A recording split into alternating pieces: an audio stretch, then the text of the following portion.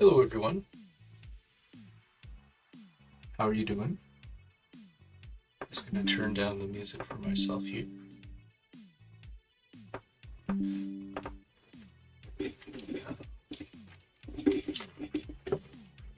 Today's gonna be a very interesting stream because we've got two PS5s that have no video, but repairs have been attempted by their owners or something. They have their tamper seals gone, but one thing I wanted to do was get some of this older backlog sort of taken care of, like this um, power supply control board. I wanted to get rid of these broken potentiometers. But I realized it would take me forever to find the exact replacement, so I just went ahead and got these 1K multi-turns. Yeah, they're the wrong form factor, but pots are pots, so I hope the wattage isn't a concern, but I'm thinking these are just feedback, and they essentially just took such huge units so that just to give you some better tactile uh, feedback that way. But yeah,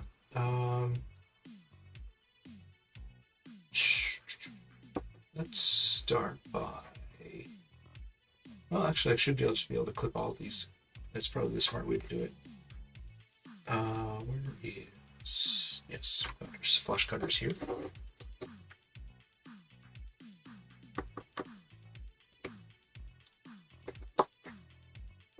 Then I can recycle the legs.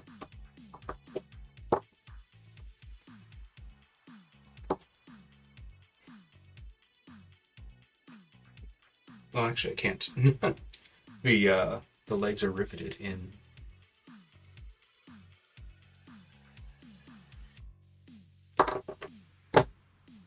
The legs were riveted to this to the bottom of this PCB, so that actually was not possible. So I'm just gonna cut these out entirely.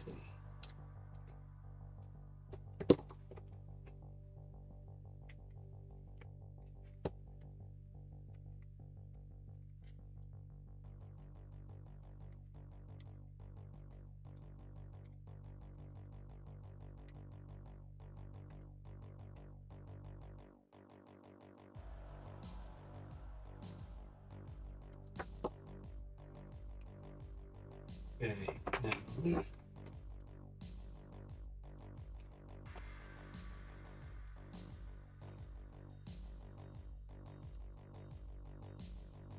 Of course, I have to be able to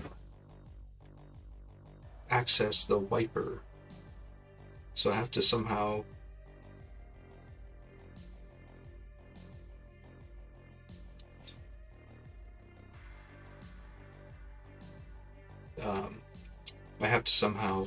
get this knob in roughly the same location as the old one was. So I'm just gonna mark that really quickly. What do I have? I had to put a mark. Oh, there we are. Should be okay. Let's see. Nope. So somewhere here. It's a bit on the dry side. Well, let's just broad strokes are probably okay. Can't remember how old these markers are. There we go. So let's see here.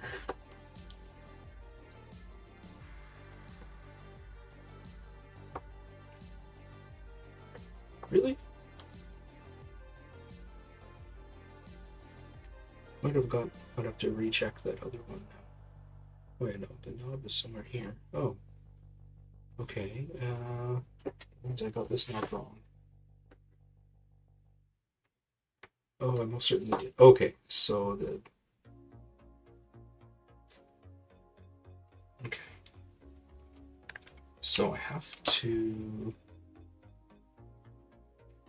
extend these leads as well as get this knob pointed somewhere in the center here. Now, what might be smart is to just completely get rid of these tabs. Just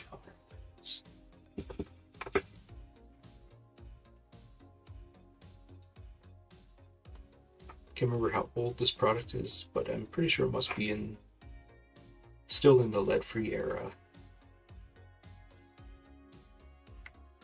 I'm having quite an easy time with it.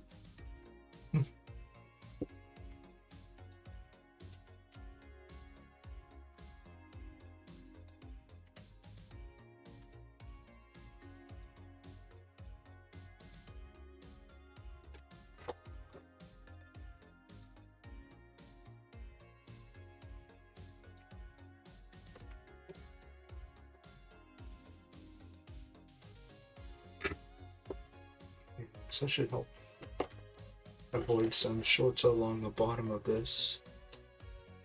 Because I need to fold these 90 at least, I think.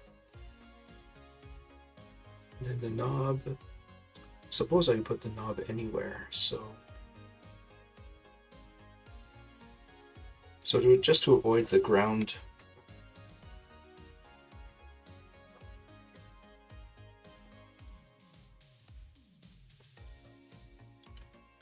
See, can I do that? I think so. Okay.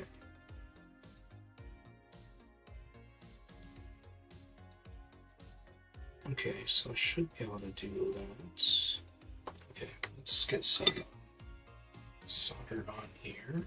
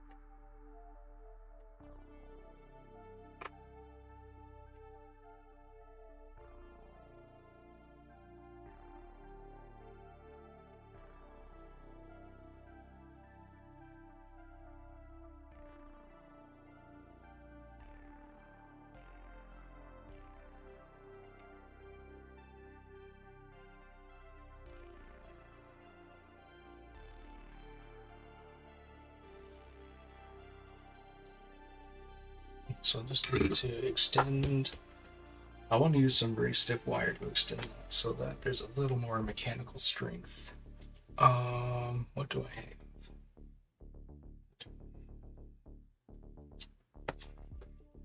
I think I might have some really high gauge magnet somewhere around here.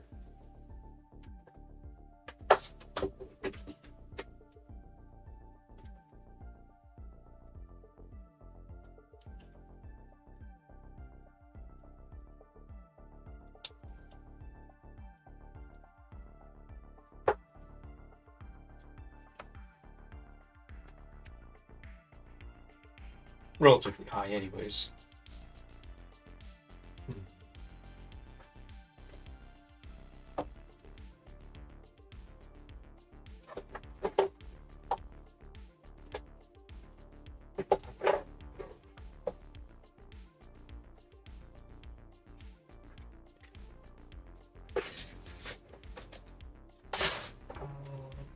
Where would I put such a thing?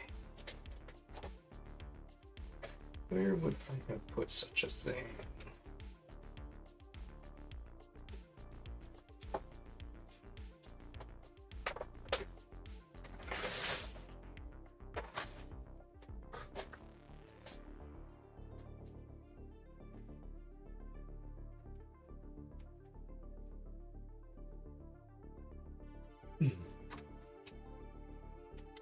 Should have a scrap of that somewhere. Right?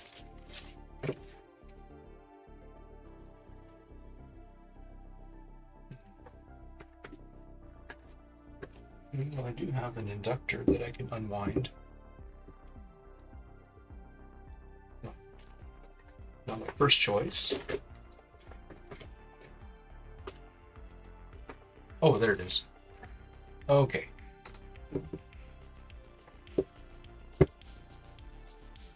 Okay, let's see.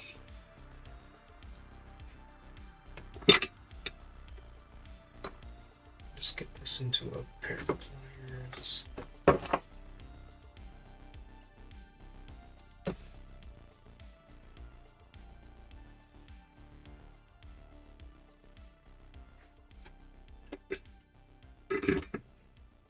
Let's see if I can.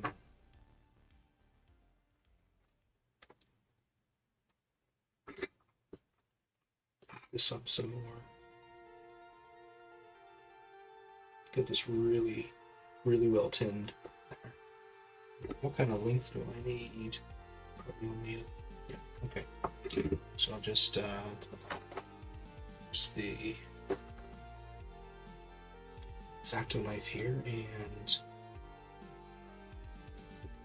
scrape off this poly coating. Should be adequate space between these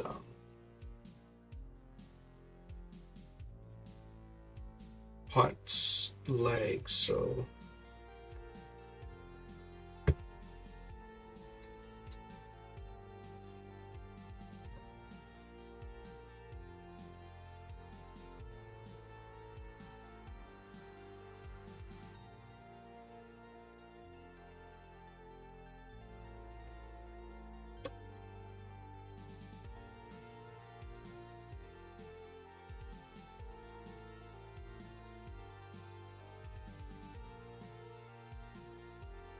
it's like peeling a carrot.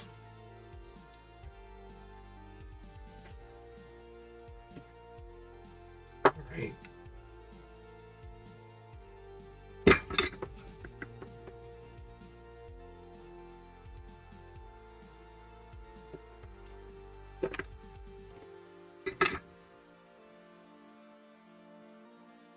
So I should be able to. Hopefully that didn't fly off somewhere far.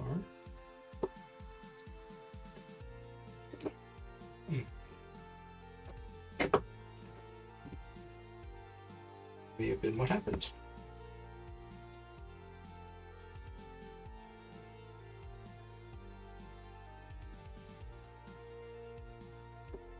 Okay, well, I guess I'm doing some more scraping. Instead of let's use these cheaper, more easily replaceable blades here.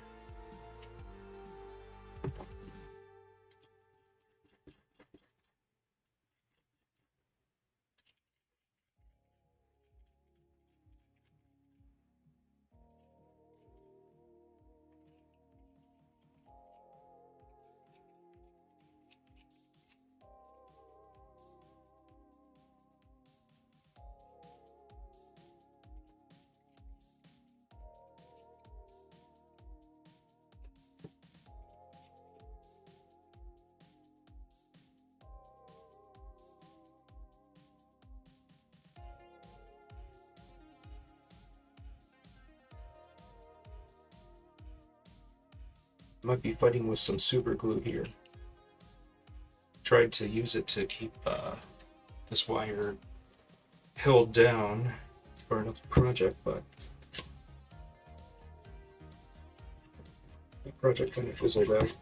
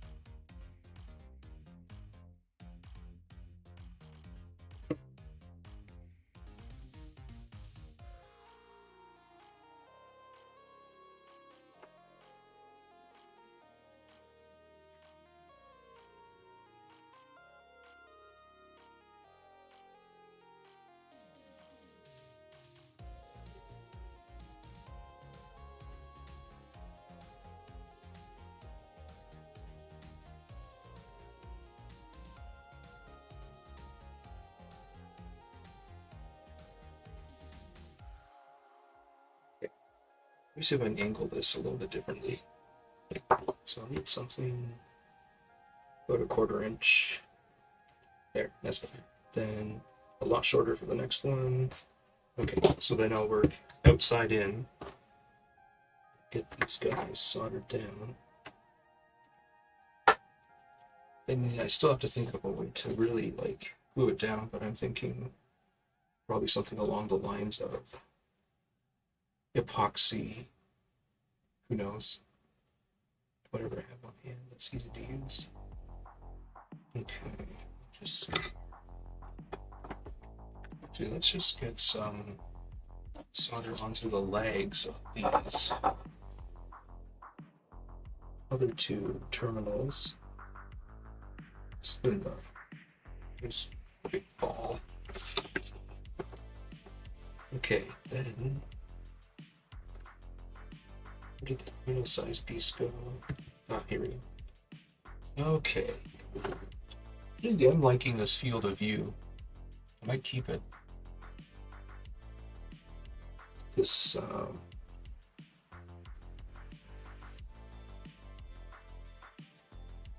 field of view seems like I can have more in focus at the same time, which is nice. Okay, there we go. Then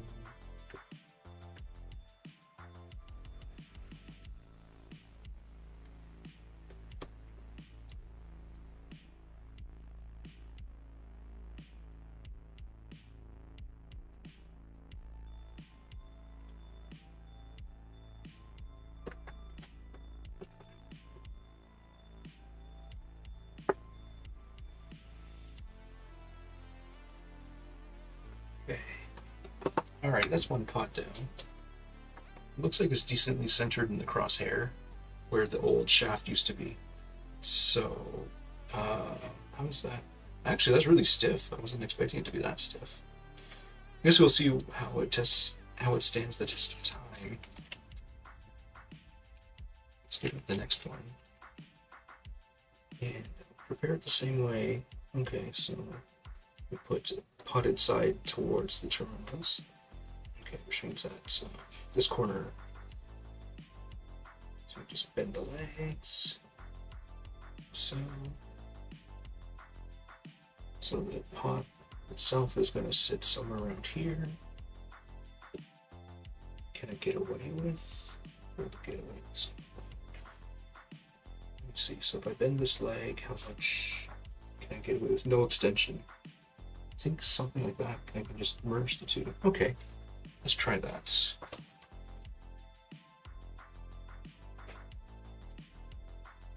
Okay. Of course, with this POV, I still have to worry about scalp cam, but at least you get to see my biceps a little more.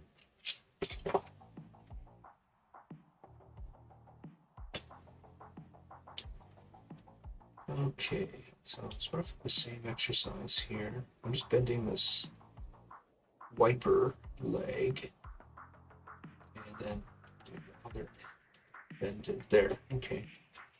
Kind of not the right angle, but let's see if I can fix that right meow. Okay, that's not so bad. And then this guy, I'm blocking it with my index, but there. Okay. Oh, Glare Town. Okay, so it looks like it's aimed somewhat well. Now I will have to continue peeling. Let's use the box cutter again.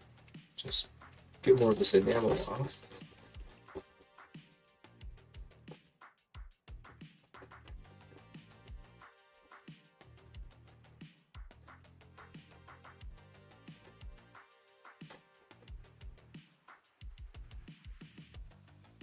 Maybe I should have bought some unenameled wire when I was at the store. Didn't quite have myself at full alertness this morning, but oh well.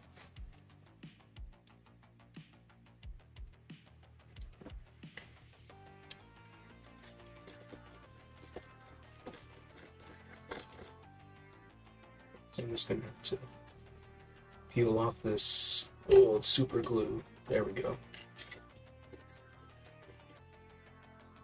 Has more layers or thickness to it than the enamels, so that's why it was being a bit uncooperative. Let's just bend this back. There. Should be able to roll them now. this down. Okay, so I've got a thin sliver here. There.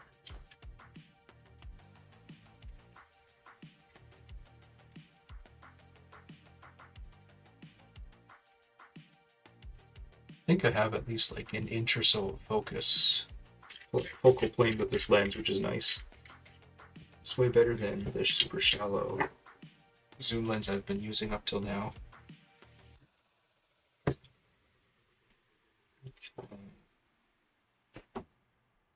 Still got some scraping to do here. Let's go.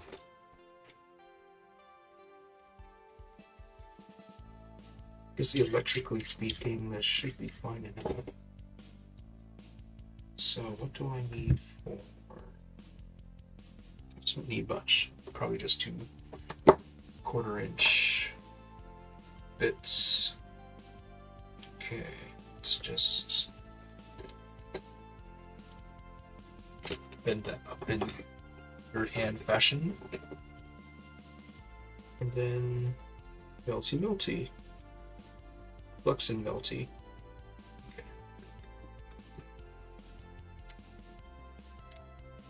Okay. And just cut some. Make sure the wire doesn't fly away.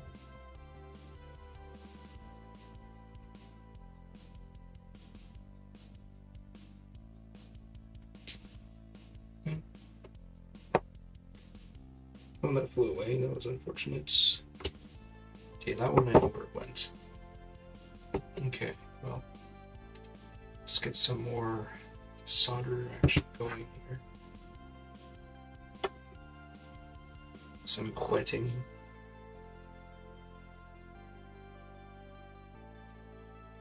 Okay.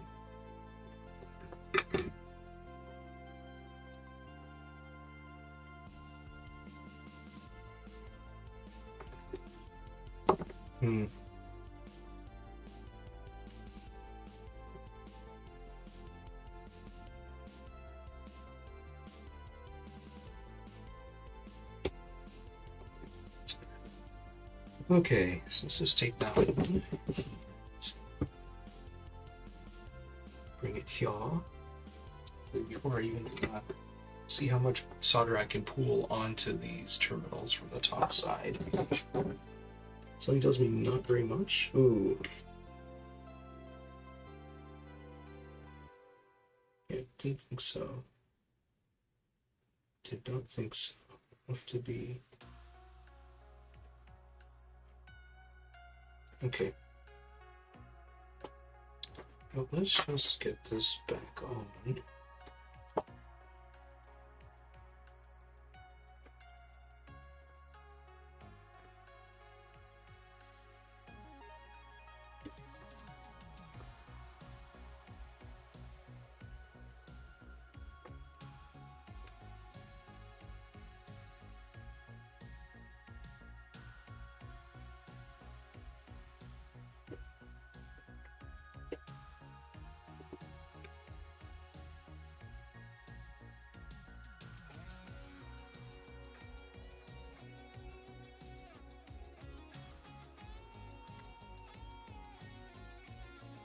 Let me see how much solder I can flood onto this object.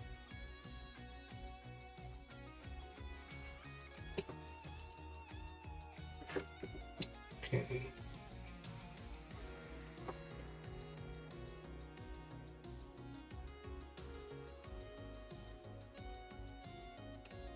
Oops.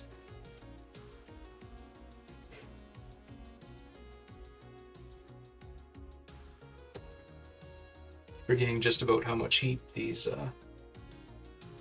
thicker wires can hold.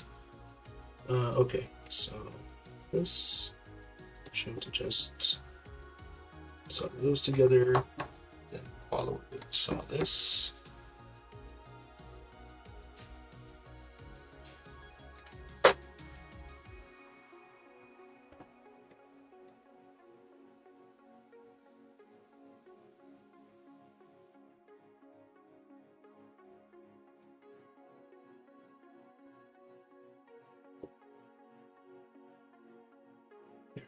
Once that cools down, should be able to do some function test. Now this obviously won't be going outdoors very much, so I'll just get out the regular thickness stuff. Ooh, is this one is after?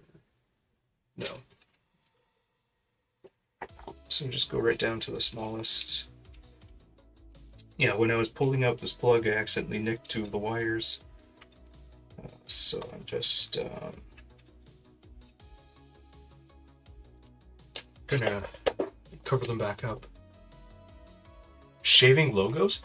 Oh, you're talking about welcome in, by the way.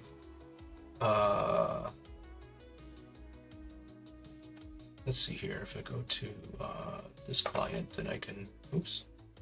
Then I can click on links. Oh, well, you don't have to shave much because you know it's a Raspberry Pi 2040. Yeah, removing. I mean, what's his face? Mike Chi of RetroTink 4K is doing the same thing. He's got to protect his IP there because the binary is stored on EEPROM, which is easily read-writable. So, yeah. Okay. Oh, okay. I do have to go a size up. Interesting. Didn't think the connector was that big. So I think this is technically 2 sizes up. Let's see if I can just go one down. Probably not. But it'd be nice if I could. Oh, I can. Okay, good. So I'm gonna get the maximum shrinkage.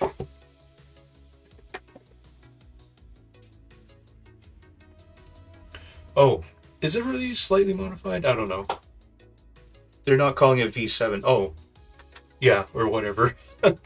Whatever version numbers mean anyways in that kind of market environment. What should we call it? Let's give it a good 3/4 of an inch.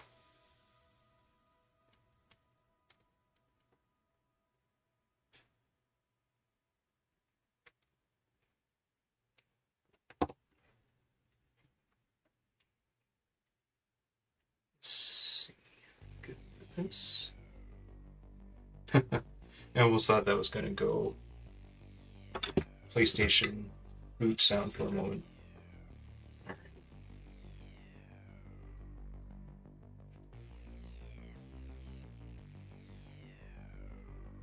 Oops.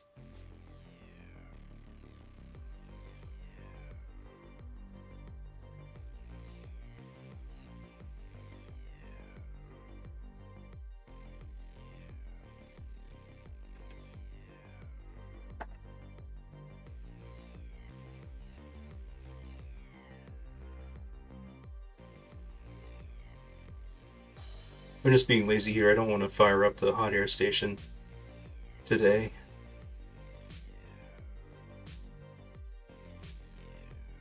This is equally as valid.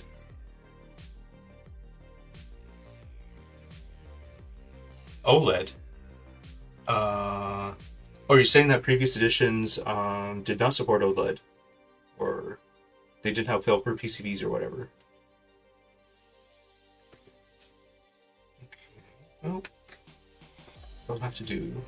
Okay. And then, here's my second piece. Oh. Yeah, for you, for me, it's showing up as like $2.55. So it's still ridiculously cheap because the cost of a Raspberry RP 2040 is a couple bucks already, and this PCB itself can't be cheap. All I know is that HWFly is like up to V6. Not like the project is open source or anything. But there's also like other competitors too, right? Like PicoFly and people that are trying to use RP 2040 evaluation boards. If I remember correctly.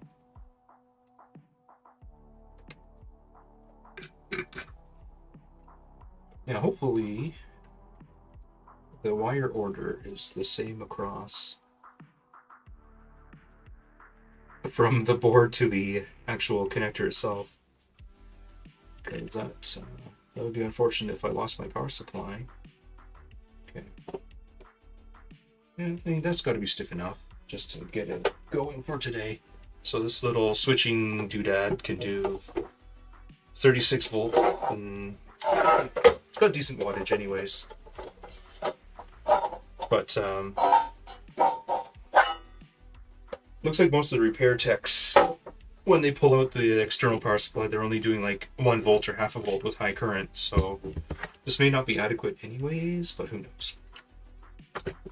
Okay, so what I'm just going to ignore for now is the so I still need to connect this guy.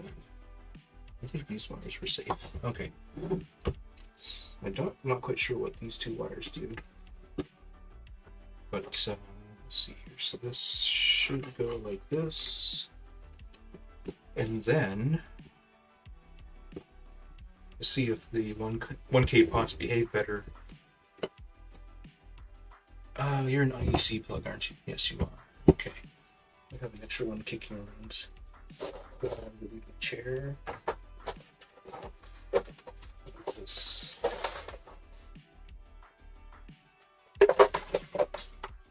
Nope.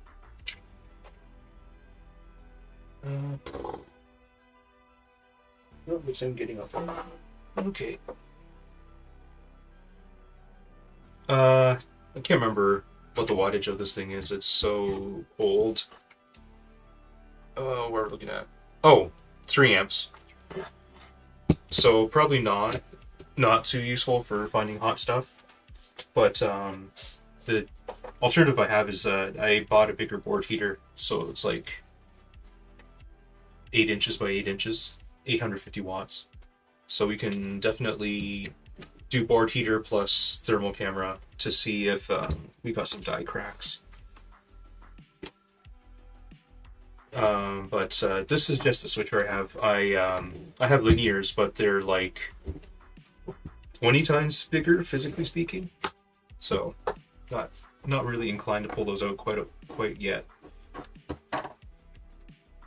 Let's just throw those away. Ooh, okay. Now let's see if I can get that a little cleaner. Yeah, I popped by the store and got myself some of these too. I'm actually pretty impressed how cheap they are per wipe. Oh, actually, the price is lower than I thought because I guess these guys don't know how to make a label. Either way, get that IEC plug. Oh, really running low on those things. Streaming has a lot of equipment just to get it working. Of course, this plug is way bigger than this thing I ever use. I mean, 3 amps is a lot for the stuff like switches and stuff. Switches, mobile phones.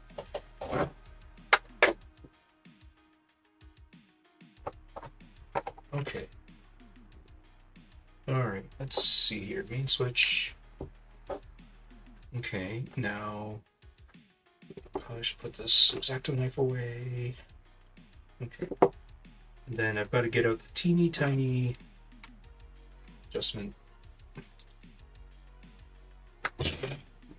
Ooh, that could have been fun. Let's see. I'm sure I'll touch one accidentally. Okay, so it's saying 17.1 volts right now. I forgot.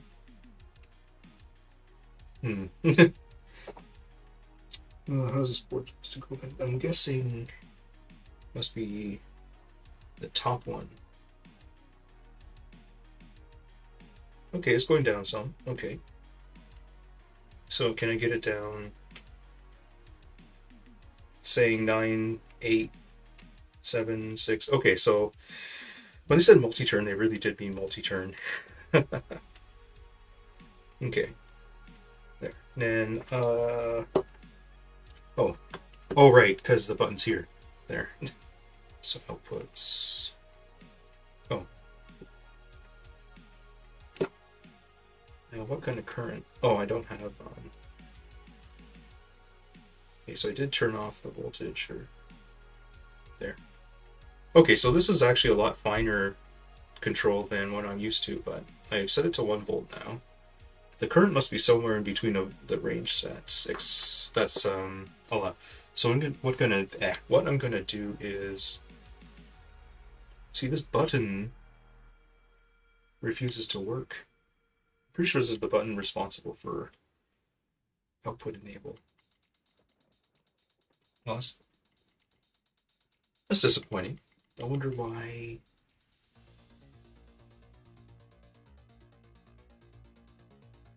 Because the button wasn't broken in the past.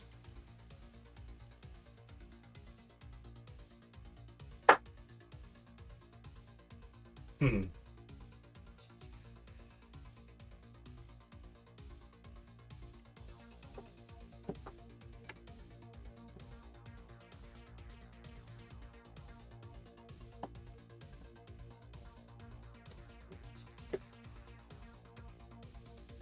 Let me just try something here.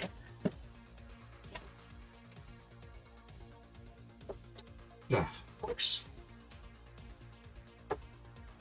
The plastic holding in the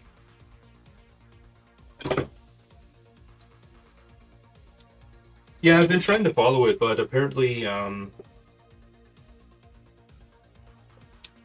there's a case for Dustin being correct. It's just not enough. Like, I think we're down to like the legal analysis. Like, we need a lawyer to really analyze the situation. Yeah, I don't know if I want to keep this power supply around much longer, because if I have to replace these banana terminals, I'm just going to be very sad. Okay. Okay, so then... And then why did the button stop working?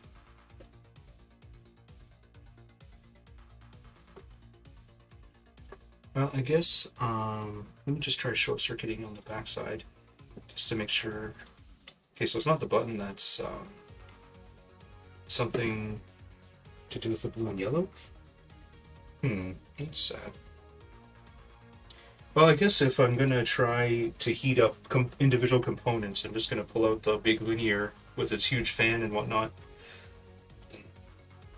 Just ridiculous waste of desk space.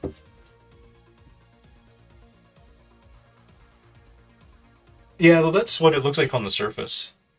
But I mean, his story was that he decided to take out the microcontroller because they were being harder and harder to get. Of course, I don't even remember. It's like the Xbox HD Plus. Is that what the product is?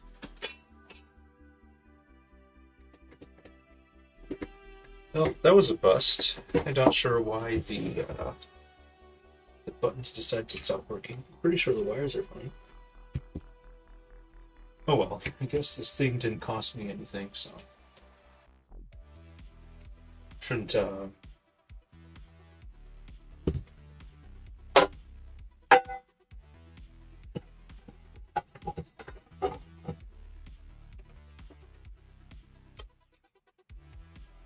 I wonder if it's just because I have to press the button harder or something. Just play with it for a few more minutes before I move on.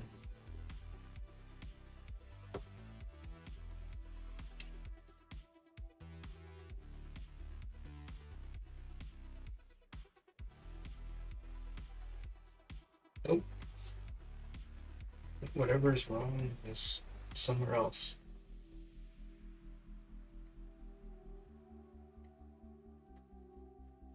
Okie doke.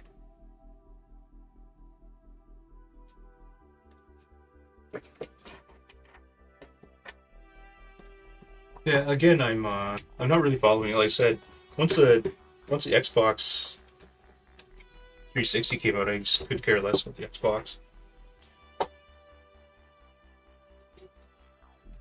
Well, that sucks. This thing was a nice compact design. I really liked it. Uh,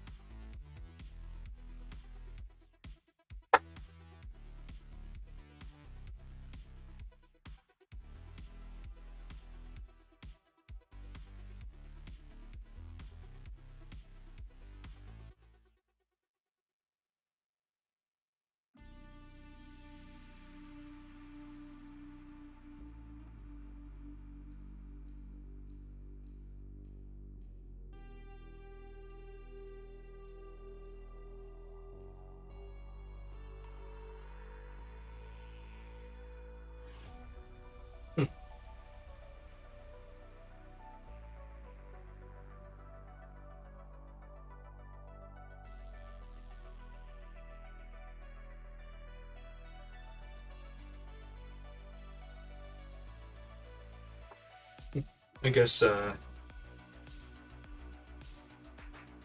Discord changed their interface yet again. Oh well. Alright, well, could move on to the main event now. I think I've done all the miscellanea. Which one do I want to do first? Secret. I am a bit more curious, though. This one. Let's just see if this works like this first. So this PS5 came from an individual who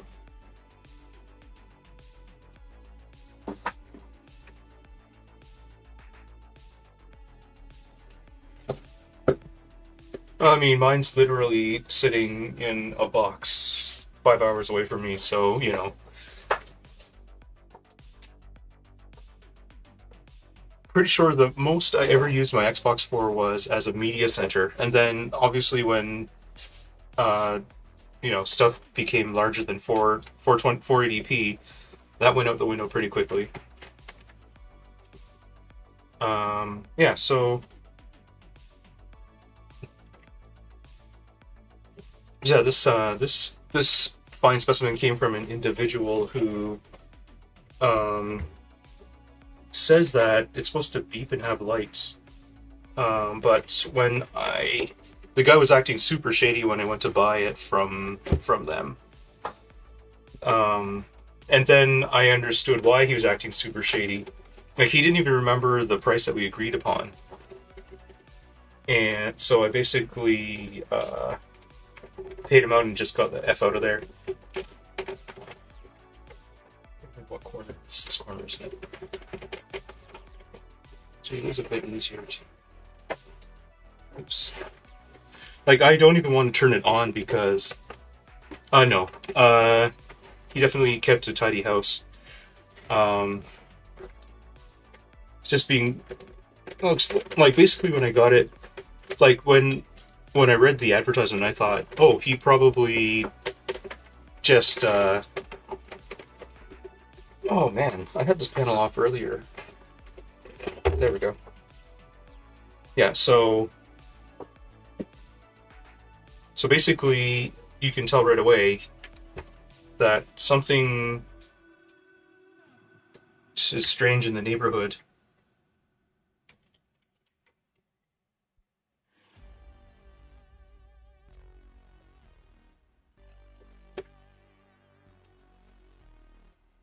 And, yeah, there's a little, like, look at this.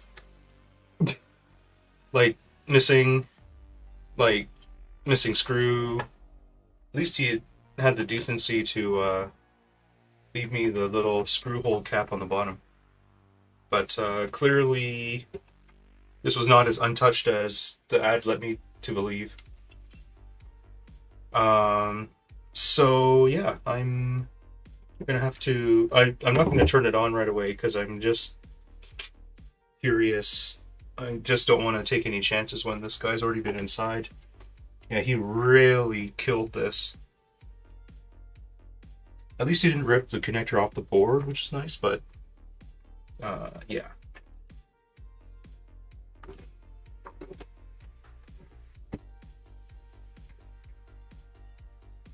Well, I don't have the means to re-crimp a connector, so I'm not gonna pull on already weakened wire. Like, this guy must have used pliers and then chewed the hell out of the insulation. Besides, why not when I have this fabulous tool that is extremely effortless and fast? And cost me nothing. Well, next to nothing. It only cost me nothing because DigiKey sent me 6 of them by accident. Anyways, okay, so put that out. Now we can go with the T8s.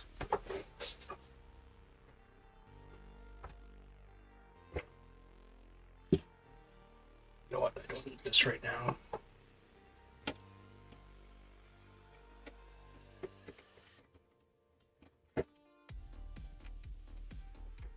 Yeah, I'm just curious how far this guy got. Am I going to see a mess of... Yeah, well, that's just money I don't need to be spending right now. Like, if I'm out several hundred for each PS5, well, not several. If I'm out, you know, let's say 300 each PS5 and none of them can be repaired, then I don't have much of a business now, do I?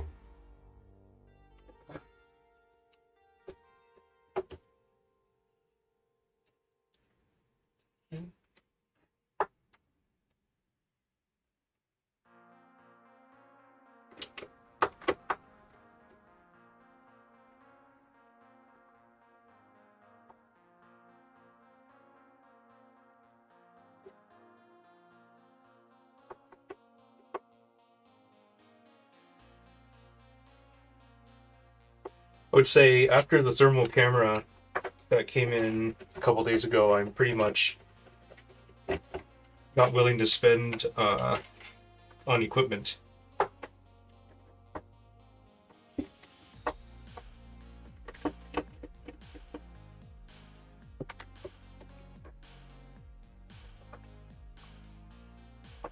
I don't quite understand what you're getting at, because you're gonna be directly competing with China, right? Or, I mean, if I buy them from AliExpress, people who sell on AliExpress are going to be selling on eBay as well. So who's gonna? Why would someone buy from and nobody? Yeah, these screws are coming out way too easy. And I think there's a missing... Oh no, that may not be I don't think that's a screw hole.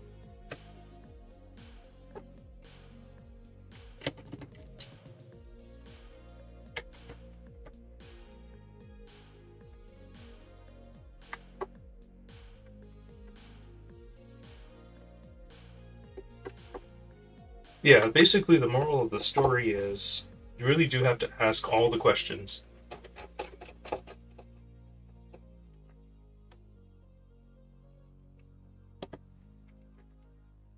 Probably missed a screw somewhere.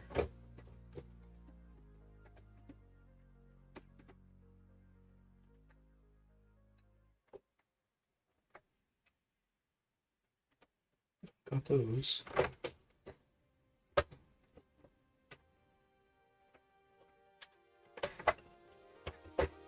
Okay. Okay, yeah, this guy's, Wait, oh, is this an 1115 or... Either way, I think there's supposed to be foam tape there. I think this might be an 1115. Yeah, okay. Just kind of wondering where 2 antennas went from here, but I guess they're not.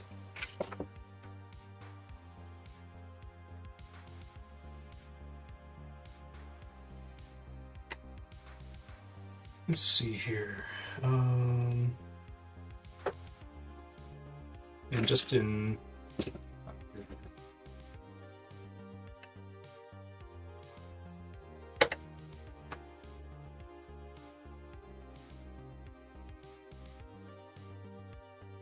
Well, the thing is, eBay's not really that much quicker. Well, eBay's quicker in the sense that it's like 2 weeks, but that's not what I mean by competition. Like, basically, if you bring it into North America, you incur your cost basis will be a lot more expensive than you being the manufacturer of said screws and selling directly from China. It's just not worth your time.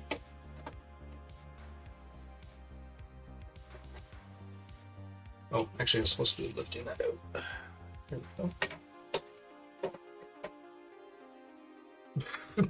Seriously.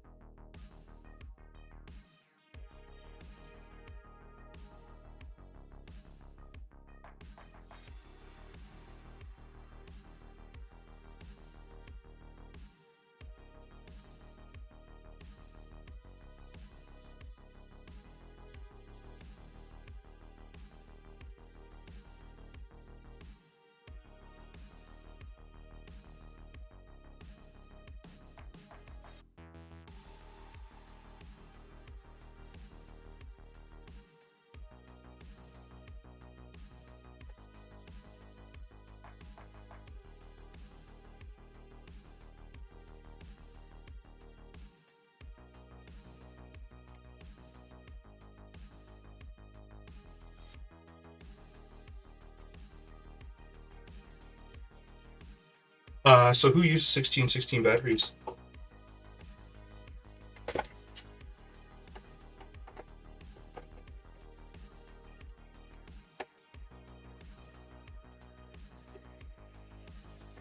Like, what I'm trying to say is, they can just sell at North American prices on eBay. Like, for me to bring those in and then put my own markup and then sell them, I wouldn't have nearly as good of a business case as if compared to them just um, selling on eBay direct and offering better shipping terms.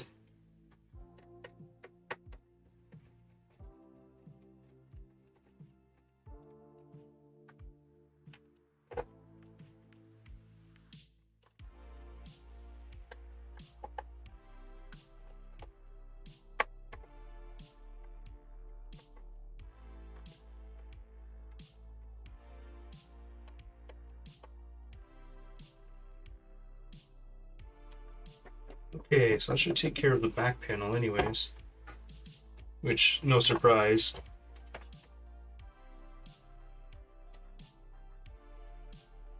Oh, is that what this asshole did? Or was this foam always here?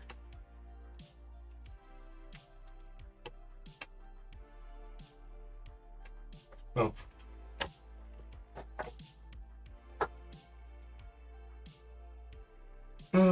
Okay, well.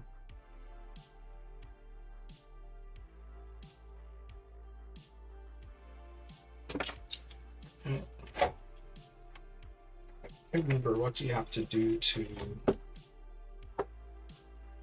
this? I'm trying to understand what's going on here.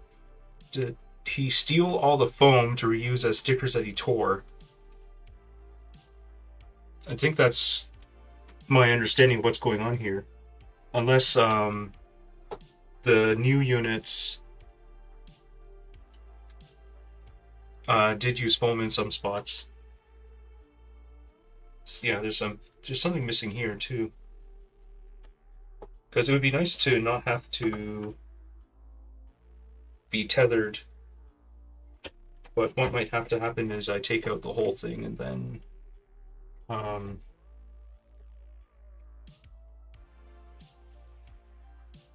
I pull this? Oh, this is sorry. I just have to take this out with the power supply as one piece. Okay.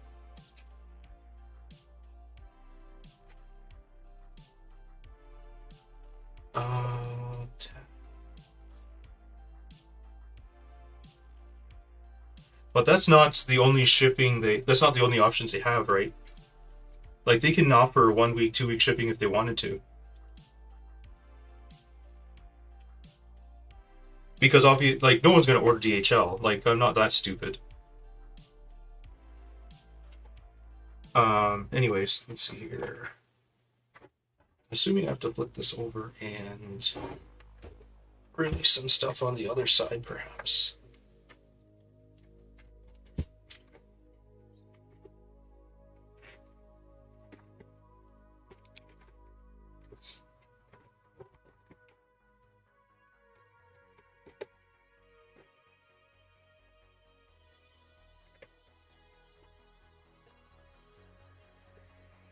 Try this. At least in this one, the antennas are. That's a button PCB.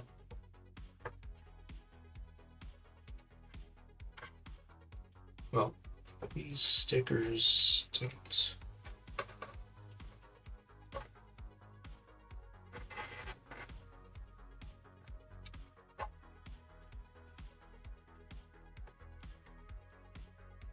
So I should be able to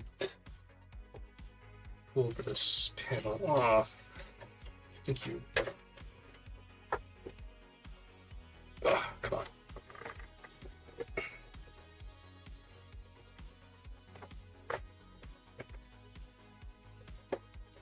There.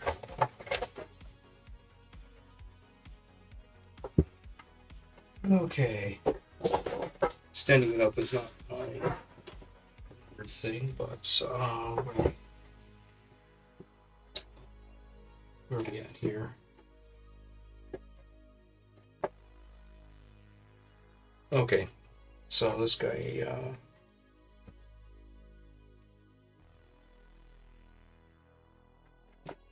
did. Where's that bit? Right here. Okay, so there. It is held in by a couple more screws.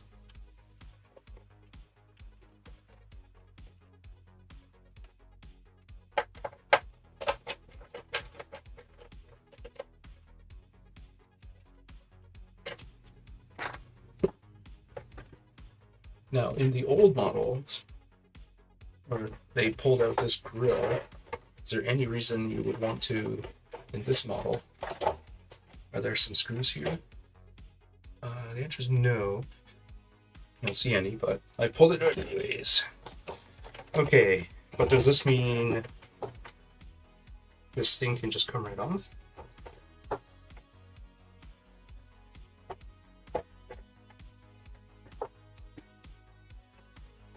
There's got to be more. Okay. There. Okay. That's. Oh. Okay. Ooh. Does stay. Vasticell. Oh. Let's see here. Should move this aside.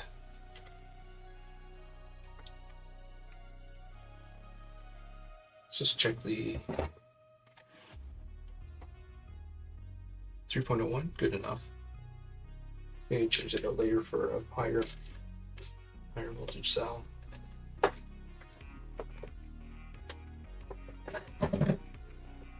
Okay. That's some interesting annealing going on here. Put this in frame. Oh no, what's there's some interesting annealing going on here with that. Maybe it's just part of the brazing process of putting this thing together in the first place. Okay, where was I? So this thing should be free to go. I must have missed a screw on the... Oh, I see. To pull up... Oh, right, okay. It's held in by the ribbon... by two ribbons. This LED ribbon.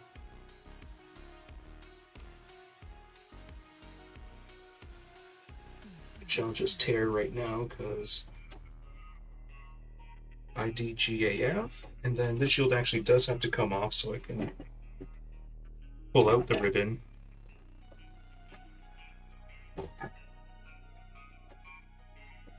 Yeah, this guy's definitely balls deep in this thing. He really distorted this guy. There, okay. So then this can come out. No, X clamp. Really hate what they did with the antenna. Okay, and I think Phillips one should be removed.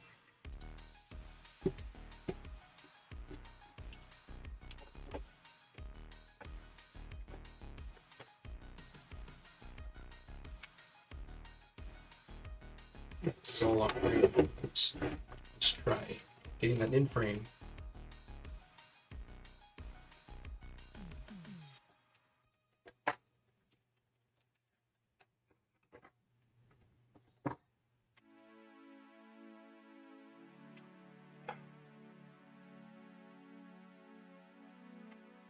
There, okay. Let's see.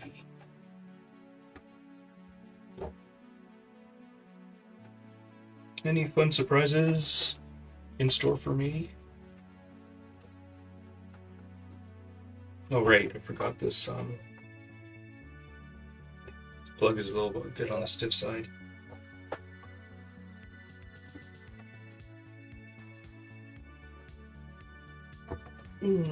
Let's see here.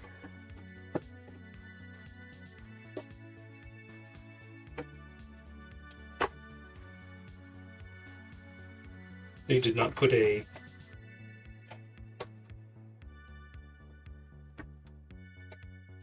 finger thing to, I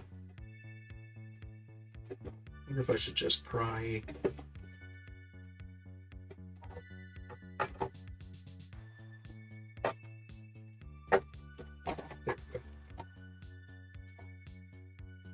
Okay, so obviously dude probably took care of the dry spot if there was one. I'm seeing a fuck ton of flux over here. I think I see some bridging on the... I don't know if we reflowed this chip or... oh, all of the HDMI pins are bridged.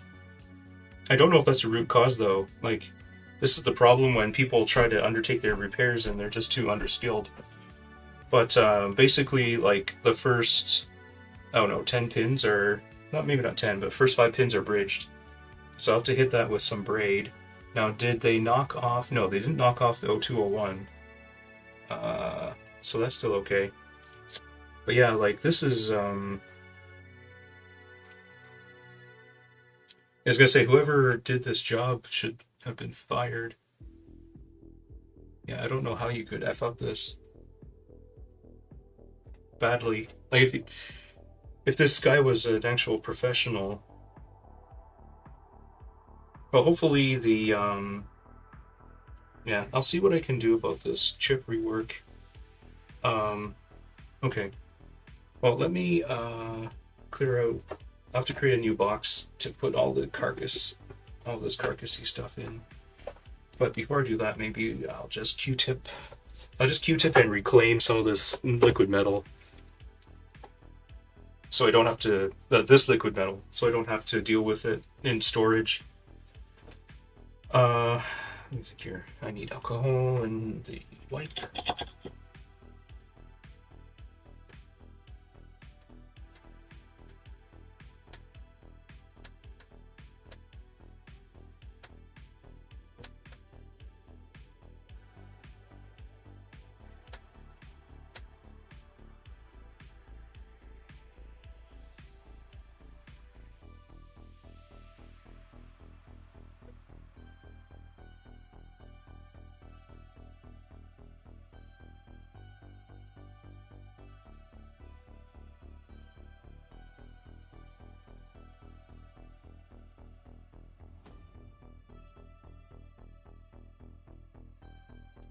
But yeah, just looking at the rest of the board, I think that's the only thing that got touched.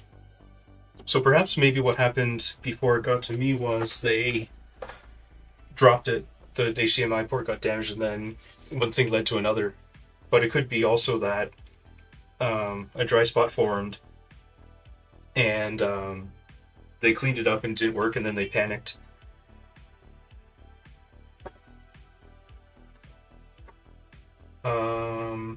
Let's see here.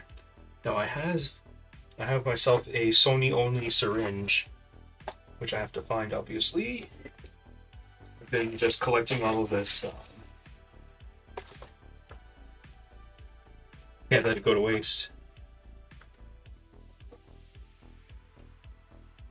Oh, I guess that's one way to release an antenna wire. Oops. This is free to go, right? Yeah, okay. Just that over there. Because I should be able to snap out these, with the power supply now free, I should be able to snap out these antennae from the frame here. Oh, yeah, you're right there. Okay. So it looks like they dropped the number of antenna from 4 to 2 in this revision. That's a pretty good reduction there, because that's, those cables are like $18.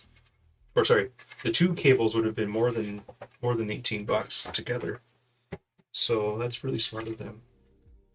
What did I do here? I should have. Yeah, this is the back plate, so it doesn't matter. I can just lay it like here. Okay, I see. It tore where that guy tore the foam. Right, and I was gonna find that syringe. Let's see, put that there. Ah, here it is. Okay. So we can put this aside as well.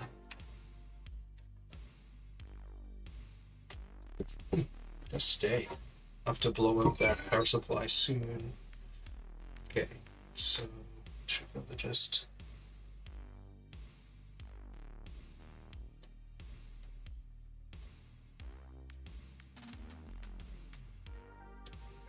That was a very clean operation. I say so myself. Great.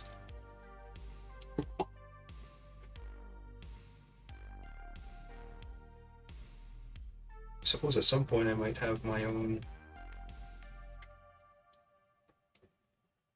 tube of conductonaut after going through all these PS5s. He tried reflowing the. It's obvious that the HDMI port has had work done to it. Let me bring the board back. So basically, let's get that out of the way. So this is the HDMI encoder. This is the HDMI port. There's flux all the way around here, which will be extremely hard to show on camera. And then furthermore, which, because I don't have a microscope, I can't show you, there's like 5 or 6 pins that are just bridged on the HDMI connector itself. um, which I don't. Yeah, I'm still trying to figure out how they could have done that. And there may be bridge pins on the HDMI encoder as well, which I will reheat. But yeah, otherwise, I don't know. I don't know. I don't really know what this guy did to this PS5. Oh, I got some free hairs. Nice. Okay. Yeah. I'll just take a quick break. Oh yeah, the south bridge is untouched. There's no flux anywhere. Just that's the south bridge, and this is the NOR flash. Anyways, yeah. I'll just take a break and put this stuff into a box. The stuff I don't need.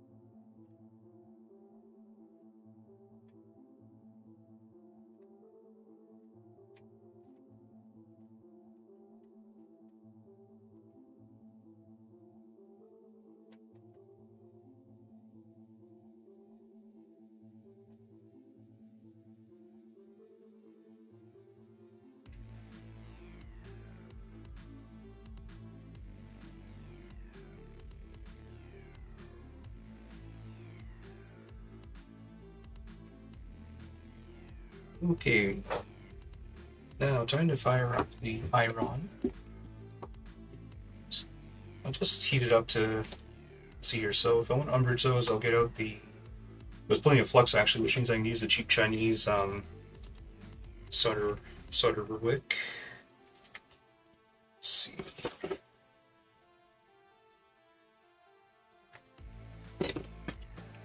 Alright, this can go back.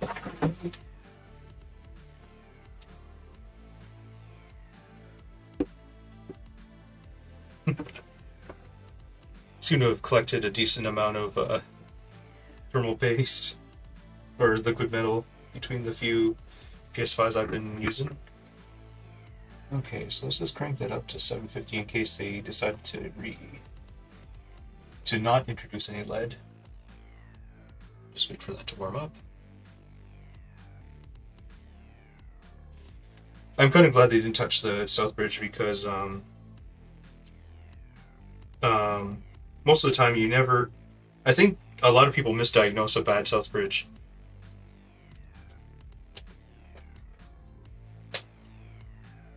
So it's an EDM 20. Okay.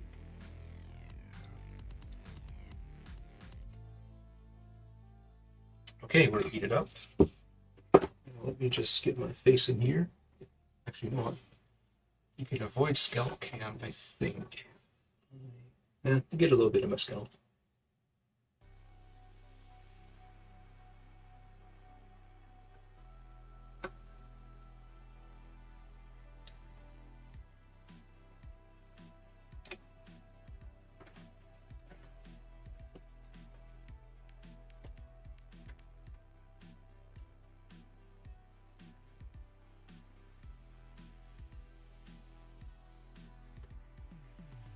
Yeah, it's a better angle.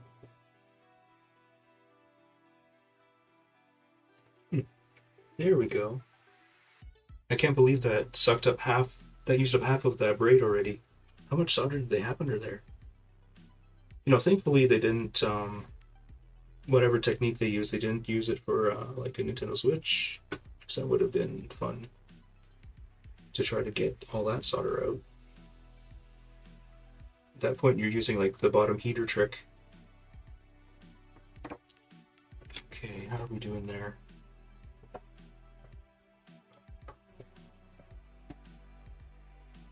Okay, so I'm gonna try.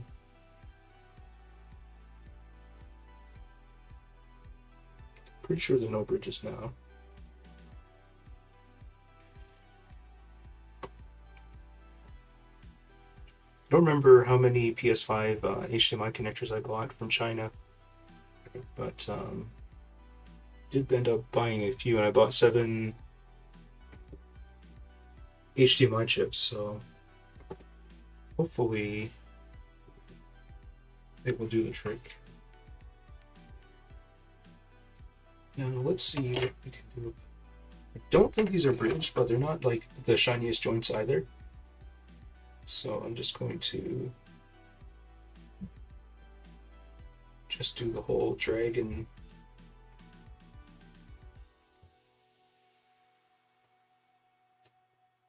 we have our shine back anyways, but I may actually want to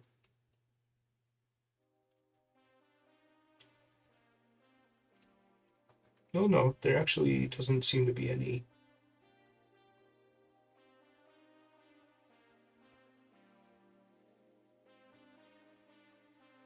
Yeah, dragging it back and forth has helped the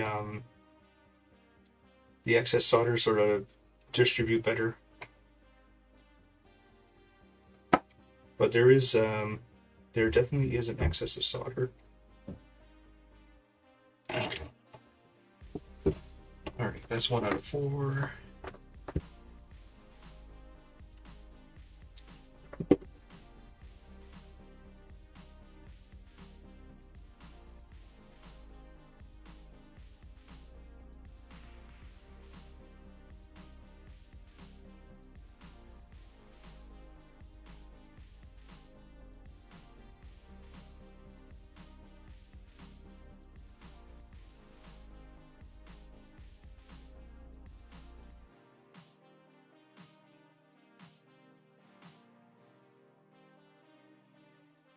Now this is the one where I think 2 pins got bridged. Hopefully nothing critical. The pins seem to be sort of around the center of the chip.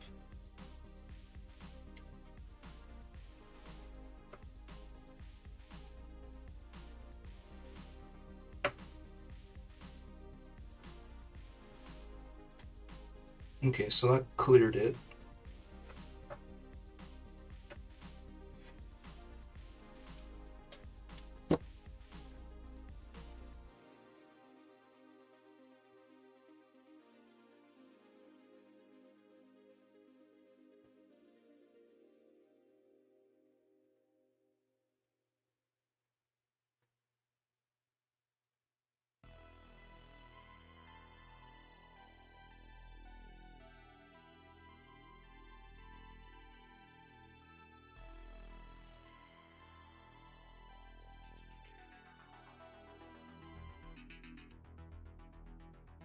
So there's no bridge pins there either.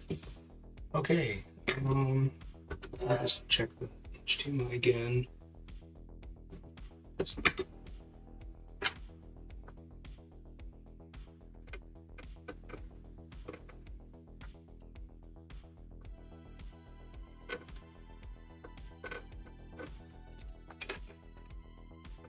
Thankfully there's no torn up traces either. So I wonder if they just attempted to rework the connector as opposed to like an outright replacement. But it's either way, it's their technique could have been better. I'm going to yeah, let's just clean this up and see.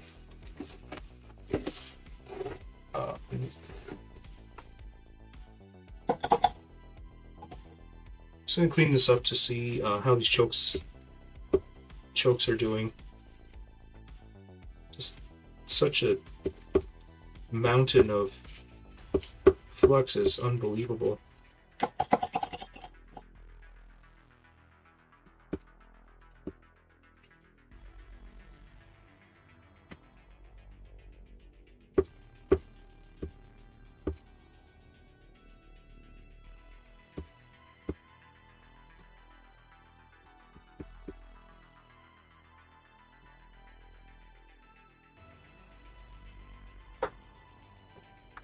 Okay. I think what I'll also do is, let's get a Q-tip. I'm going to try to push as much metal right back onto the die as possible.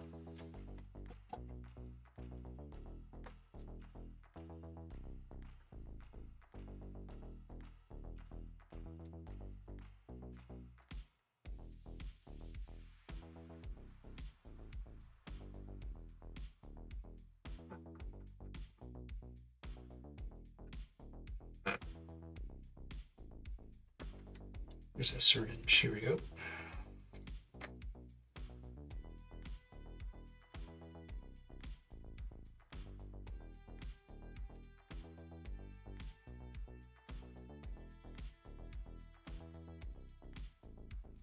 Okay.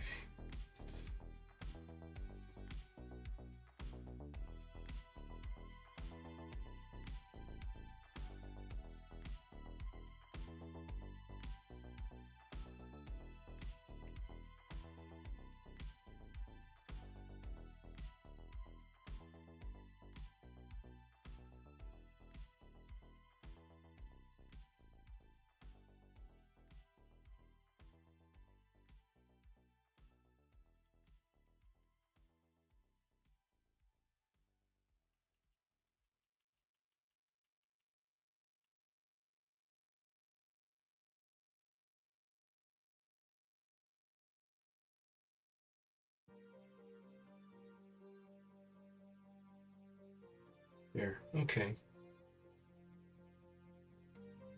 Oops, that wasn't where I wanted to break it. There. I want to break it here. There. Now I should be able to push this out of the sponge.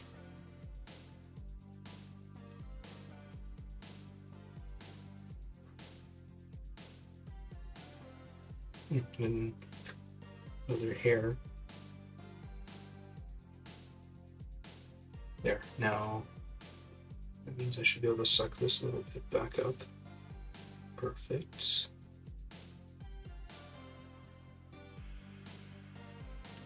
There. And then, oh.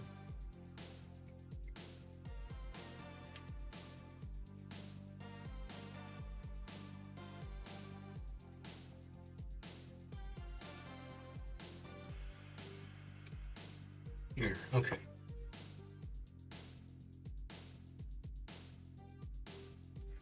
There. Now, should be able to use the dry.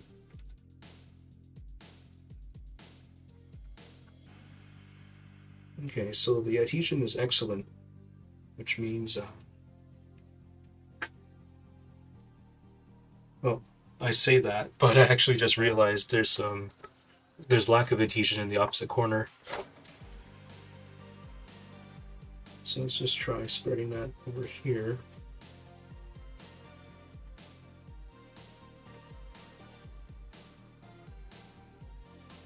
There, okay. So we should be in good shape to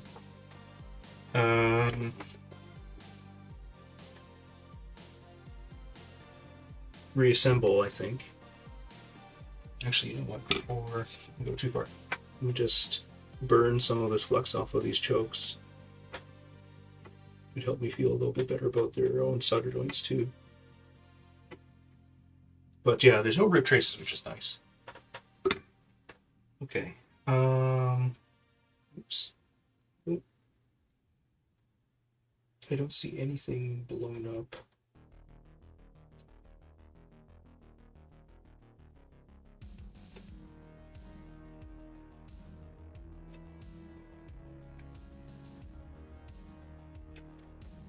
Well, I can say I've gotten pretty good at handling liquid metal now, which is nice.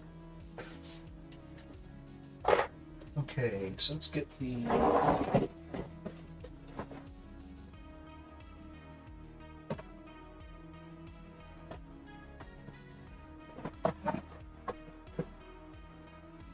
get the heat sinking back in.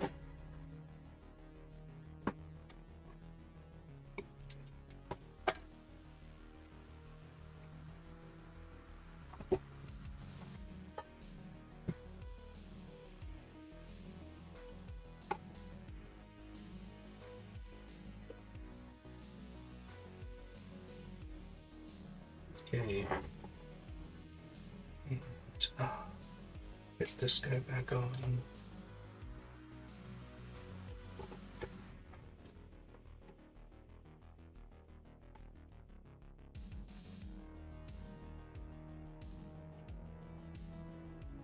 I'm just connecting the antennas back on so that we have a load for the radios. Not sure if they are extremely high powered or not. Maybe not. And let's see here. Clamp. Well, that's what I forgot to do.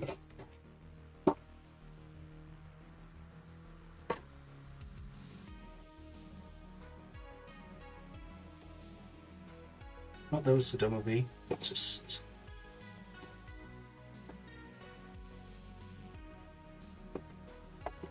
there. Okay. So...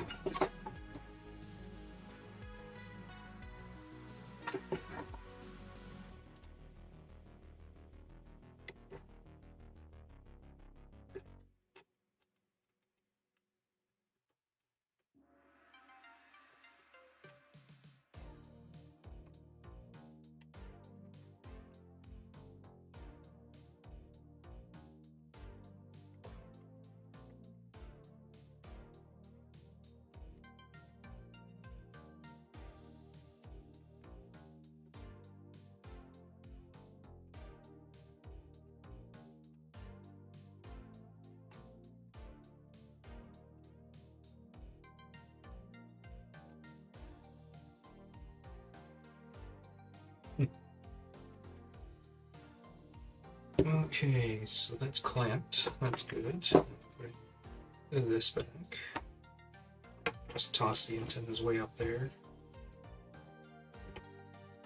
There. Okay, now we can... I think we're in a position to... oh yeah, power supply.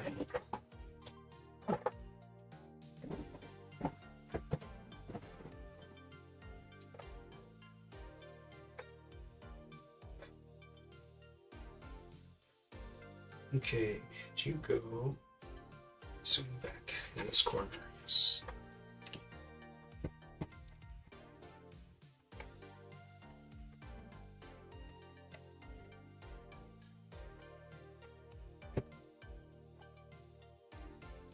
Okay. And then I will need the power buttons. PCB somewhere around here.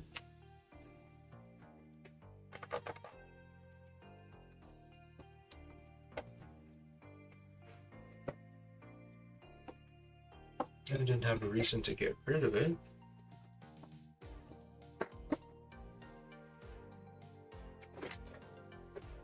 Fly off somewhere. Everything's flying off everywhere. Oh, I know I did. I left it in the plastic shell. Yes. Okay.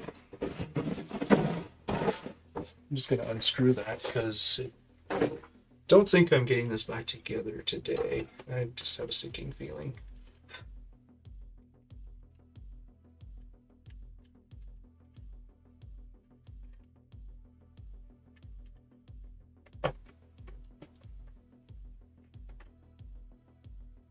Okay, so that goes there.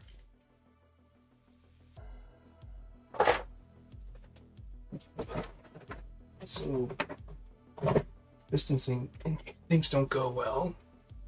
I'll just have the multimeter ready.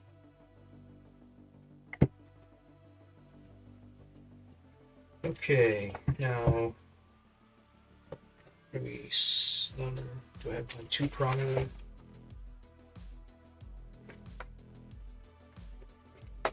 This one busy, or just take it up?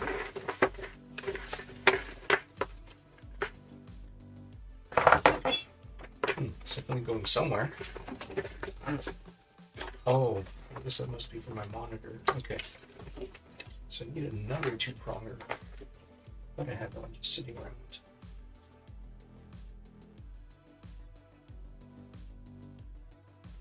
Or did it come from another power bar?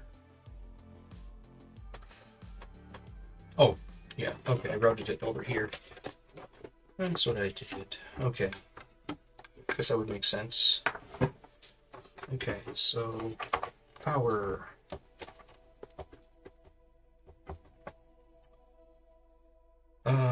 And then HDMI. Here we go. Okay.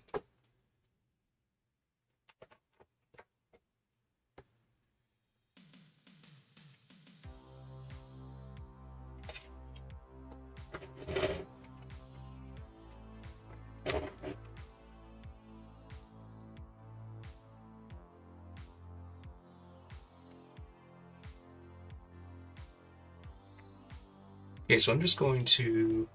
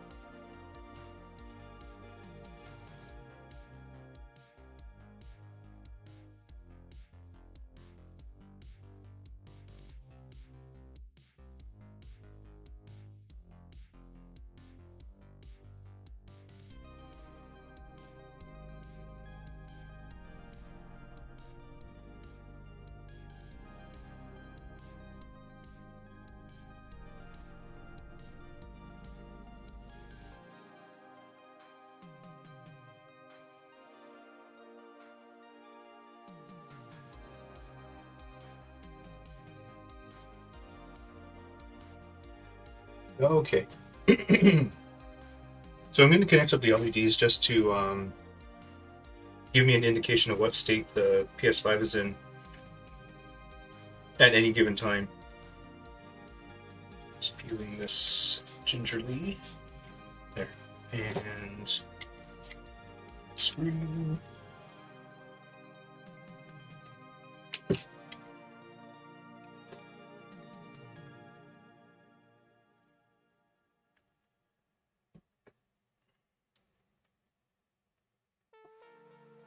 Okay, let's face the LEDs up. Okay, let's see. So I hit this. I'll try to cup these so that I'll shade these so they show up a little bit better on camera.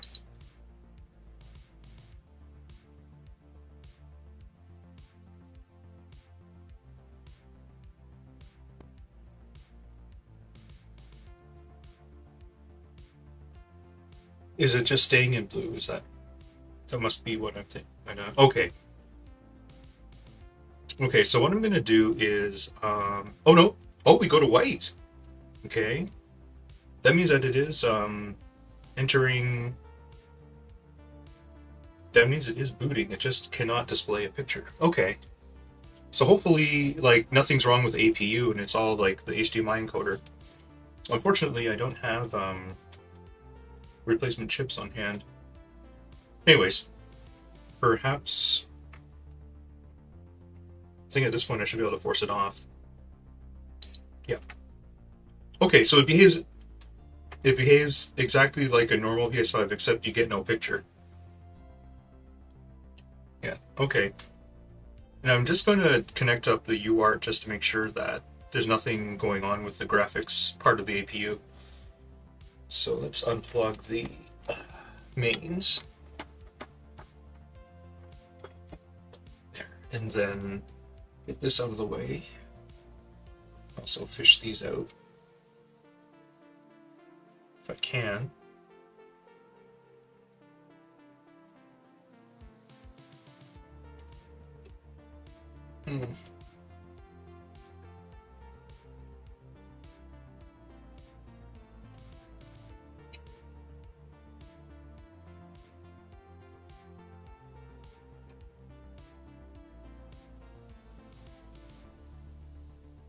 Okay.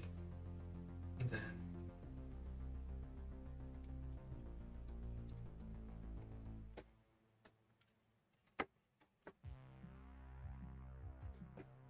okay, so let's just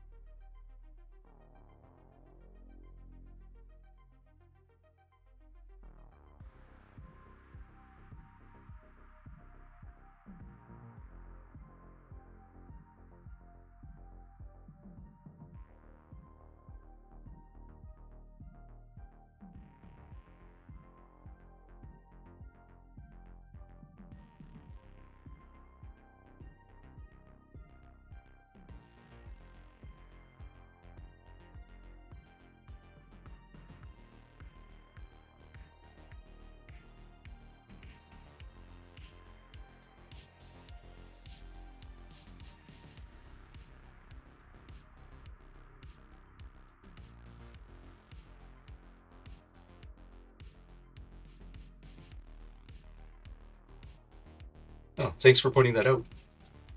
Um, what I find interesting is that even though the HDMI is supposedly broken, it presents a load to the HDMI switcher, which makes you think that it's not. I just find it weird. Uh, let's see. Okay, so that looks like it's stable power. Let's just. I don't think you can.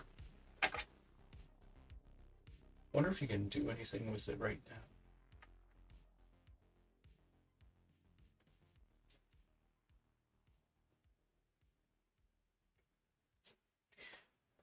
What's interesting is that there seems to be two forces at play when it comes to this code reader software. There's a free version that's being okay. No PS5 detected. All right.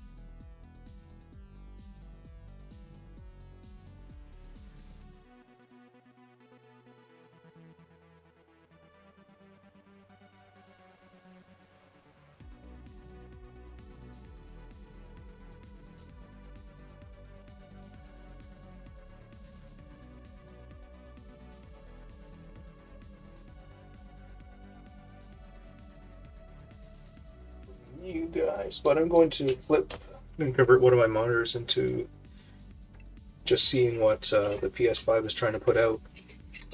Might be sparkly image again or something.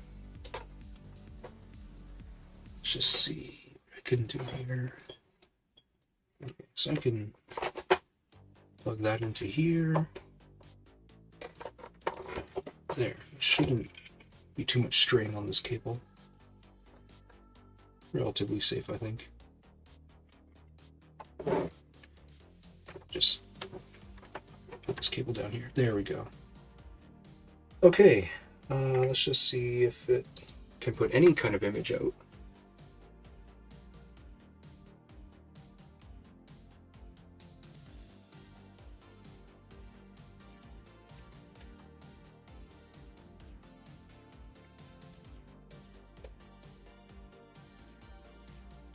Guess not.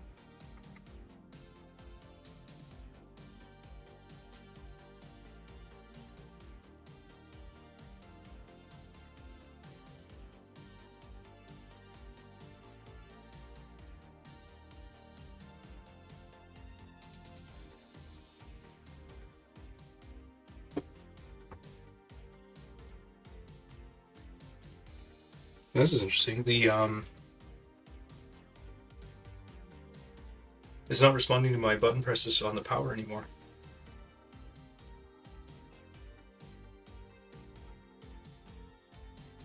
Yeah, this would indicate that the APU is probably pretty damaged itself.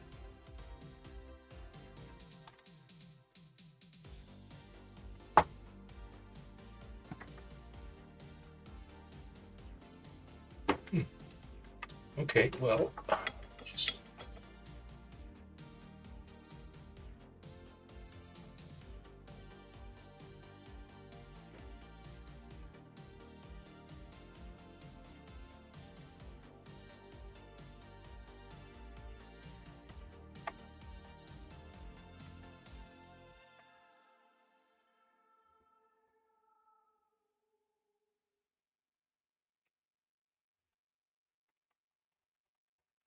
Okay, so let's try plugging in the power. Yeah. That's the thing I wanted to avoid. This HDMI cable I've got here is pretty short.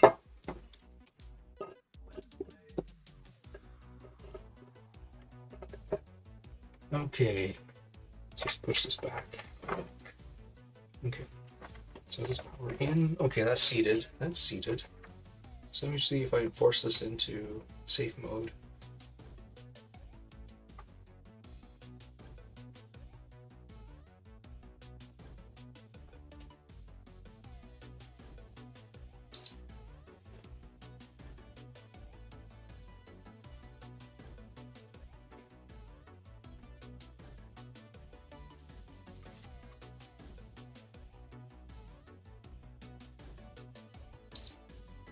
Okay, that's a good sign. Or I assume that's safe mode. Well, there's no picture even when I assume that it's in safe mode. Maybe I should just hot plug these LEDs in.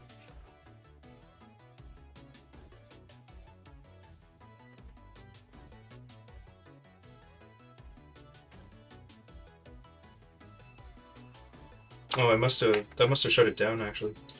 Okay.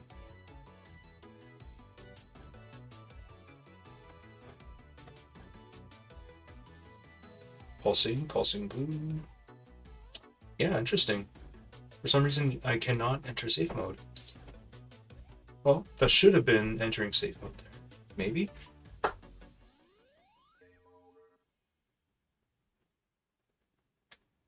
Nope. I think that just took it as a signal to turn off. Strange.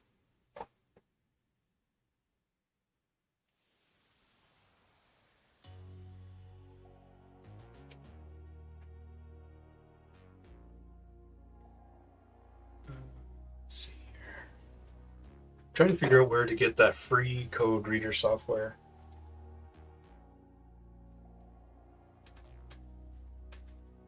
I remember the coder might have been talking about it on his Twitter account.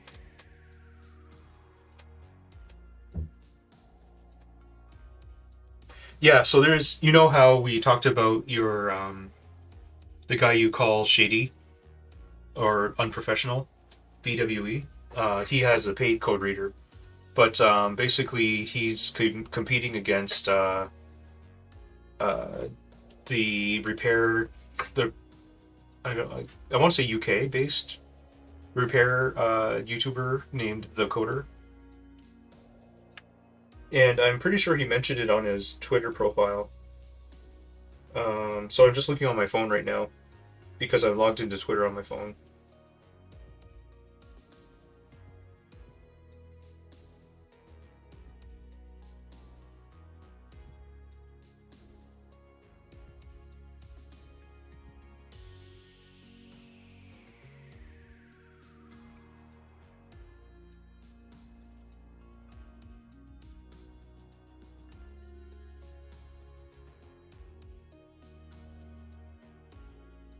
Oh, that's is this the same person? Could be a third party. Oh no. This is the person that the Coder is working with. But I don't care for flash dumping. Yeah, that's not quite what I was after.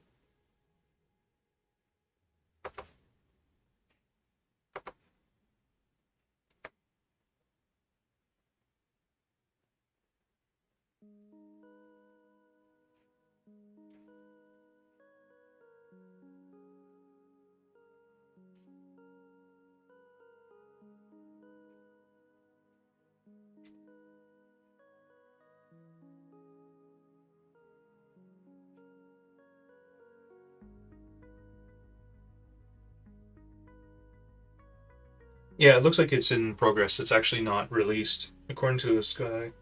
Well, no, that was 22 November. I thought that he had put out more posts regarding this tool. Maybe it was Andy Man that was talking about it. No, even Andy Man is only updated was only last updated in November, so he's behind.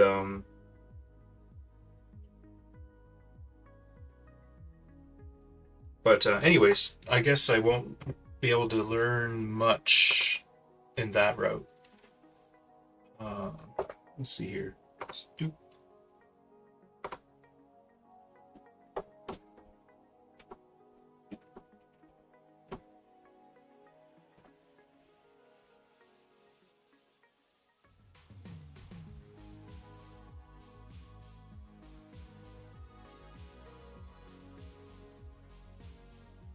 Okay, so I guess the Wii tools due 3 weeks ago. Let's just see.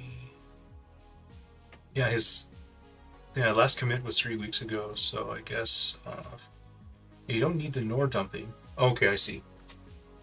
Um, don't use it, you don't understand what it's for. Okay, so is there a Windows release?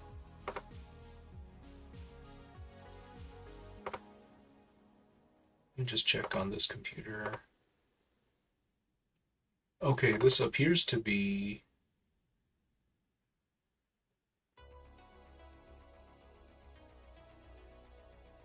Why do you need a teensy? Is this a Windows executable? Can't say. Oh, right, this is still in a zip file. Let's extract it to here. Okay, it's just okay. So there's an icon, so it has to have it must be a Windows executable.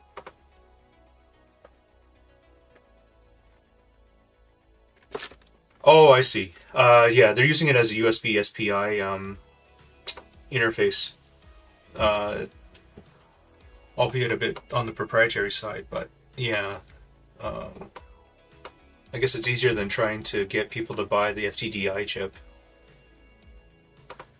Okay, well, if the USB UART works, then I should be able to then.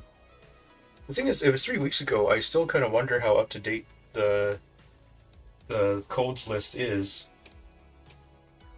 because they're only going to get so far, the two of them themselves, right? It's Army versus Army. at the end of the day, who's better equipped? Who's better capital? Who's more capitalized, etc. Let me see here.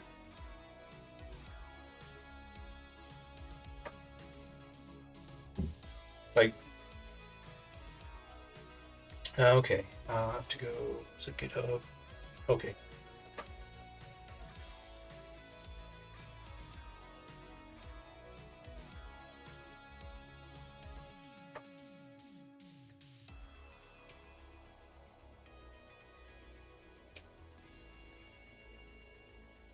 Well, hopefully this thing gets released more often, but the way I see it is the non-free BWE's non-free tool gets updated like almost multiple times a day.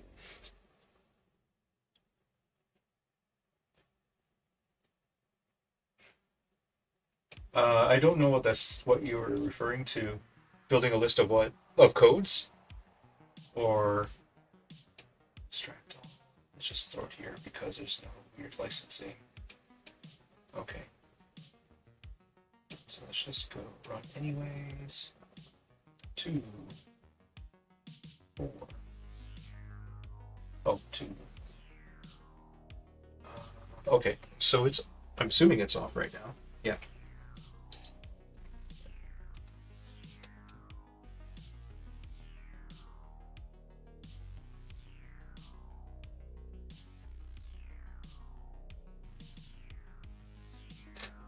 This thing is supposed to be sniffing, I assume.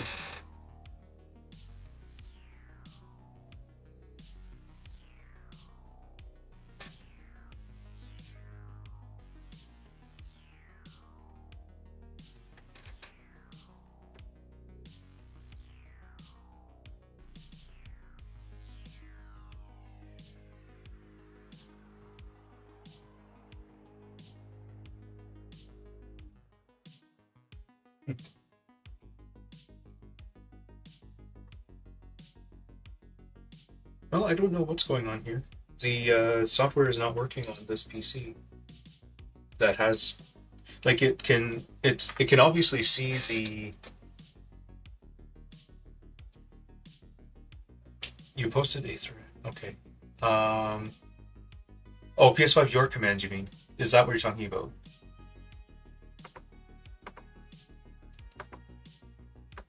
Let's go over here.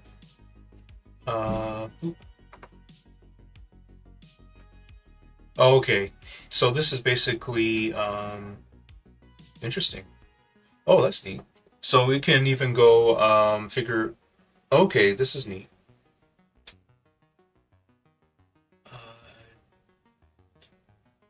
So we can tell you which ones are defective, but the other software can too. Yeah, what I'm having a bit of trouble with is the fact that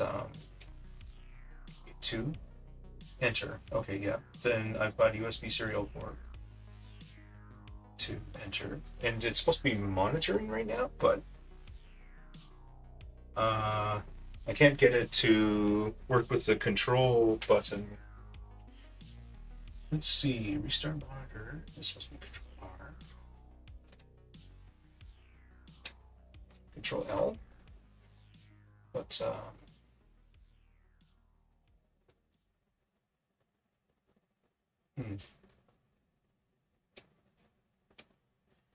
there's something up with the Windows implementation. Well, let's just read the README, I guess. Oh, it's just a copy of what's on the GitHub. Yeah, that doesn't help.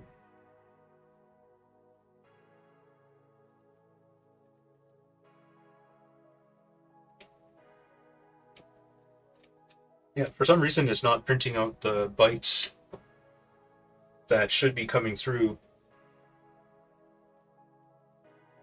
Either that or the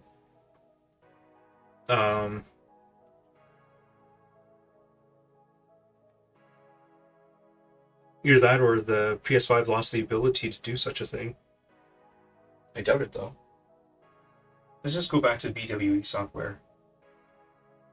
Oh, here we go. What's going on here?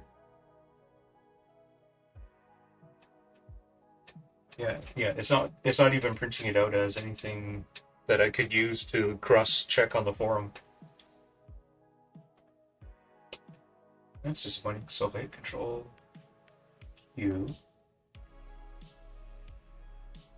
Like control R.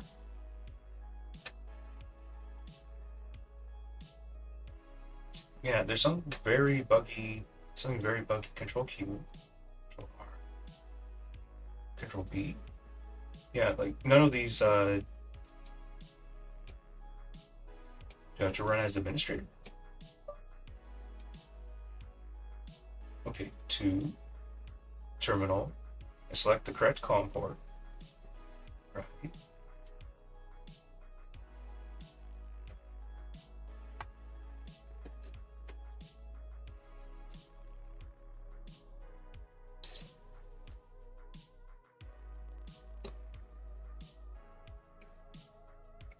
So this should put into rest mode, which means it'll go amber.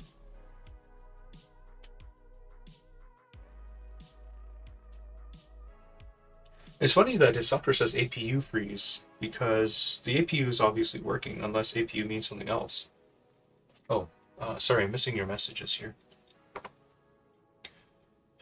I see. Interesting. Okay, thanks for pointing that out. Let's see, what version of Python do I need here? I'm pretty sure I have some form of Python on here. I have Python 3.10. You want to run a Python script directly, pip, yeah, let's just try pip. The thing is, I thought if you're referencing software that isn't installed on the computer, Python should error out and crash. That was my experience with using Python, or at least it would tell you, unless you catch all exceptions and then do nothing. Anyways, this Windows R CMD. What was it? Python pip. Yeah, oh no, pip install my serial. Hopefully.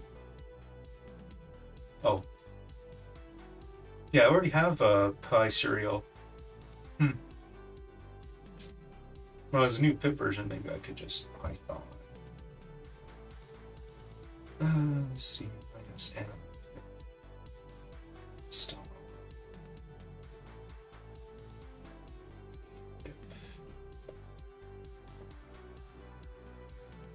Could not. Oh, I see. I have to run as an administrator. Let's see. CMD. Right mouse, run as administrator. Oops. Let's try that again. Okay, so then I should be able to type. Whoops. I should then be able to type stuff like this. So, let's see.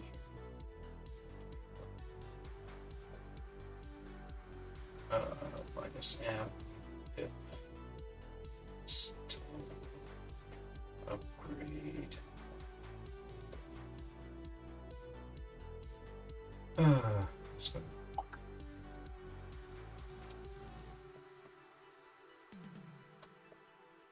No module name pip. Fun. That is so strange because I was just running pip. This. Maybe there's a Python command window I can launch. Python 3. Oh, I have 3.11 as well. Okay. I don't. Yeah, I didn't think so. Yeah, that's not the command I was looking for. Quit. Let's see. Yeah, I thought there'd be like a Python command prompt or something that would at least set up the environment correctly. But no, that's the actual just.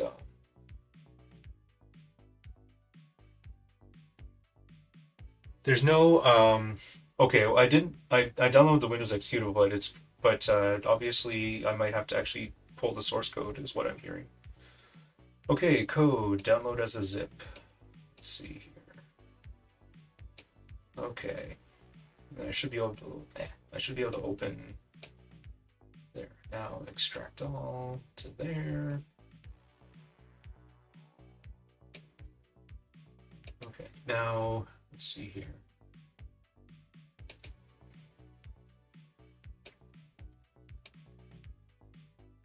No module name serial. Interesting. Do I have PyLauncher? If you don't have PyLauncher, don't run the bat file directly. Well, what I can do is just open a command prompt here, I think. Or is that PowerShell? I don't know if Python and PowerShell play nicely. But there is a Linux WSL that I might want to use there too. Anyway, let's just try Python. PS5. Okay. 2. Okay, let's fire up the PS5. So it's going out of rest mode.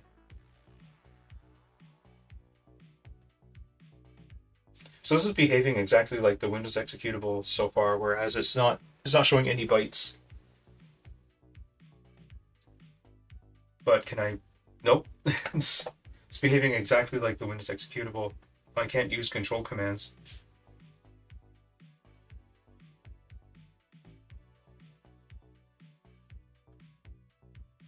Yeah, so I don't know what's going on here, other than I may have to use, I'd have to set up a Linux computer, which I just don't have right now.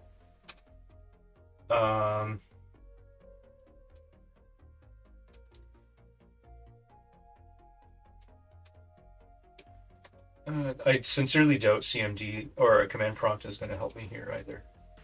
But where's this? Let's see.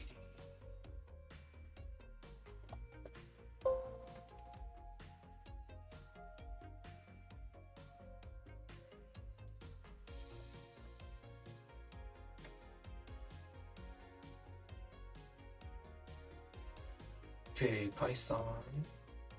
You know, let's just try pip install PySerial again.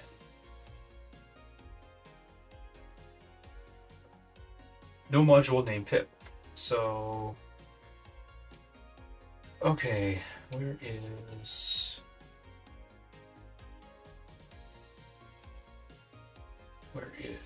Python?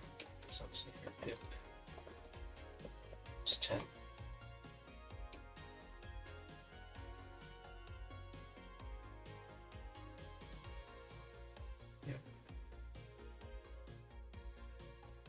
So I'll just type in Python just to see what version comes up. So yeah, 3.10, like I said, so quits.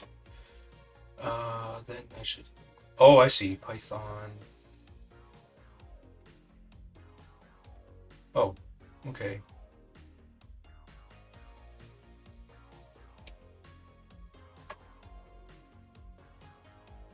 Interesting, okay. Well, my Python installation can't get any more crappier anyways. So let's just download, sure. Okay, oops. Python. There.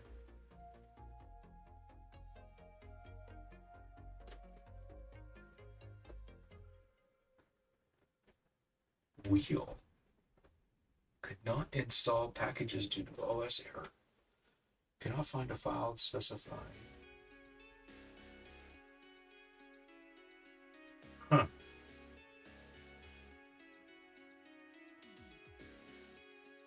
Yeah, okay, so it got the wheels, but it couldn't. Oh, I wonder if I could uninstall Python and reinstall it.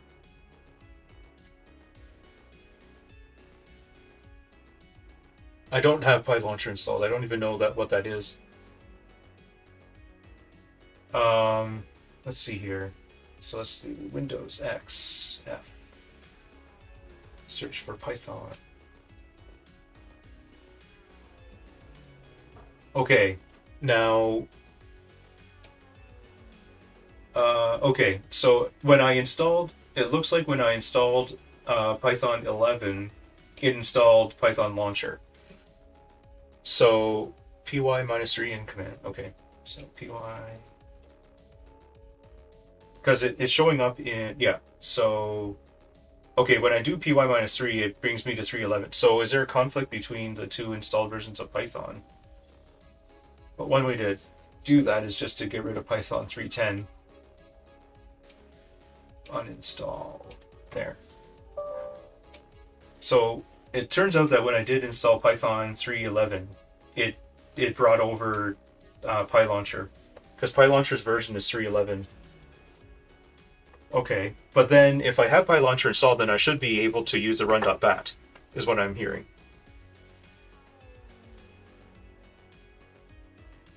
I thought that, because they installed Python in different directories, I thought that it should be fine to run them concurrently. But in terms of environment variables, it's obvious that there's some conflict, because certain, like you say, pi minus 3 brings you to 311, but if I type Python, it brings me to 310. Oh, I see. So it's so it evaluates the latest version and just launches it. Okay. But it's obvious that Python, just typing Python plain, is associated with 3.10. Okay, so 3.10 is supposedly uninstalled. So I should just be able to type Python. Yeah, and it goes straight to 3.11. Okay. So at least if there was a conflict, it should be gone now. So let's do Python. Yeah, see, if I type in pip, it wants to find Python in 3.10. Yeah, okay. So how do I have to force, I guess I have to force the pip. There's something about environment variables anyways. Where is that?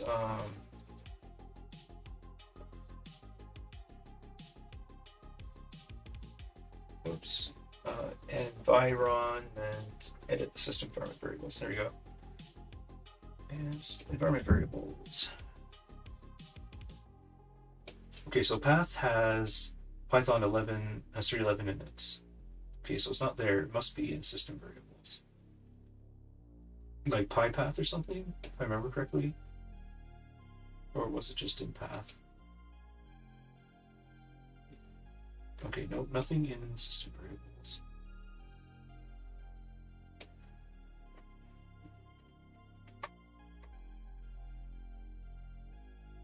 Python and pip should not be... Well, that's not my experience. I've always been able to run...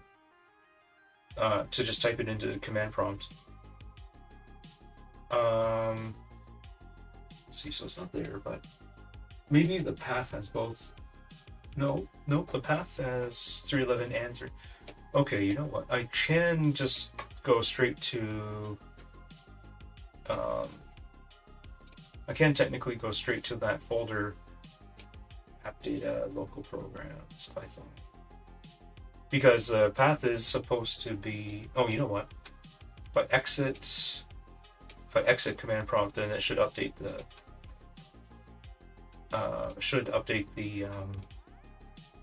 CMD pathing. Okay, so if I do pip install PySerial. Okay, perfect. Yeah, successfully installed PySerial. Okay. And then I should also be able to upgrade pip now, because there's only one version of Python installed on my computer.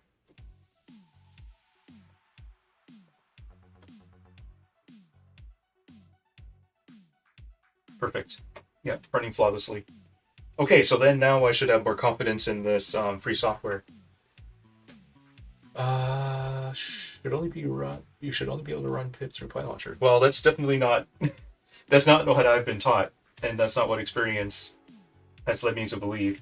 But to be honest, I've only been using Python on Windows and Ubuntu. But sorry. Anyways, oh yeah, I can close that window. So basically, I've got no reason to believe that this software, should work now, because it was true that it was true that I was missing PySerial. So thank you for bringing that up. Oh, of course I can't type in ls. Let's just try run.bat. Okay, so run.bat works. It's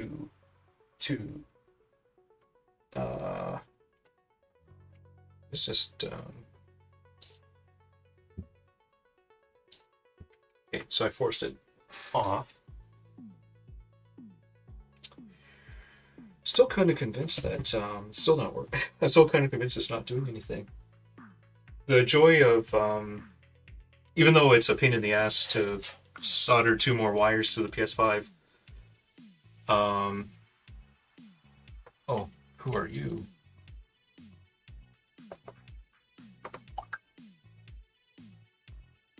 Let me just check you against the lists. Bookmarks.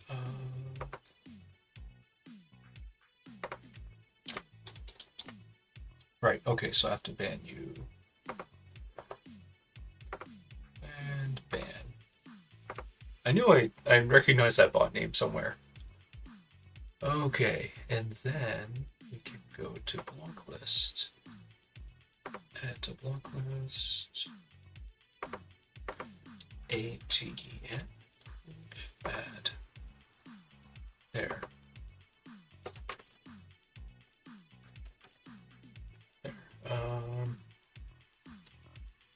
Yeah, it's not really displaying much on the screen here. Let me just see if I'm just going to watch the LEDs on my USB adapter to see if I just have them hooked up backwards or something.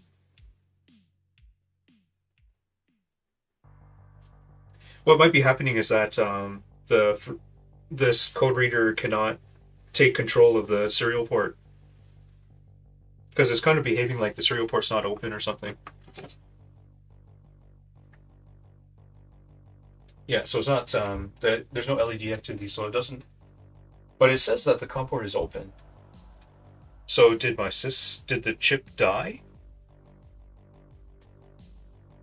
Well, hopefully, what I'm going to do is just run the other software, BWE software, and just see what comes out of that. Control C. No, yeah. Yeah, basically the control commands aren't working anyway, so there's something very wrong about the software, the free software, and I guess I should expect such because it is free. I was just hoping to get 2 opinions, like, ask mom and dad. Okay, let's go back to the paid software.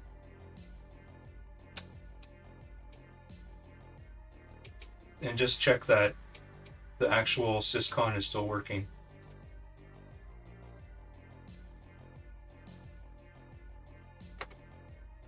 Does it? Oh yeah, it never left.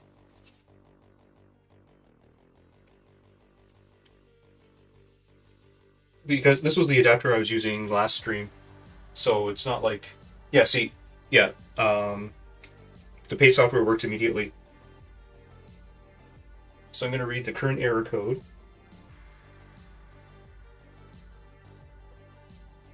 Yeah, APU freeze. Read the last 10. Oh, whoops.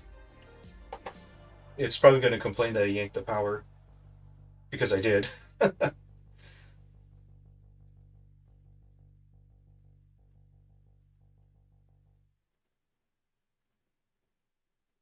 APU not responding. Try and init or reboot. APU not responding. These are all issues I've seen on the other PS5s. See, what I really dislike is MYSys2. Never heard of that. Can you elaborate? Yeah, there's a power cut. Yeah. So this is the same kind of thing. Basically, it may have nothing to do with the HDMI, but basically they cooked their APU. So I will now set up the board heater and thermal camera and see if there's any cracks on the APU die. Because that was what I was advised to do next. If the GDDR was okay. But I find that also strange too. You know what? I should read. Oh, yes, I'm familiar with Sigwin. Yes, no, no. Now that you mention it, yes, I remember reading about MSys2 or MySys2, I guess. Um, I just can't remember what software I was trying to get running. Let's just toss that one. Yeah, I don't care about that. Let's move on to. Oh yeah, what's that too? Should bookmark this in case there is a commit later on. Shoot, what was it? Oh yeah, I can quit this software. Yeah, so oh yeah, that's what I was gonna do. I was gonna look up the code list as it was, because it seems like they keep adding to it.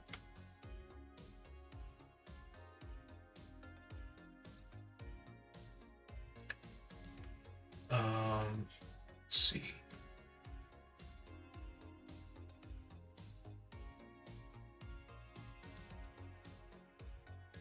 APU startup or overheating error. That's an interesting. See, this is why I would love to kernel panic. See, these are all codes I would love to have read to me or interpreted for me. Because if the paid software is only going to give me some vague GDDR6 or APU freeze or whatever, then well, that's interesting too if it says overheating. APU startup or overheating error. That in itself is vague too. I'm just touching the heat sinks too. Pretty sure we have decent coverage, but maybe it does pay off to try to have the fan running. So I will go.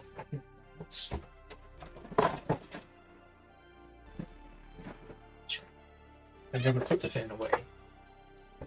Okay, now how can I have the fan spinning? I should spend some time and make a fan extension because I think I should be able to quote unquote. I should be able to install the fan quote unquote upside down. Yeah.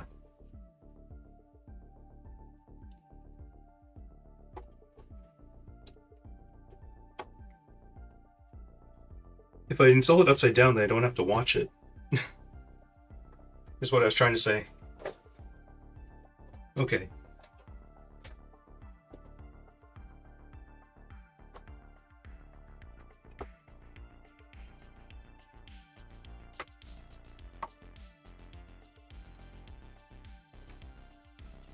Oh, it's too close.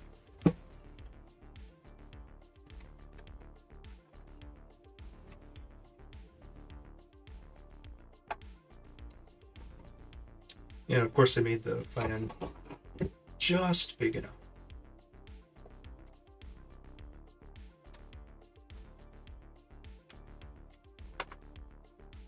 Do I have the clamp on? Oh, of course. Did you not watch the video or? I mean, the viewer count suggests that you may not be watching the video.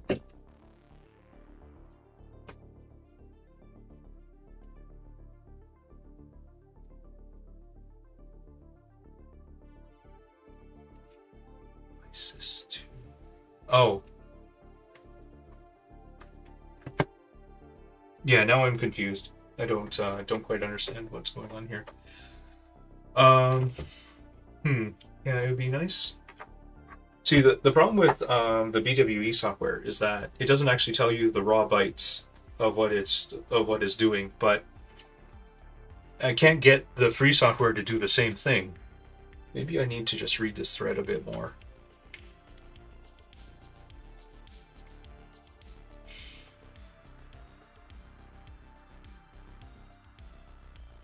Okay, so people are posting about this even as soon as yesterday. Well, this is definitely a lot more productive than I thought. Like this. Okay.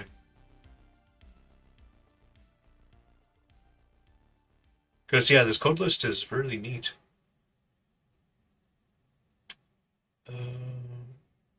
Just have to figure out how to make the software work. Well, I guess I could just install Linux. Uh,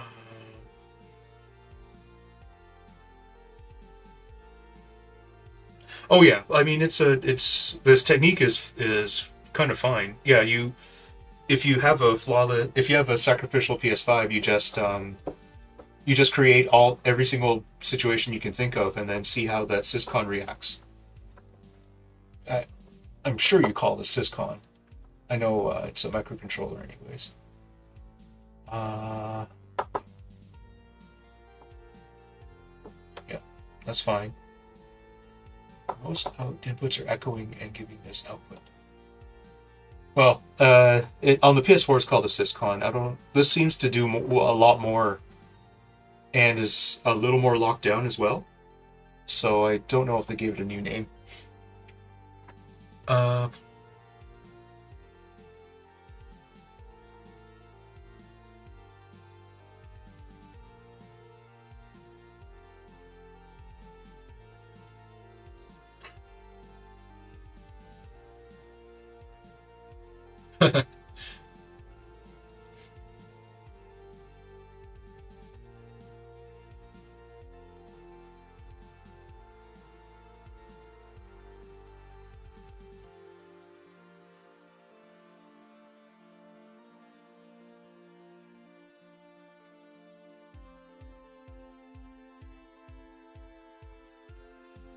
let's see. Someone. Oh, the TPM. Yeah, yeah. There, you definitely only have one TPM per console. Yeah. See, logs are. What I would love is maybe I should try to a little bit harder to get this software working because um, I need to be playing both of these softwares against each other if I'm going to learn anything.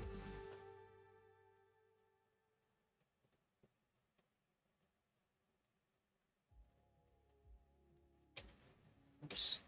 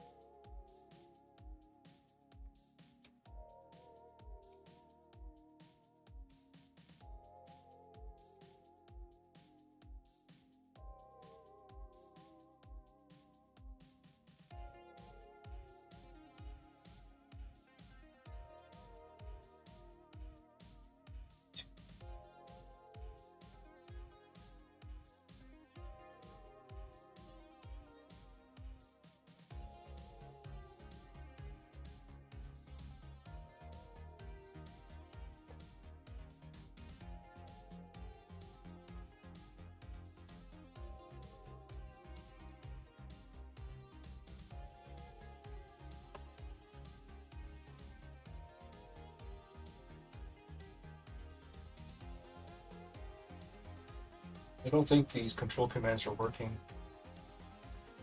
Just trying to think here. I mean, these are really rudimentary Python things that the guy must be using. So um, that means that I should be able to use my Odroid, uh, which is running Arch, as my Unix computer, and maybe it will work better there. Hopefully this. Well, technically I don't need this USB UART either. Uh, but I'm pretty sure this USB UART is using an FTDI chip. Missing documentation here. Um, what makes you say that?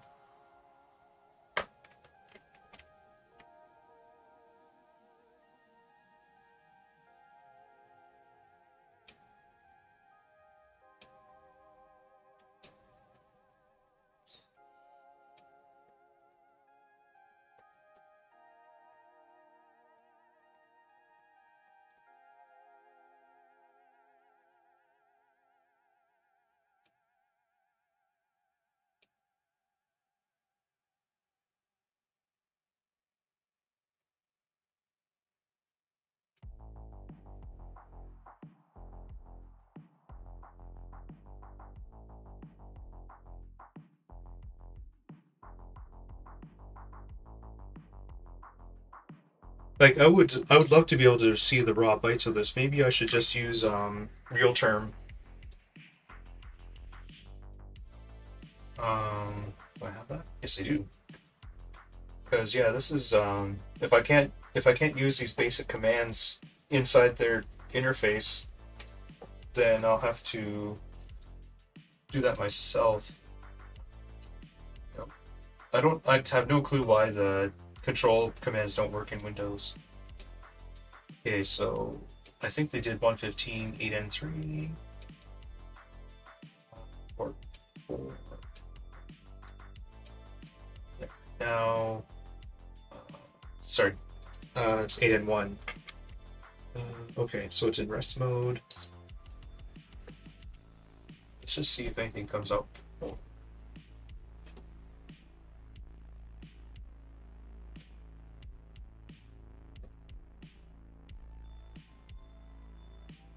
Well, that's interesting. Port 4, 8, and 1.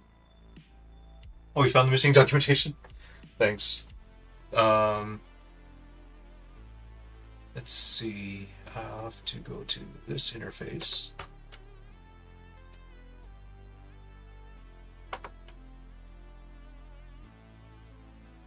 Run here. Yeah, but the problem is that it doesn't respond to Control E. I already tried basically it just puts the control character on the screen. It doesn't actually interpret the keystrokes. Hopefully maybe this one will help. Yeah, that doesn't help me because it's not responding to control whatever. It just prints out the raw keystrokes on the screen. So I'm assuming that he didn't actually test this in Windows or something up.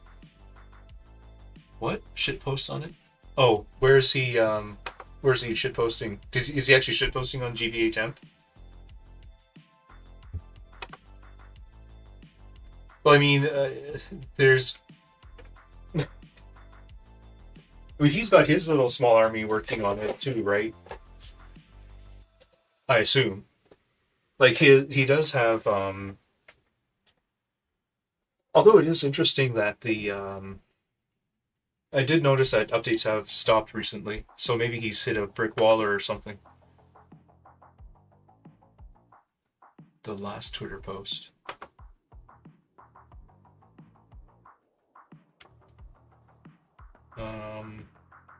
Sorry, let me just see.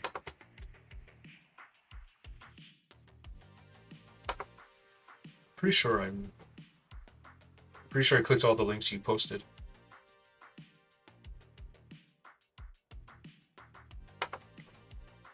Oh, it's not. No, okay, yeah, I've already read that one. Okay, so if it's... Oh, that's GDR6 problem. See, that's the thing, is like, that's pretty vague too, right? Anyways. What might be a bit more productive right now is I need to learn how to properly test the GDDR6.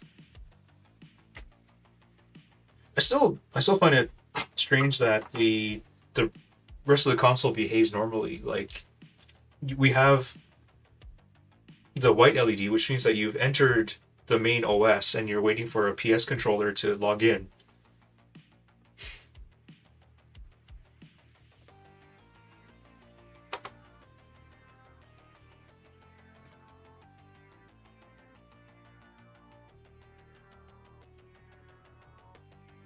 See, how come, are these really old tweets or something? Because I'm essentially watching these Twitter accounts daily, like multiple times a day, because I really want to be up to date with these code lists.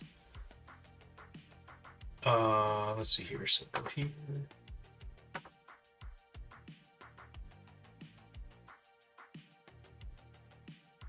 Well, yeah, he's posted this to his website.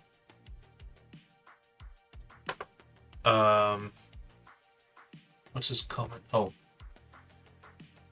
I guess there's an interface to actually make the image one-to-one. This is not, this is for his NOR tool. I guess I don't understand what's going on here. Anyways. Yeah.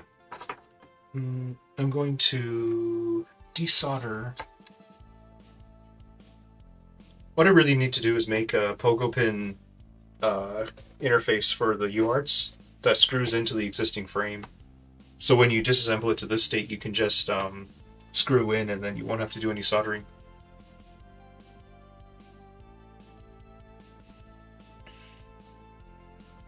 So I guess those would be two handy things, would be a fan extender cable and a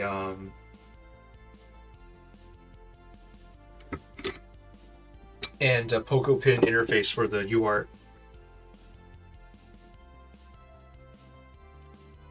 But yeah, I'm pretty sure that when you brought up that post, paying money for codes, I don't quite understand that, because he's unless that's a mocking statement of his detractors. Oh, yeah, I'm thinking this would be a smart idea, wouldn't it?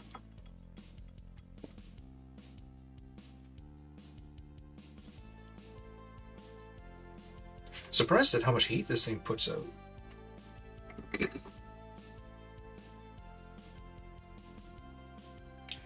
But you know, if I had social skills, I probably wouldn't be here repairing PS5s. Okay, so let's see here. Pull this and this, and see here. Let's pull this too. Yeah, there's not much to see on the top side, I think.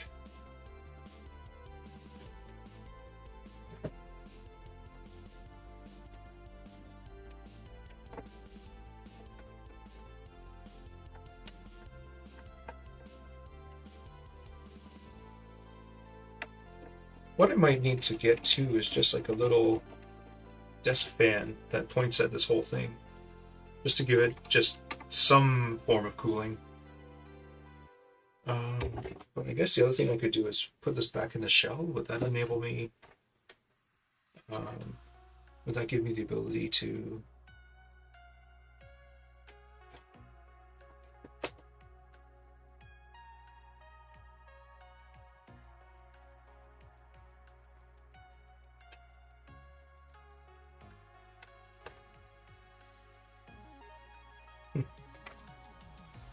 Well, we got Samsung RAM on here, if that means anything to you, Master. I know you cared at one point.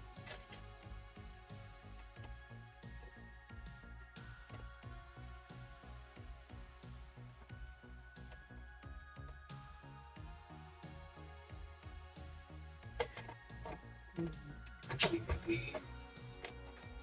There we go.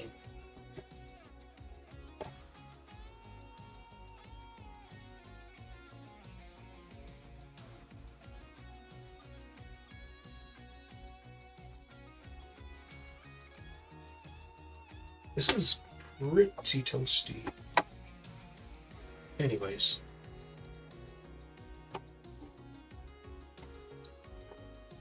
See, that's my thought too. But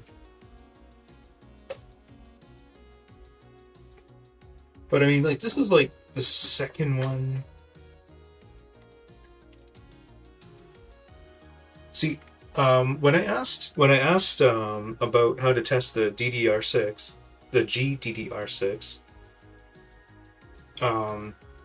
they said test all the data lines, but I'm just like, how do you get at the data lines without removing solder mask? Like, they're not actually expecting me to like lift off every one of these chips, right?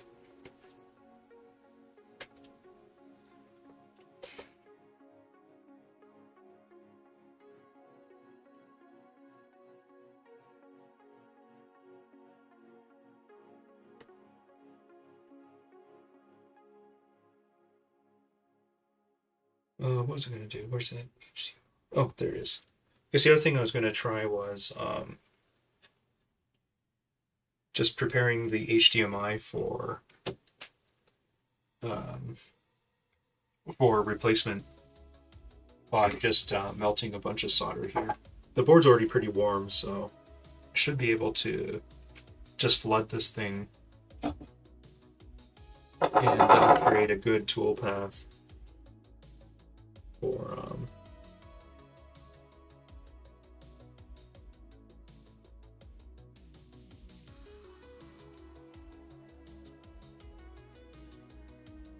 or not a tool path, a good pathway for heat to conduct. APU freeze, that's just so not helpful.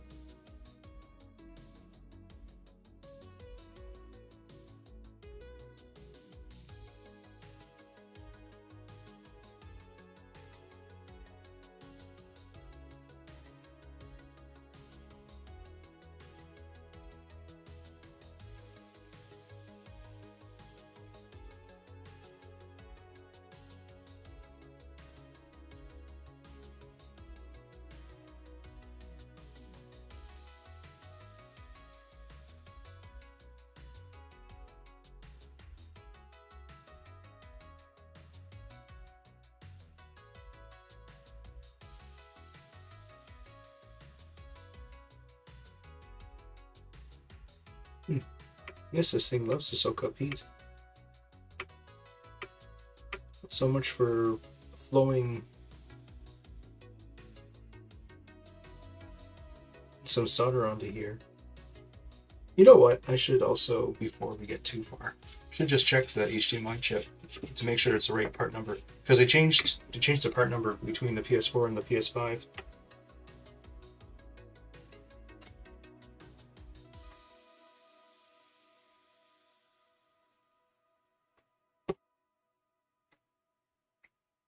I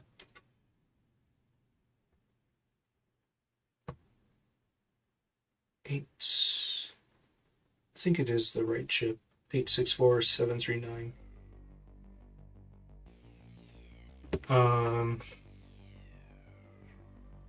APU freeze. I'm assuming that none of these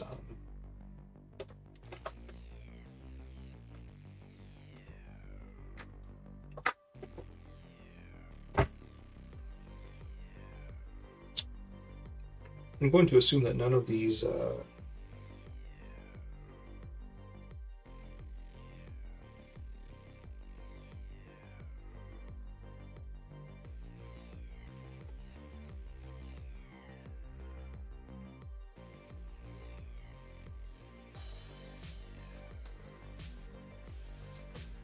oh, that's interesting.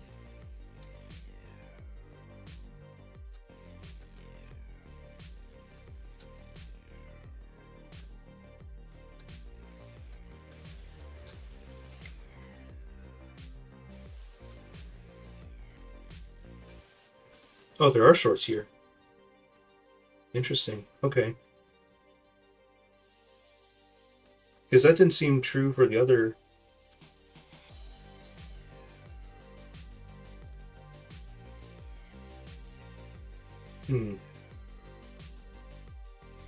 Yeah, so that capacitor is shorted. Which means that it should be the same for all of them. Okay. So we do have an interesting... Now, the thing is, what is the role of this capacitor?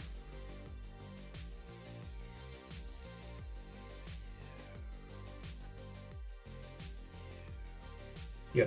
Yeah, so it's the same... Must be a power rail of some sort. Or a common supply. Let's see here.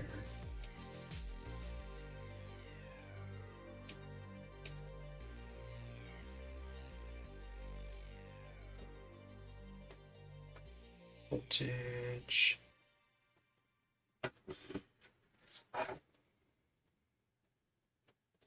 PS5 RAM voltages.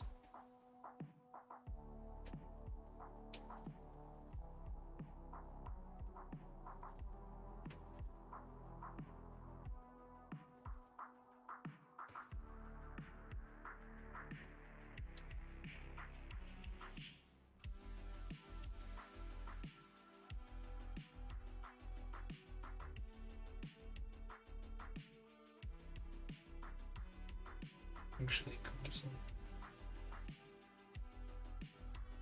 Oh, I did download that, didn't I? Okay. Now, is there one for PS5? Okay, PS5 disc edition.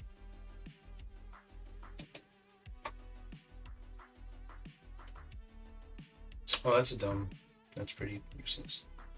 I need a board view. What I really need is like a board view for this. I wonder if someone's released that.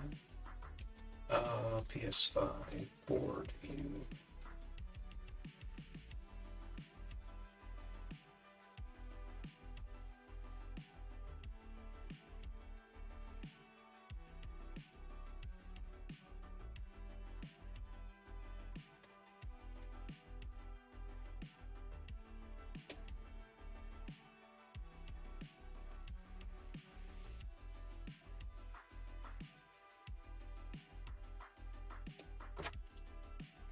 Hmm.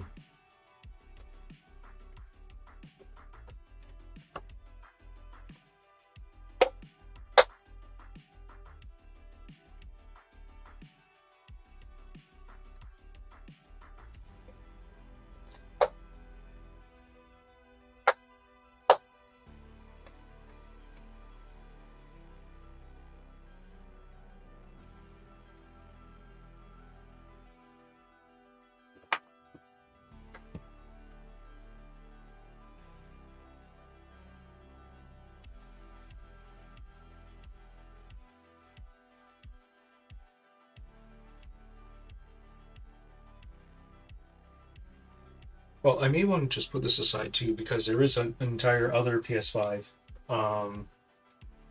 where it was dropped. So that might be a fun thing to just check out. But yeah, tomorrow morning I should really be. I'm going to be looking at board view or trying to get some board views or some sort of voltage checklist for the not voltage checklist, but continuity sort of checklist for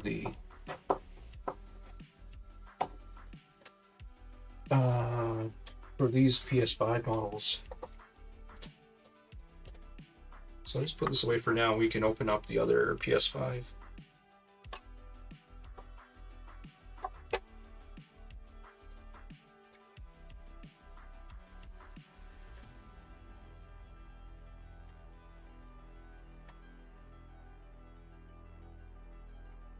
Okay, so this one.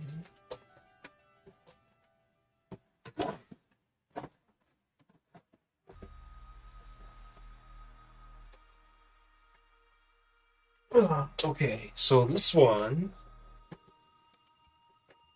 was a sold as broken PS5 where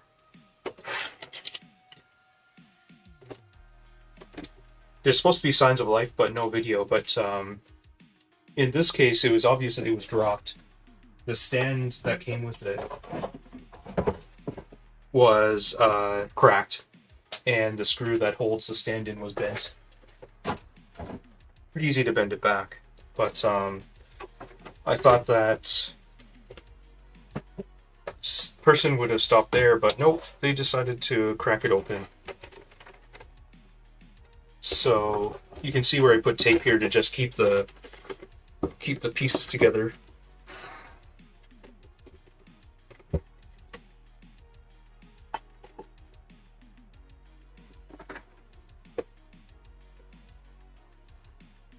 Yes, it's this way.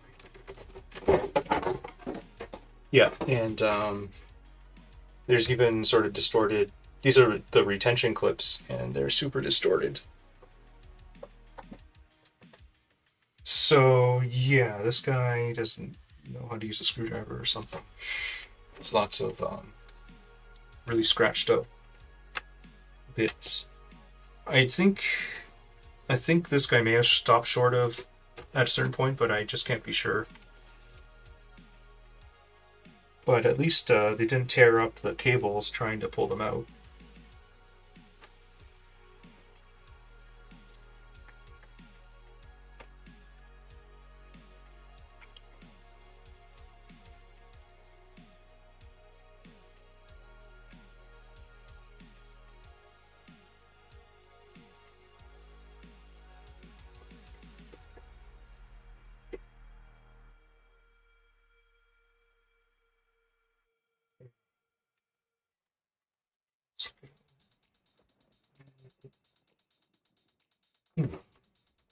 Oh no, oh, I don't know if it was me, but I thought I smelled cat urine.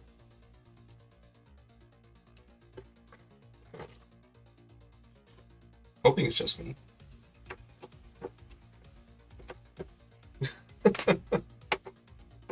I'm just not expecting that screw to just fly out.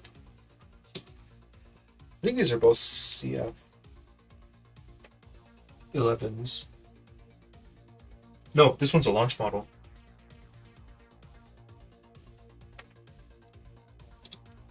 At this point, I have so many PS5s, doesn't really matter if I get all the screws mixed up.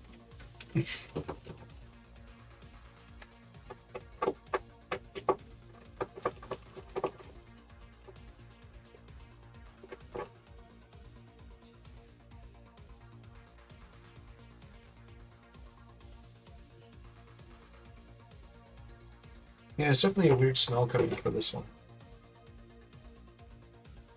Oh, it's basement smell.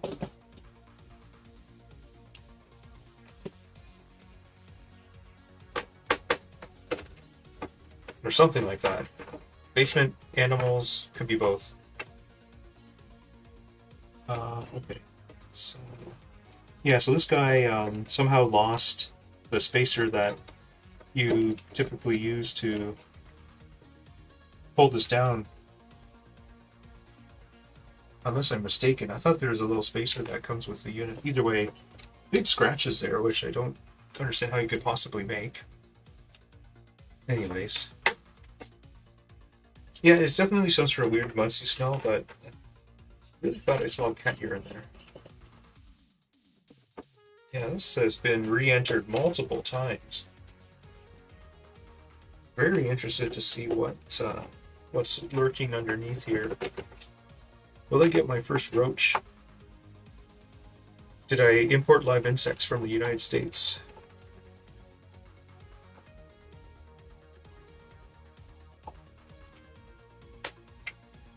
Yeah, this has definitely been re-entered multiple times. These screws are just flying out.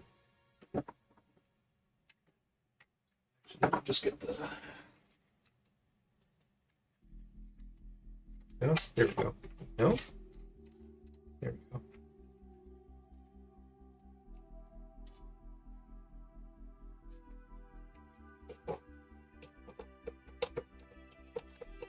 It's... Maybe it is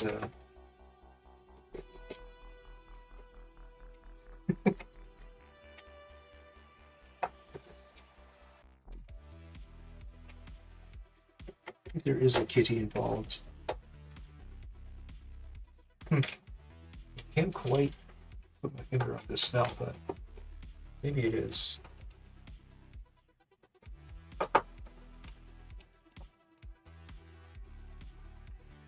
So this is a 40-year-old male, or a male in his 40s, Florida.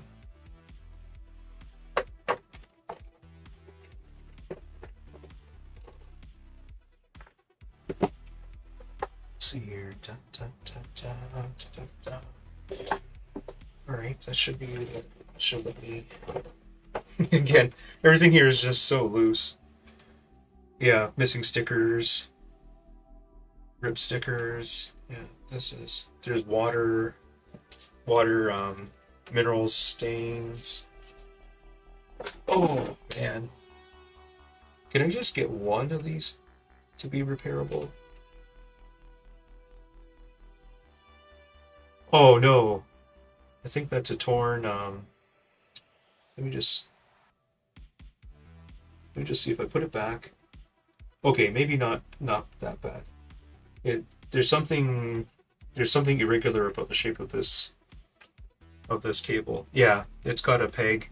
It's got a retention peg missing, but none of the traces are bad, which is good. Okay, there's some weird liquids. Yeah. Maybe it was a part in the basement and then hastily reassembled for eBay sale.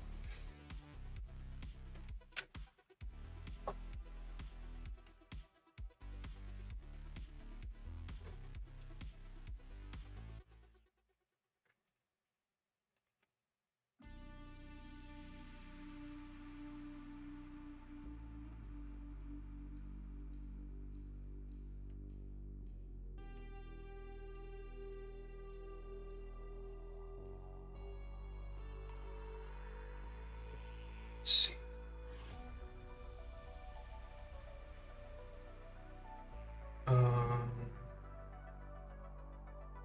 Science says no. I forgot what you were referring to. Or signs say no.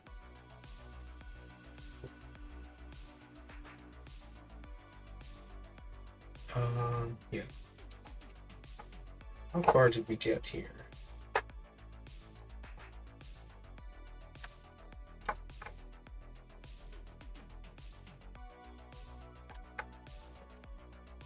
Definitely all sorts of weird smells out of this thing. I think there's like a perfume coming off of it.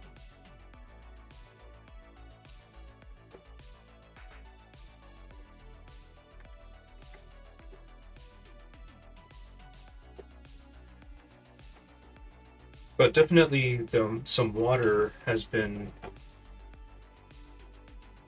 Humidity, maybe? I don't know.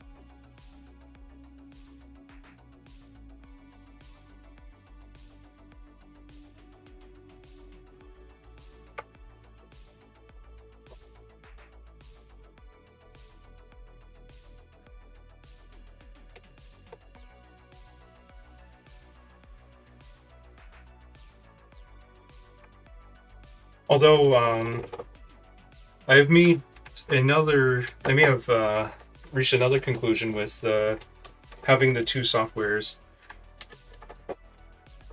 Well, no, that's not true, actually. I still, yeah, that can't be the right conclusion.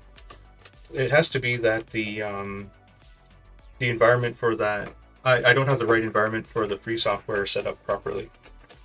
So, again, I could just get a single board computer. Yeah, I mean, like, this should be well within the capabilities of a single board computer. Think of a Raspberry Pi sitting around somewhere, which I can just use with with any TTL adapter. Yeah, maybe that's what I'll do tomorrow. Because it'd be very nice to see if I'd like to see the raw error code, first of all, and then second, I'd like to see what they think, the free software thinks that error code means.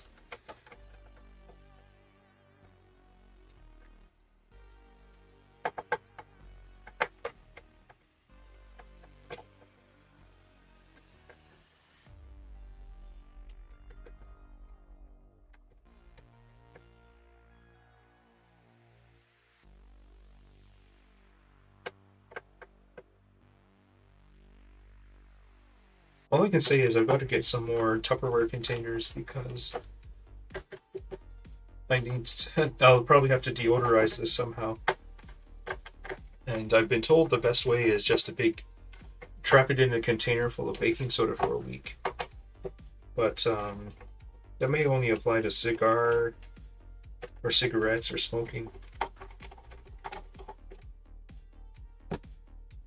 Okay, so... Oh, Putty's got good adhesion. I must have missed a few screws, yeah. Of course. Yeah, but that costs that costs money.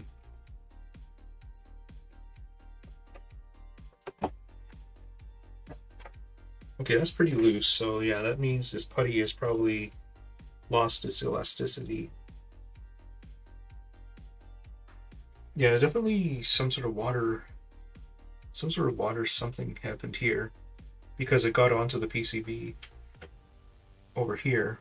You can see it hit the RF shield and the serial port.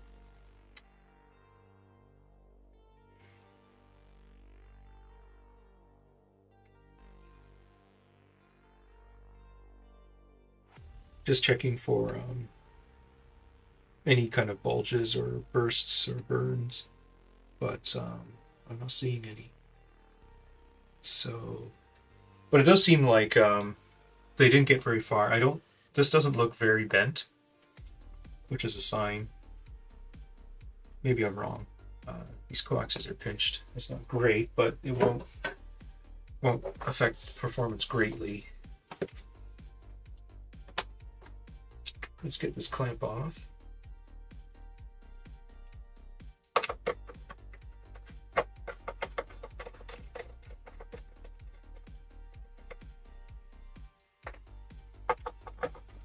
Oh, strip the screw. Let's see if I can get it out with this bigger one. That's going to be an interesting fix. Let's see here.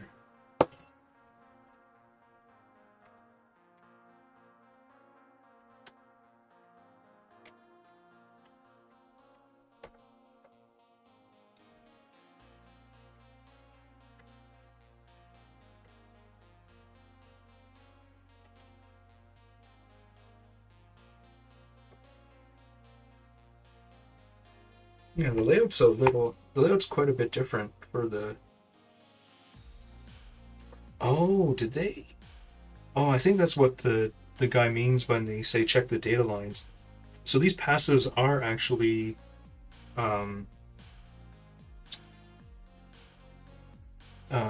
they must be terminations or something. I don't know. Or it's either that or the data lines are going around them.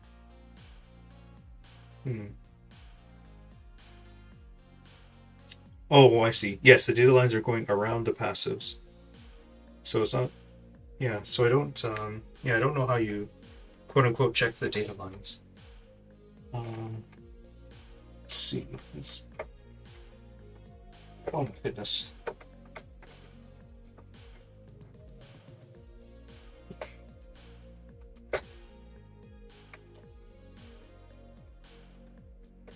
Seriously? Let's get the blinder to see if I can pull this out without mangling anything. There we go. Not quite the speed at which I wanted to pull that out at, but... Okay, so that's out. So technically, yeah, this should just lift off. Okay, what kind of liquid metal horror am I going to see?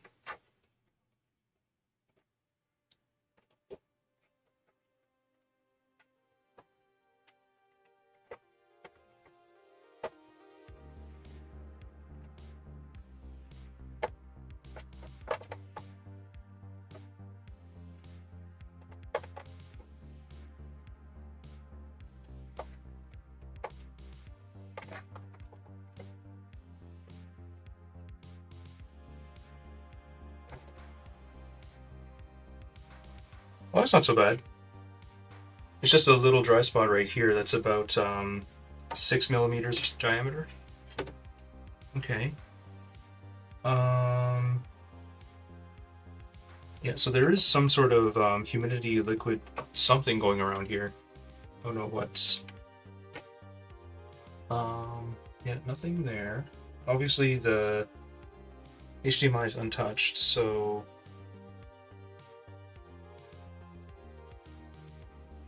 Yeah, that's right. I guess they're sucking heat away from that rail. Okay. Okay, well this actually isn't as bad as I thought, so I'll just spread it back. Let's see if I can just spread it back, and then I should be powering it on. Oh, I guess I can always test the battery too. Since it's a launch model, kind of. I don't even remember what the battery's responsible for. You need it for system time, which is important for internet security. Okay, so we are sitting at... Oops. Switch there. No, that's... Oh, yeah, that's fine. 3.03 is fine. 303... Alright. That's a band I haven't heard in a while. Q-Tip.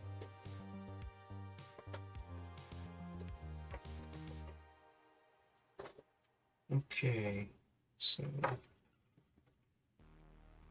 No, okay. Not much of a dry spot, actually. Let's see if I can push this stuff back onto the die.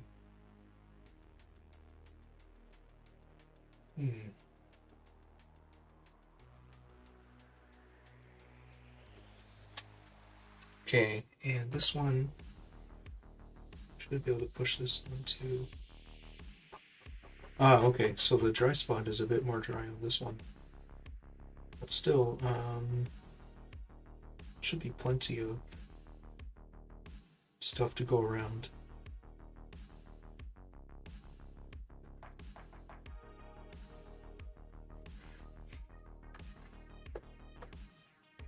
I should be... No, that should be fine. Okay, so then I can go flip this over and...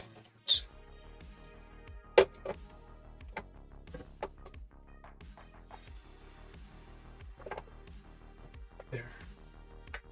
Let's pull this out. There, okay.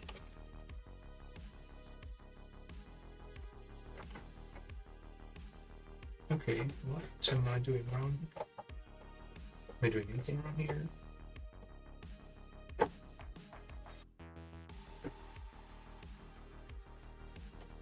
I'm definitely not aligned somewhere.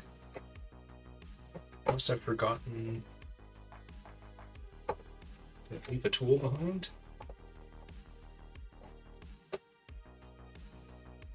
I don't think so. Okay, so shove that in there. That one...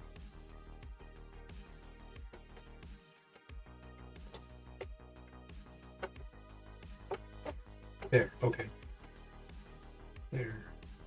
It's sitting flatter now. Okay. So I can clamp it.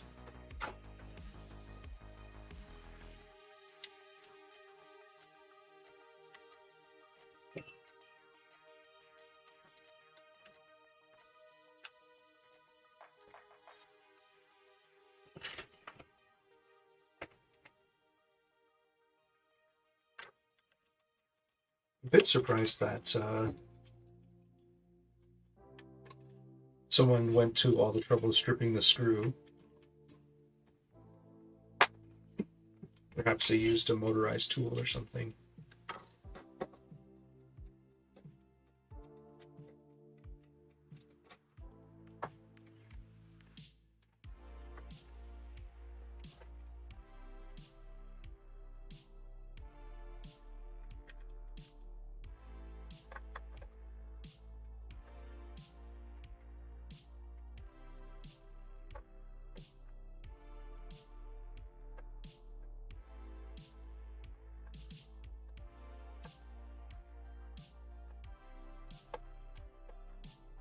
Okay.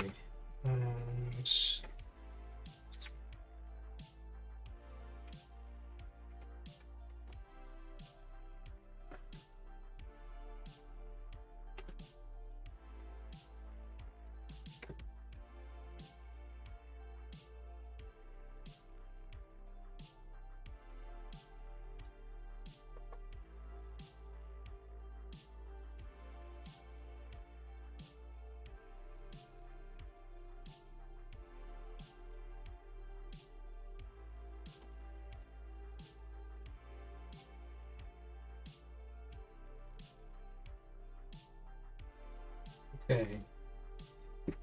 Let's move this around. Oops.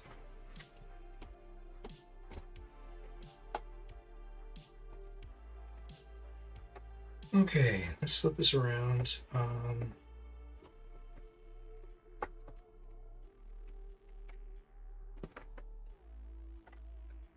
Okay. Okay, well, it saw the load, so it's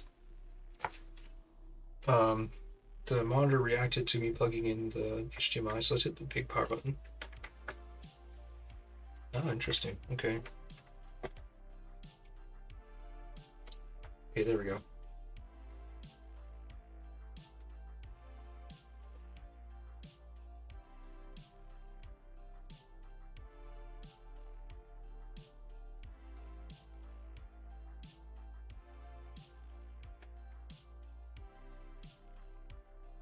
Okay, so in this case, there's no LEDs coming on at all.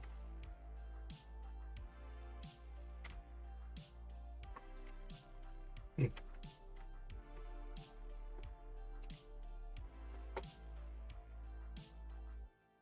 Let me just check for some.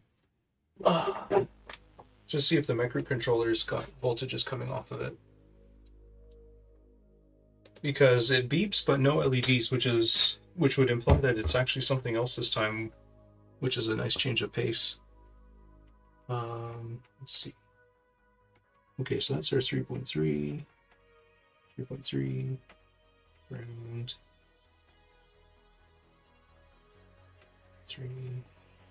Okay, so it's got some signs of life, and it beeps. Just the LEDs don't turn on. Okay.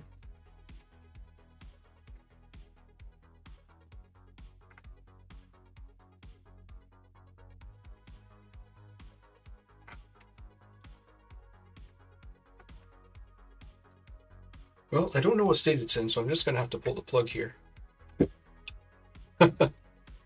Okay, well, if it ain't broke, don't fix it, right? Let's see here. Okay, let's hook up the...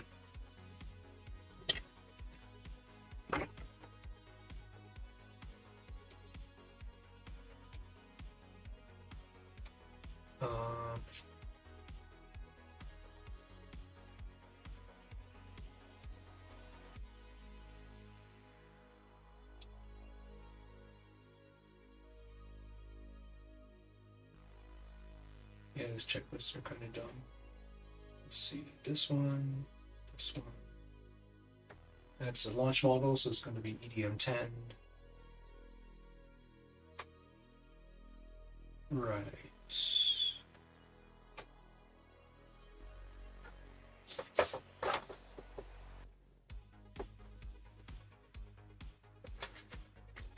Of course, me, I forgot. I already forgot which points were 3.3 and ground. Okay, so I thought this was ground, but that's actually 3.3.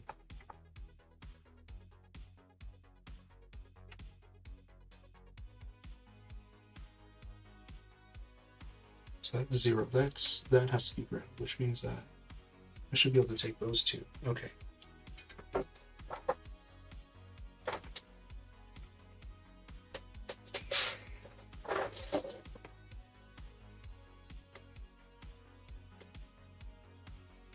All right, let's unplug.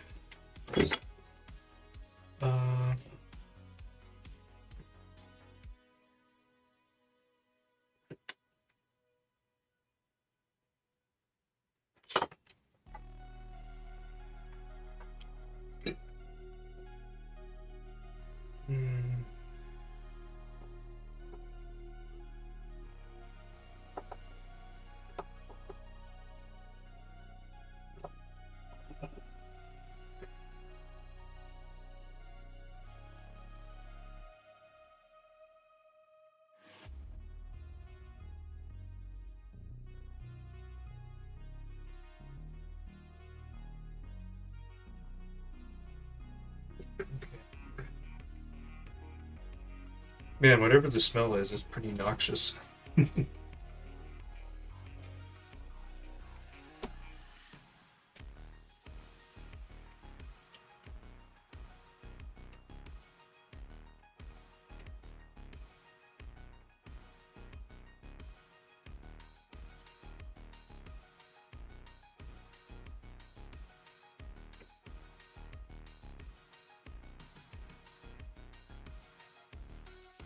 Wait, it looks like this particular ground point. There we go.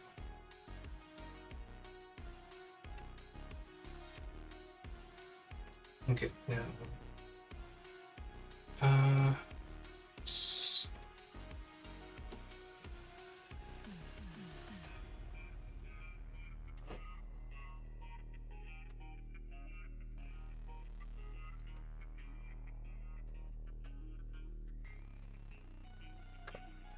Okay.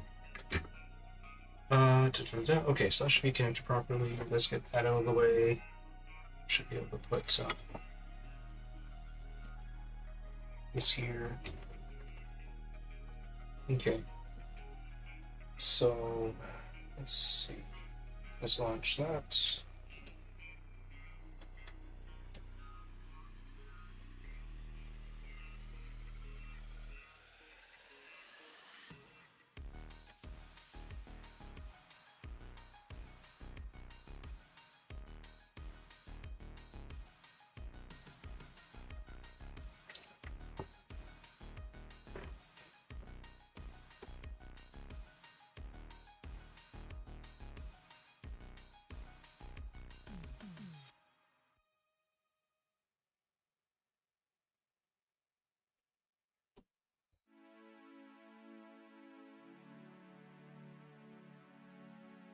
Yeah, I got RX and TX mixed up.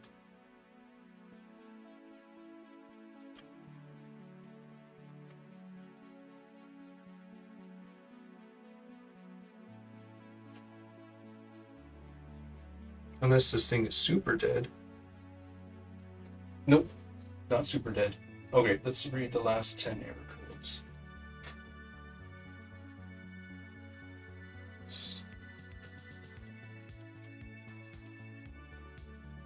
General power failure, Wi-Fi or BT, or okay.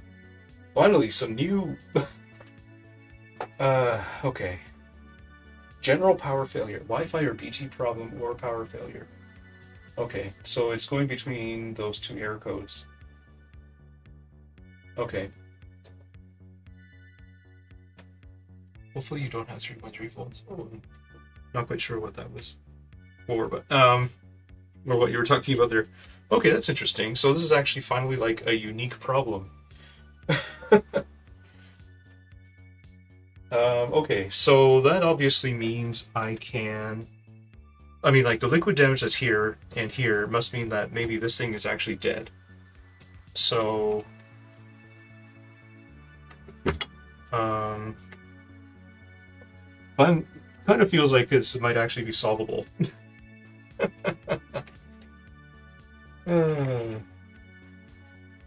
So let's see here. Can you deal with this module externally? It looks pretty much hermetic. Let's see here. Wi-Fi or BT. General power failure. Periphery GDDR6 APU data line short. General power failure. Huh.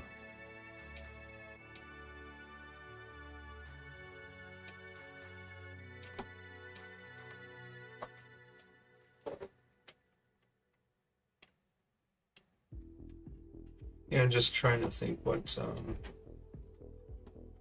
I mean, if the error log said that it came from BT, then maybe that's the first place to look, but it does seem like the Wi-Fi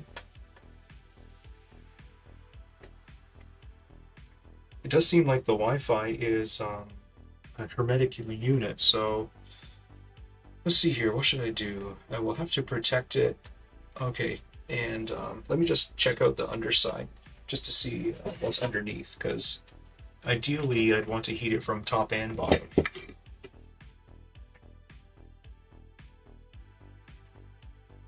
So if it's a general power failure and it says that there's a Wi-Fi error, then are they saying that are the two actually related?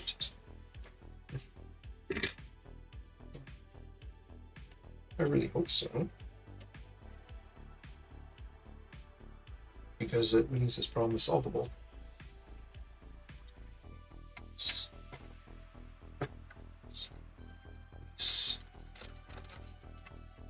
clients.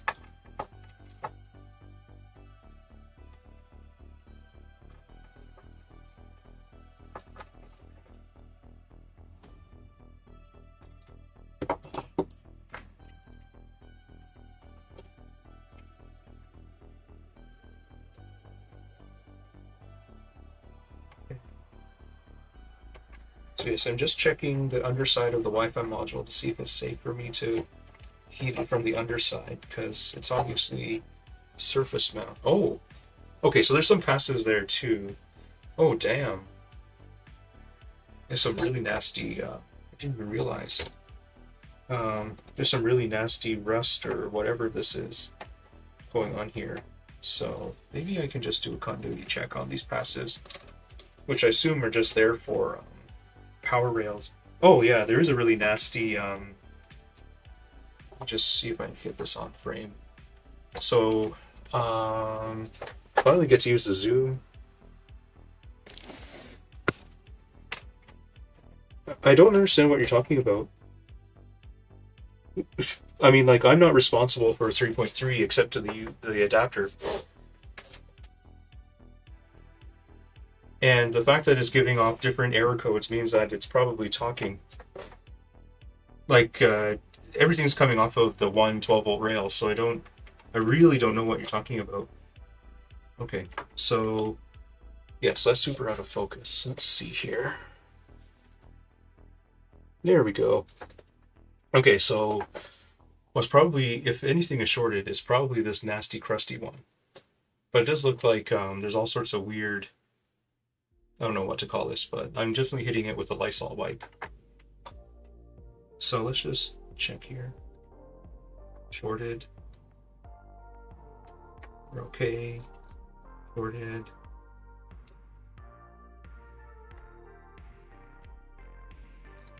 Shorted. Okay. So there's a few of these, and then this nasty one.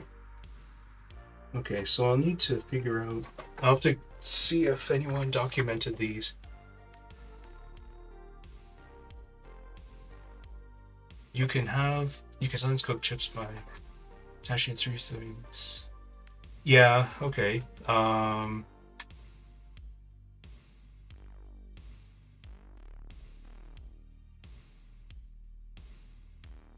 Attaching the 3.3 volt line from the serial adapter. I'm not sending power out from the serial adapter. Why am I even like okay, let me start from the top. This USB serial adapter is unique to other ones on the market because it's fully isolated, which means that it gets its 3.3 from the main board. If there's actually something wrong with the 3.3 rail, this UART adapter will not work. Putting it or rather the isolated side will not work, and then you wouldn't get any data back to the computer. But the fact that the fact that it operates means that 3.3 rail is fine. I'm not giving it 3.3 at all.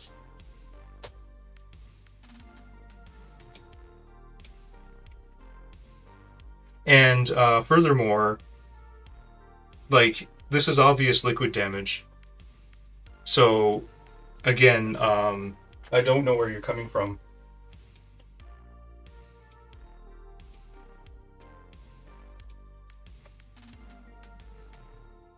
Let's see here. So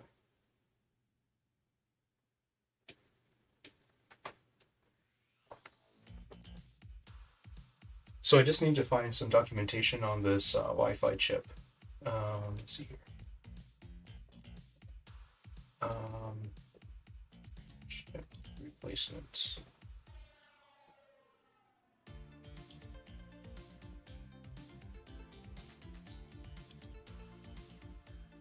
Yeah, so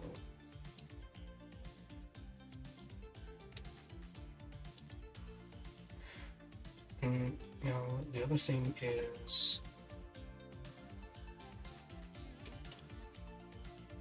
you might need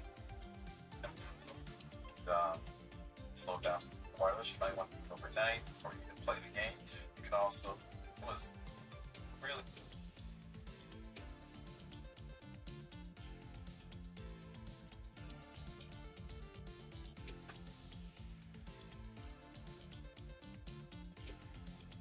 Okay.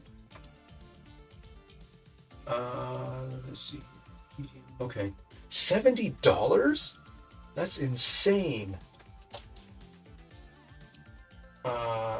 Yeah, I'm gonna have to find a different store. Let's see.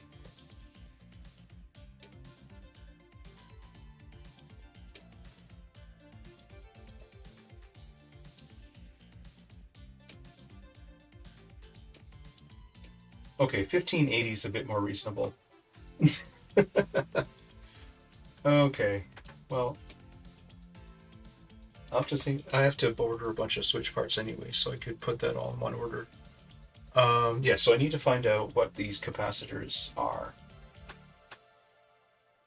Wi-Fi module. Of course, I could probably save myself some time and just remove. Man, my tongue. Okay, so if I heat it from the top, I've got to worry about the fan connectors. If I heat it from the bottom, yeah, I should definitely ask around about the.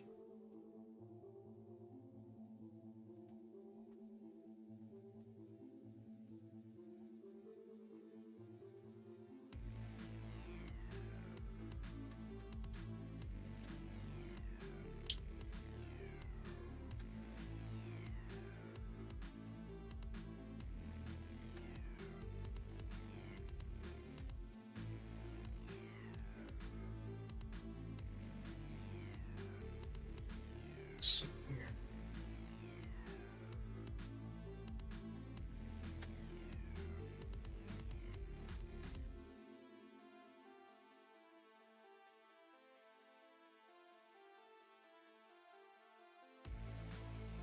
Oops, I missed that.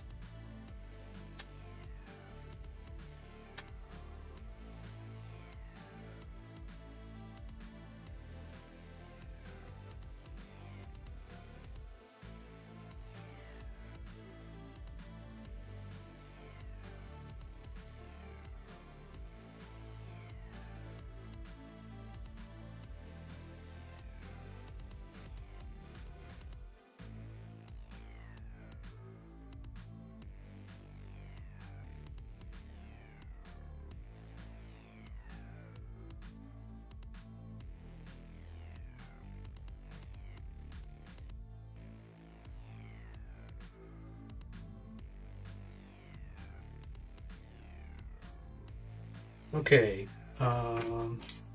Yeah, so I'm going to. I was just looking at the modules picture and it's just a bunch of balls. So basically, it's not like there's a huge ground plane, which means I should be able to hit it from the top. Yeah, and I've got the nozzle off. So let's just. What are our settings? Oh, right, I unplugged it, so I forgot. So I should, I just have to think about what's the best shielding I can give it. Let's see here.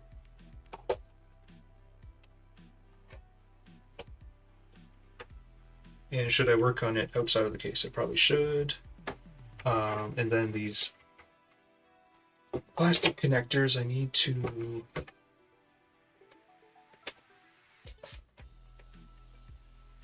Oof. These plastic connectors, I need to put something around them. I should have. I'm trying to think of where I put my sill pads. But nothing really beats a good heat shield.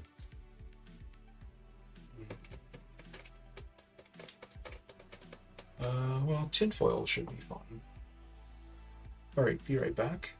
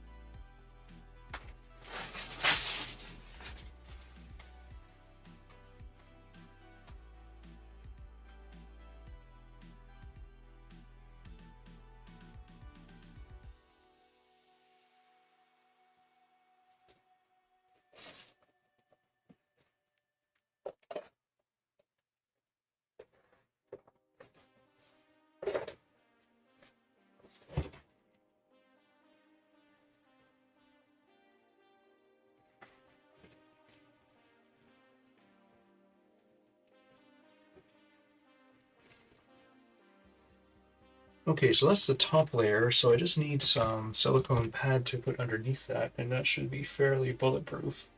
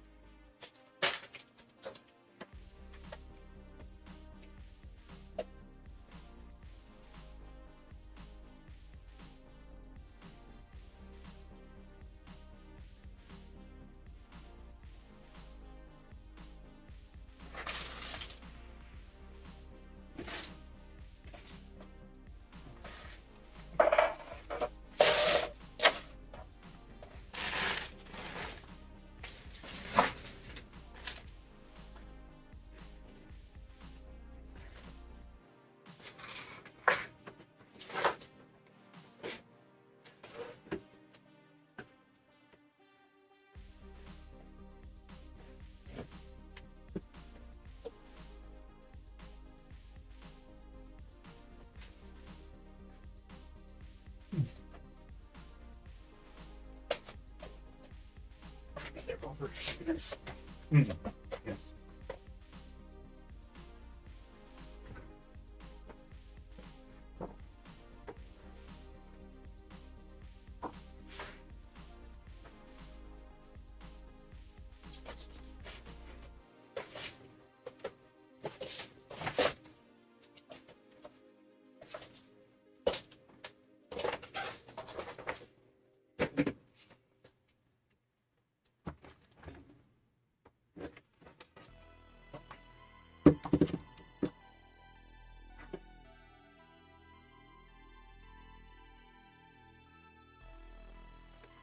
Okay, so I've got I think this is 3 millimeters,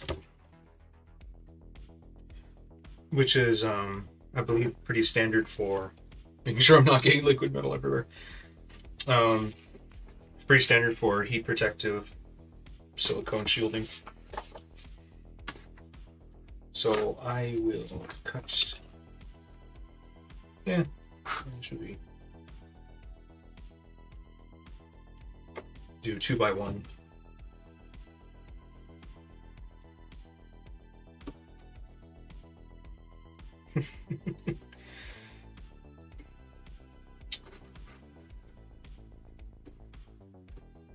Guess the other alternative is to blast it from the underside, but really did not want to do that to the capacitors on the underside.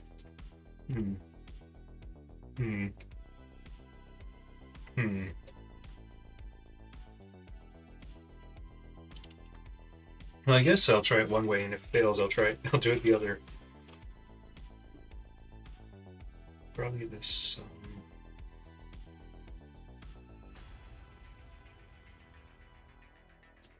Sheets can go.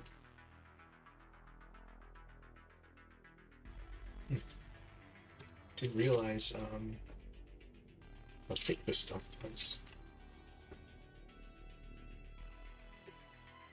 Maybe the worst that happens is the bottom of the connector gets melty, but that's not the part that matters. So, okay, let me just put this away. And I will be. Let's just put this in the frame.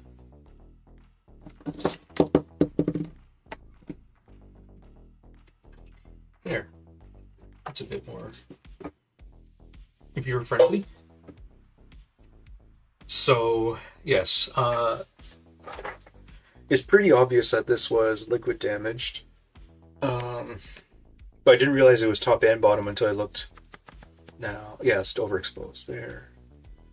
I guess that's as good as you're gonna get. Okay. So so what I'm gonna do is just remove the module. Since I have no idea what the function of the capacitors are underneath, if the module itself is dead, then it's far easier from an uneducated point of view to just remove the module and see if the shorts on the bottom side clear up.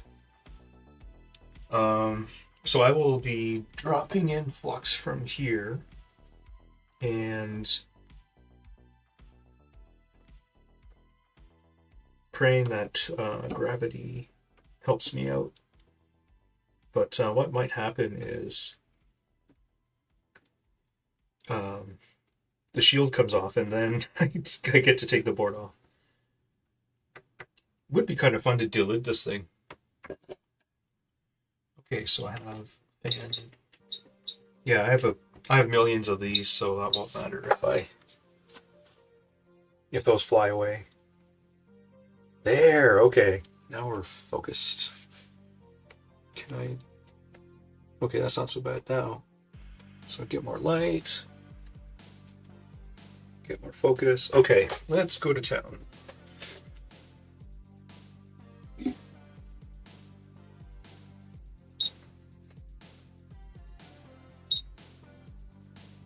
But in my experience, because of the number of ground pads for the landing of these micro coax connectors, they generally stay in place. Oh god. The cat piss smell. Oh, man.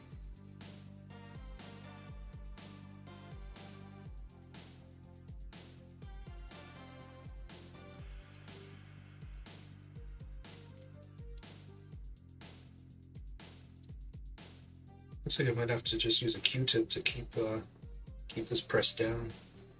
There.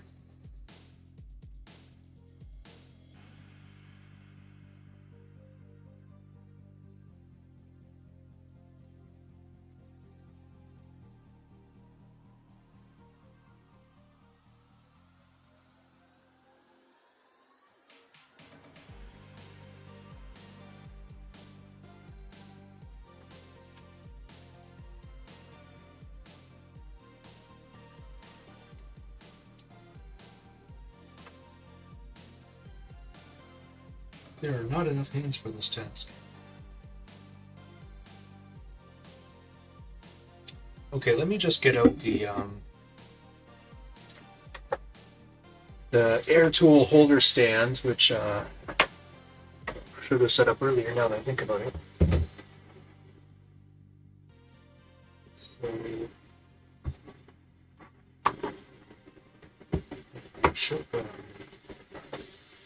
okay, yeah, that's good positioning there. And then what I'll also do is put something insulating. Well, I was going to say, should I insulate the base or not?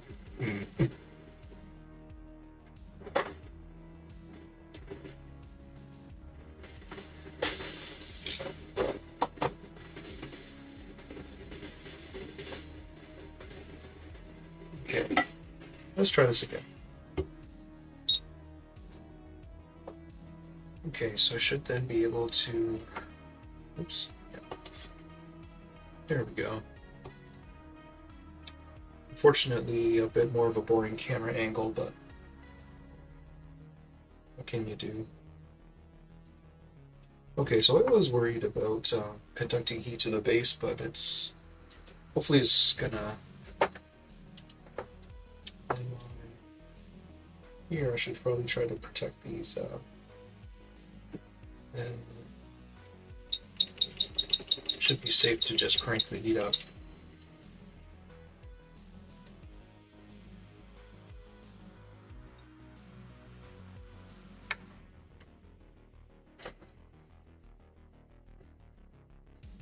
Oops, come on. Trying to hunt around for another pair of tweezers here. There we go. Preparedness, yeah. That's it. Totally prepared. There, okay. So here I will do the impatient tugging that I want to do.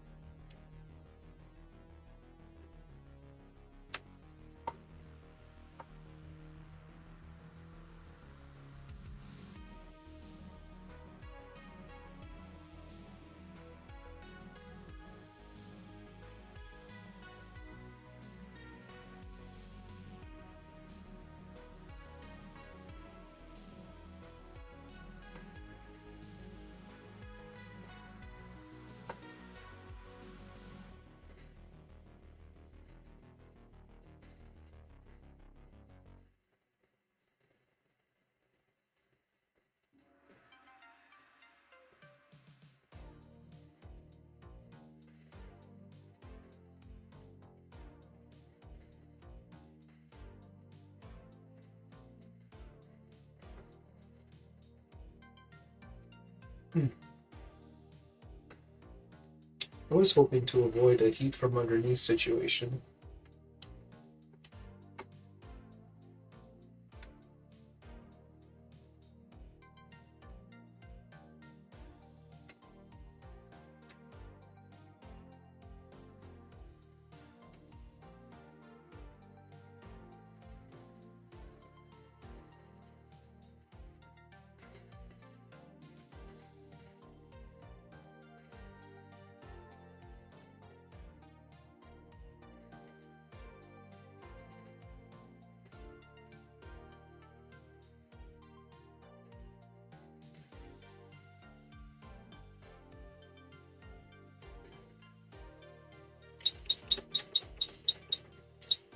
Okay, let's go 50 degrees.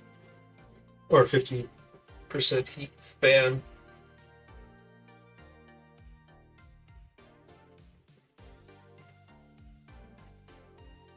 This thing is stubborn.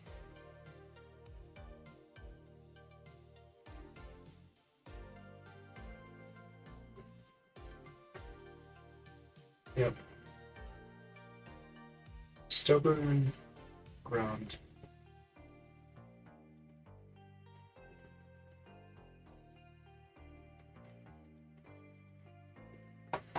Okay, well, I guess you're getting another flux injection.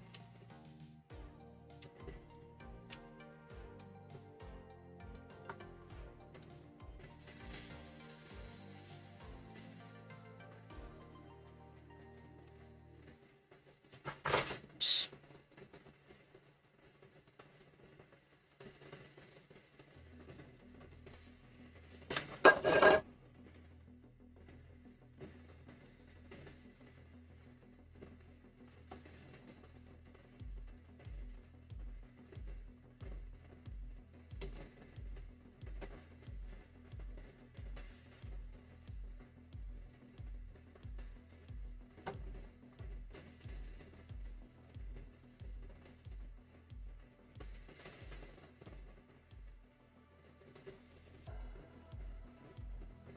Heating from underneath may be unavoidable. This is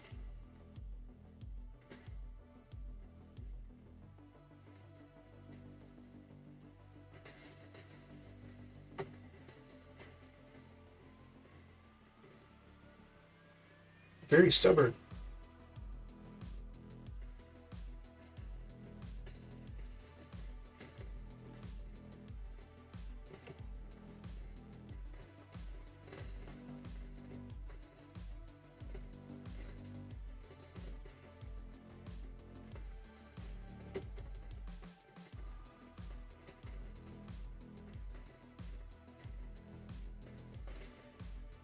Okay, well, let's just try. You'll have to do the dual pronged approach, I guess. I was not expecting it to need to soak up heat from the bottom, since it's just a ball package, but maybe the heat shield or the RF shield on top is just deflecting all the heat. Yeah, that's probably what's going on. So what I'm gonna do is let's just I'll have to set up. This is annoying because I really didn't want to have to set up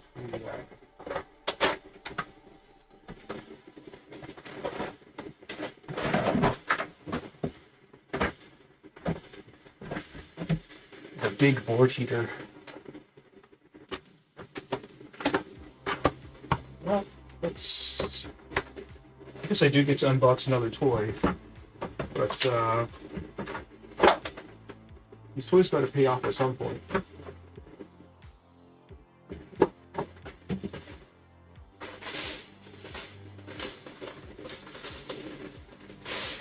Okay. Let's see here. So, if I close this up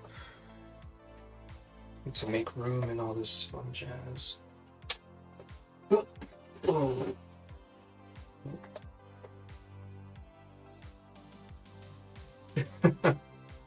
Thankfully, these connectors are still okay.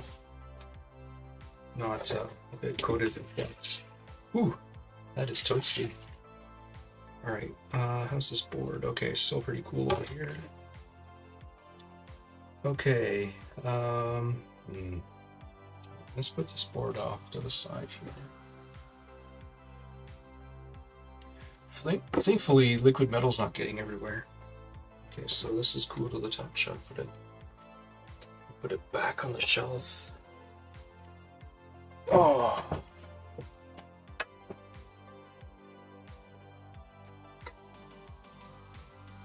Okay, so got the board heater with a PID controller, 800 watts, fun. So then I have to support the board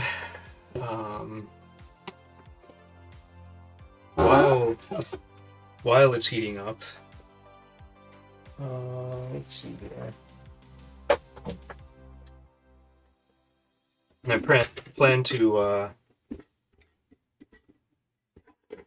plan to do this convectively, e.g., and by that I mean no direct contact between the hot plate and the area I want to heat. Okay, so this is probably gonna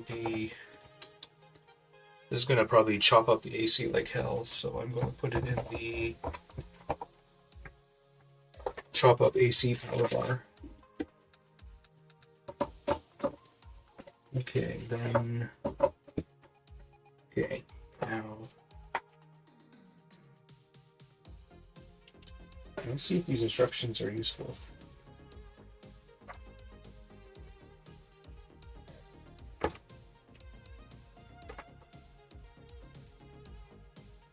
Okay, parameter settings. Change the set value. Okay, so press the set key.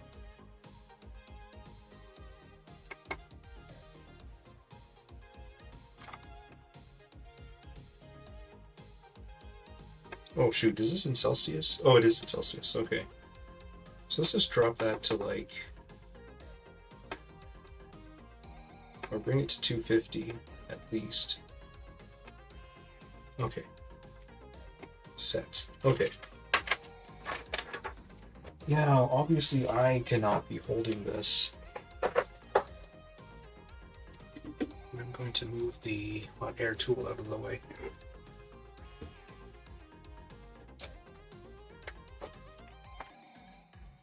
While I find something to prop this board up with, probably a glass jar would be smart. But what do I have in that height? Using the age-old. Looks like 6 or 7 inches.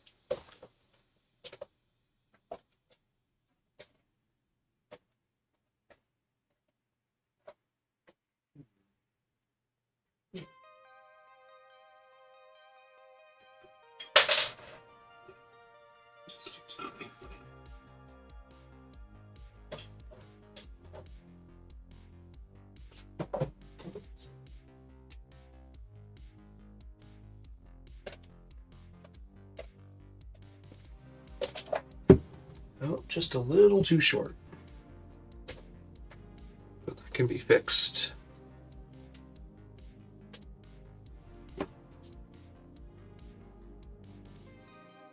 Just curious if there's any plastic bits there. It doesn't seem like it, so.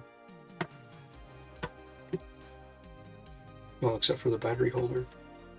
Okay, I think I could get away with that. Not really, because that is a massive inductor. Yeah, so let's prop this. Need to prop up this board by only an inch. Well, maybe I can get away with it. 3/4 of an inch. So that's a roll of Kapton tape. There, okay. So hopefully I should turn on the exhaust fan.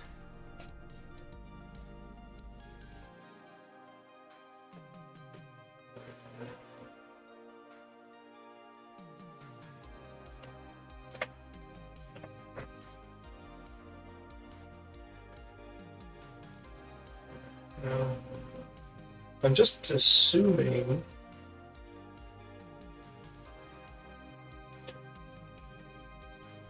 Oh, that's way out of focus. Sorry.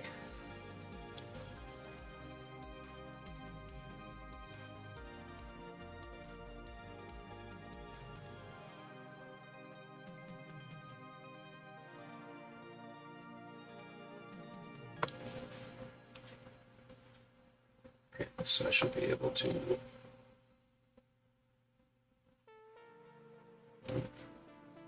Well, I guess that's as much focus as. I don't know what's going on with the focus. I don't think it has anything to do with the exposure.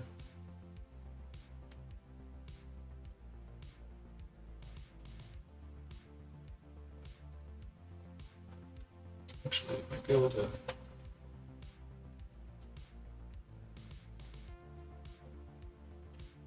Use a smaller roll of tape and get this board even closer. Because I can't remember what the. Probably some sort of inverse square law or something about heat transfer. Okay.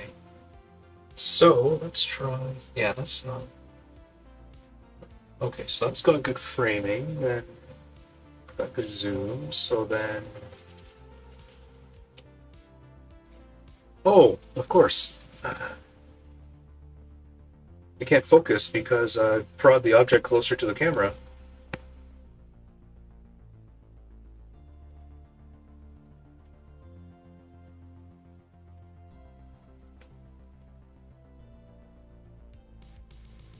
Well, this is probably as good as it's going to get. Yeah. Okay, well, looks like our process variable is at 220 with our set point at 250. So it's getting up there, but maybe what I should really do, just because it's a, let's say it.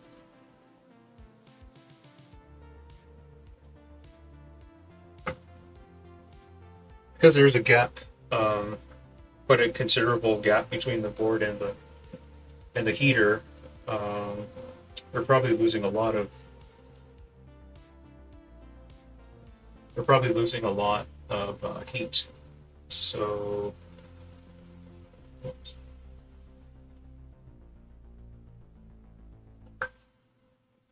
So I'm going to change the set variable. Actually, I'm going to change it to.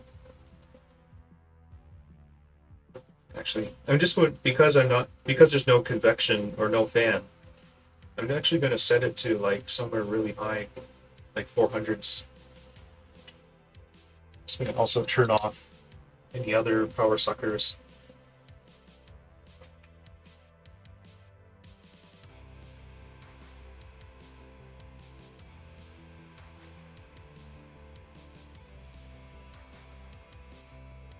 Didn't realize it went overtime. Oops.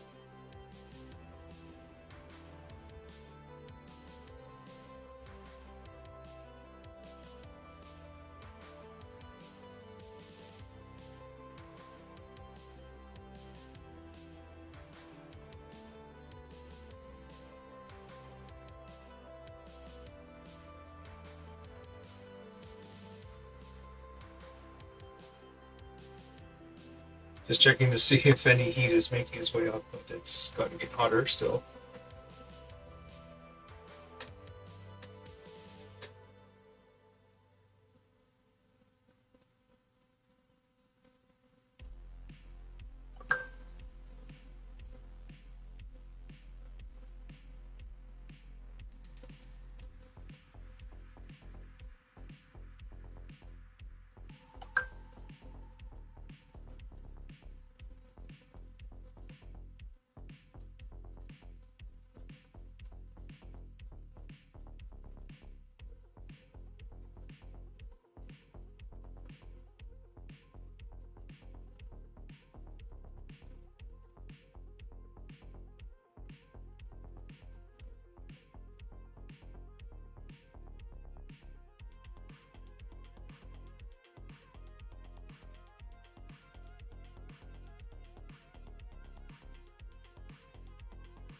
Oh, right on.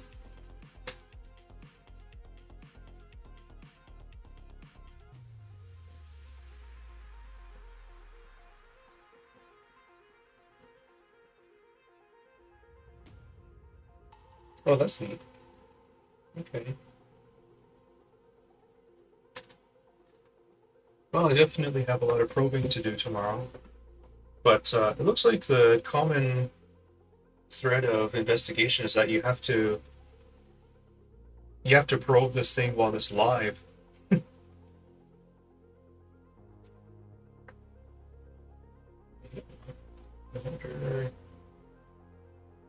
wonder if I could get away with this. If I do a lower,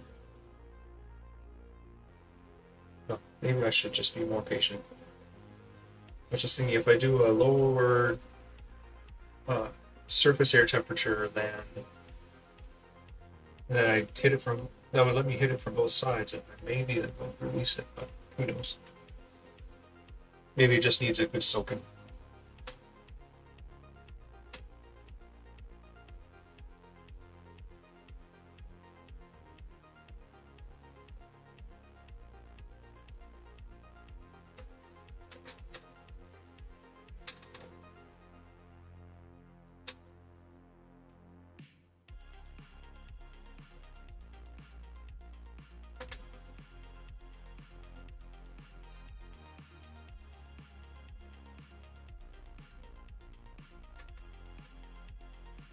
Okay, so we're at 377.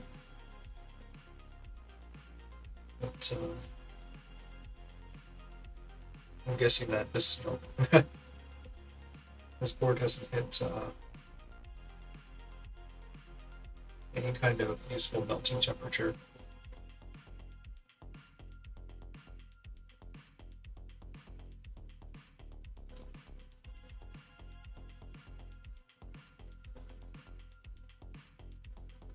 Yeah, it's gonna take a while. Whew.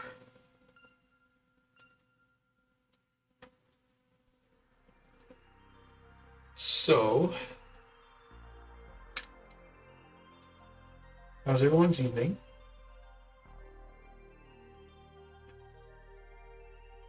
I think everyone knows how mine is going. Oh,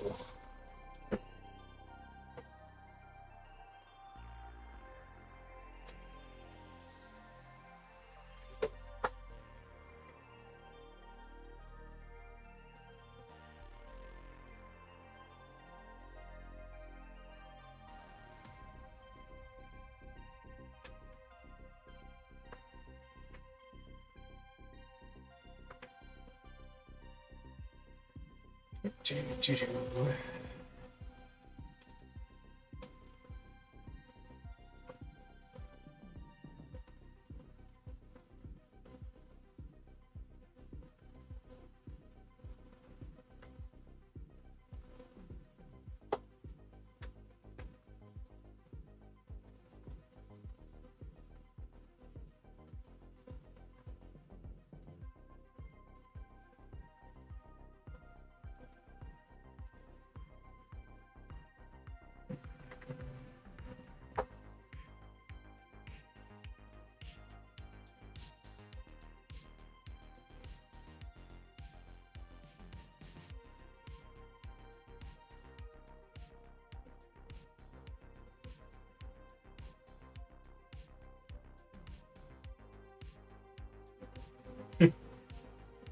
Oh, I guess tonight was video game awards or something like that. I should probably look at and see who's won and such.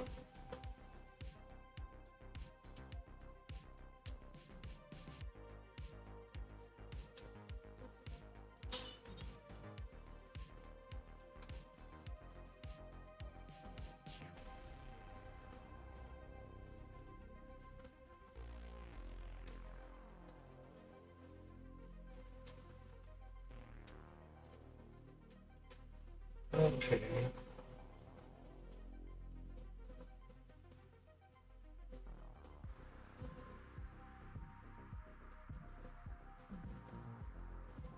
Boy, still not heat soaked.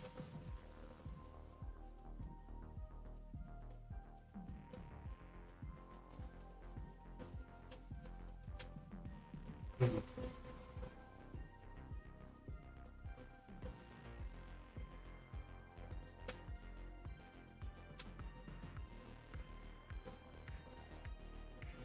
Oh, neat.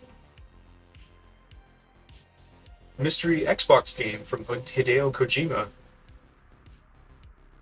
Gorgeous action RPG from Ori, the studio behind Ori and the Blind Forest.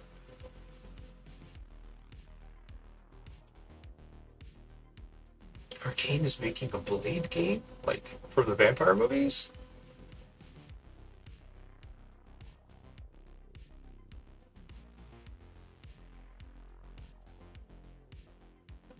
Hmm. Oh, I see. The Xbox game is called OD. Okay. For all the players and screamers. Don't quite know what he's getting at there. Okay, so we're not quite molten there on the bottom yet. The hot plate has reached 412.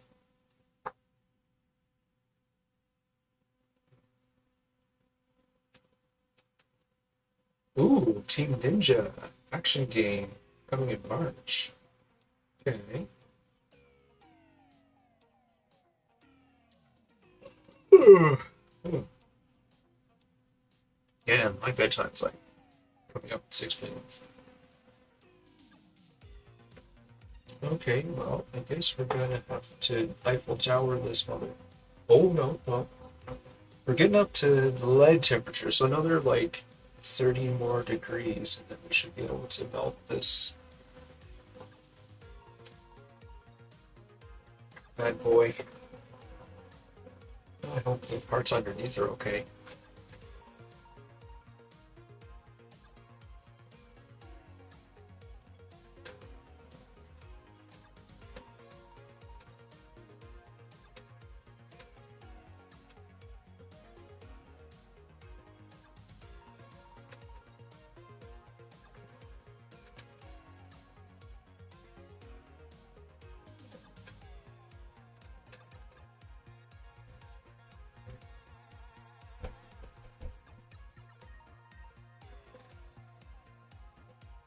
I'm not quite sure what's going on with the neighbors upstairs.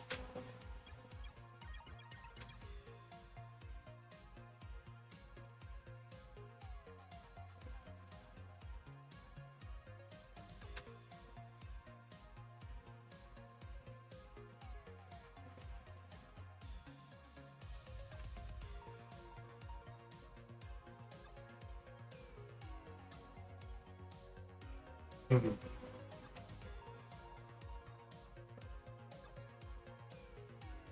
Maybe I should have picked a better time of day to burn off these manufacturing oils.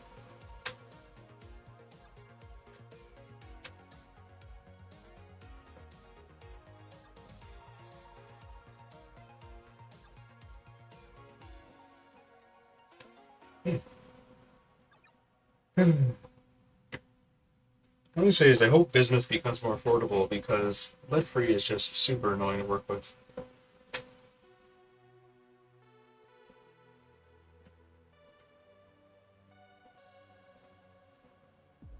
Hmm. I'm still not really soaked through yet.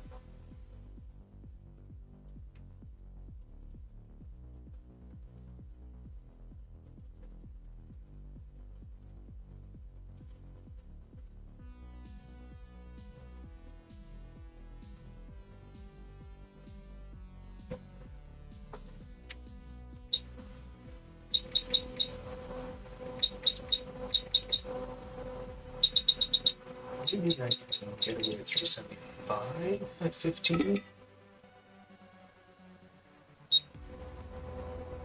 Just try to keep it.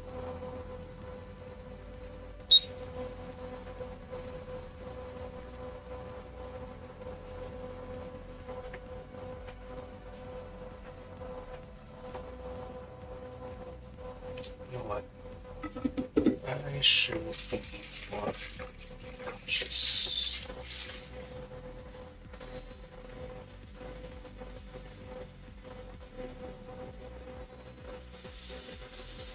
Ah, that should work. As long as it stays in place.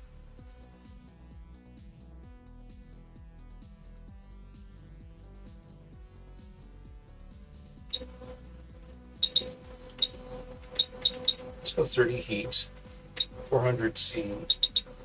There.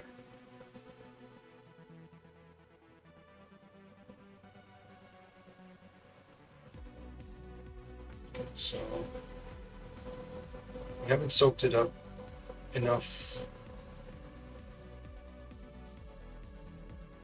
Sorry, we haven't heat soaked it enough from the bottom to to melt the Hirose connectors here. So I guess we've still got some heating to do, but hopefully this double heat approach will speed things up.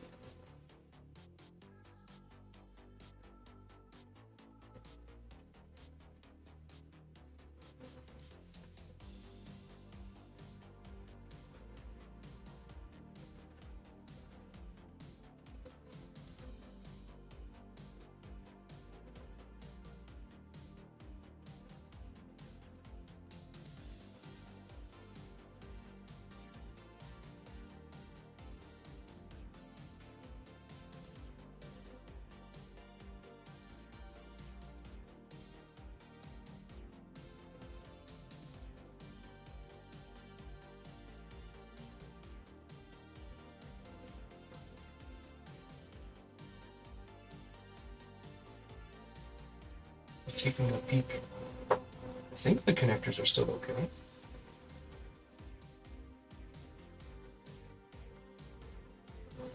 All I can say is my hand's getting pretty warm.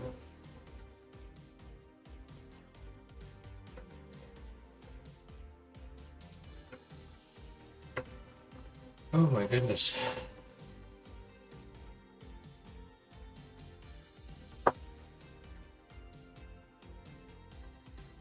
Oh. Neat.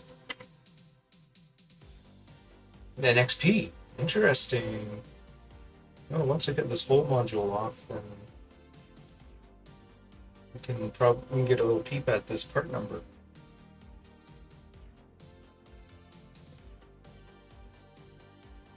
Got a crystal, got 2 filters.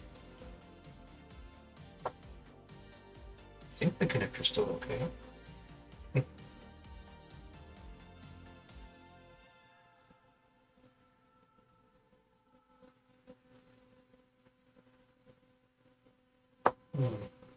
Let me just, oh, my hand's getting tired and hot.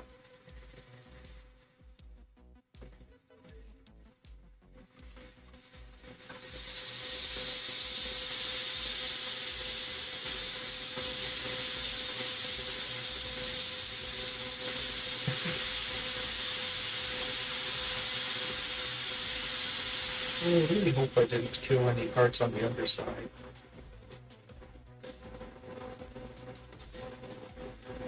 Because, yeah, this is a real pain in the ass.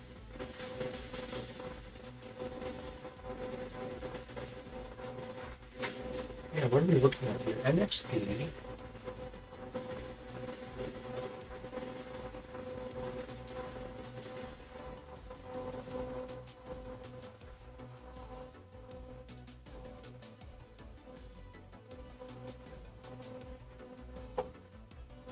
$88W 9000S NYH2.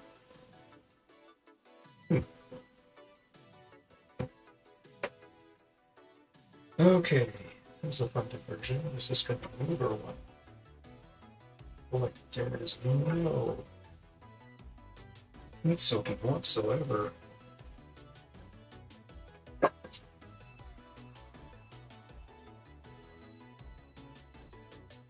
Maybe not no heat sinking, but seems to be no this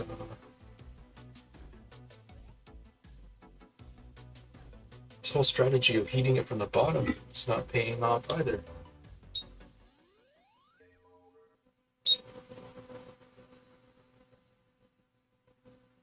Maybe I'm mistaken.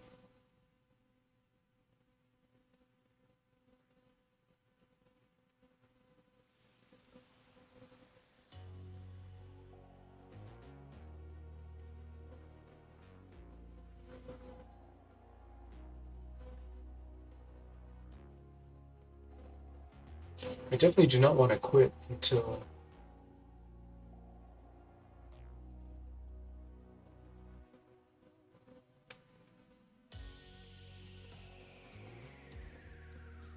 I see some results here, but it's not forthcoming. Nope. Nope, that's not what I wanted to happen.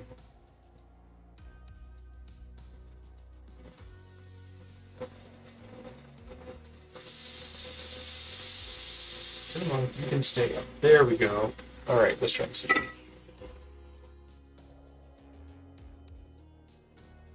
Maybe I do just need to crank up the heat.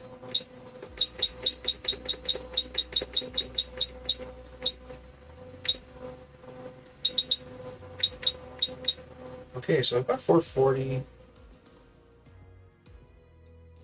at 15%, which I think is pretty wild, but you can only imagine that this is the case just because this Wi-Fi module must have several ground planes of its own.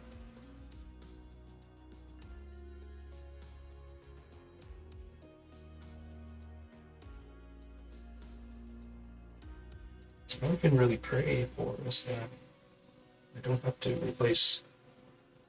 I can't believe I'm making the silicone pad blister. That is insane. The amount of heat I'm throwing at this. It's incomprehensible to me. But yet this thing does not want to release.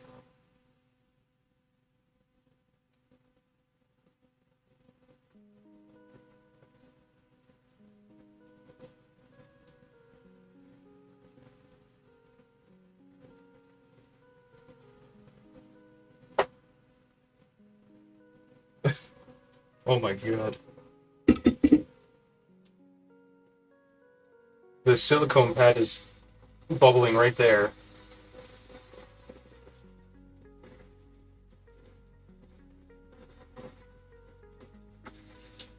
Oh my lord.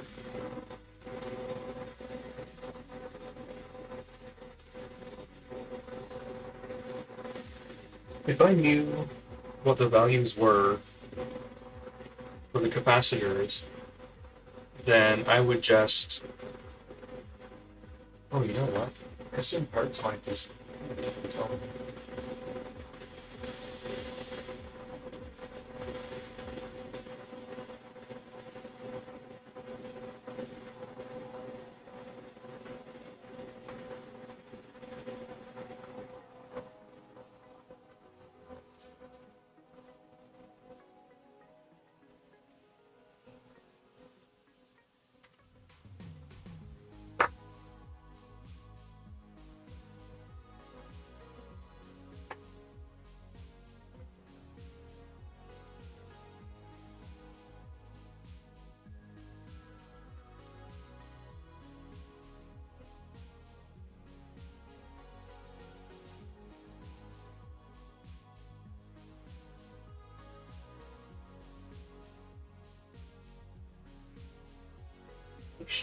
The amount of heat that's soaked in is not even enough to melt lead. So, yeah, I need to find out what those components are.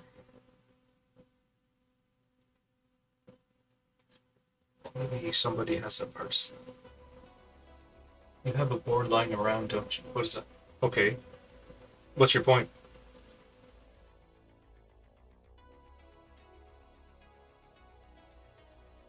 I mean, even if I tweeze them off, I don't have a reliable means of measuring capacitance.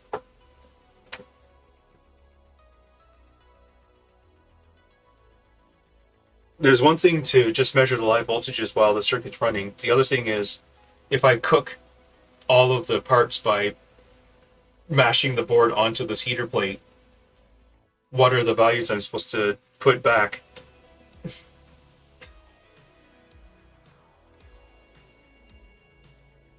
Because that's the only... I think that's really the only way I'm going to be able to heat this board up. So it's really the same dilemma as the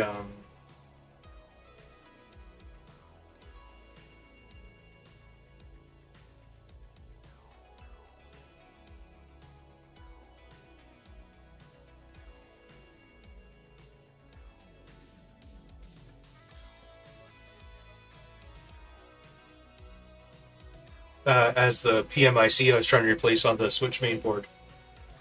Um, Ideally, you have direct thermal bond between it and the bottom of the chip.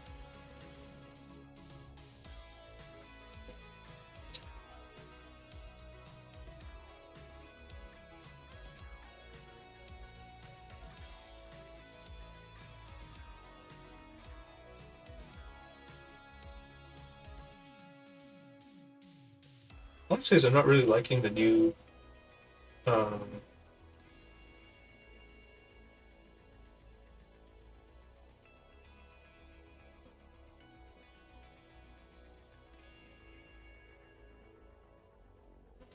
not liking the new Discord interface for looking at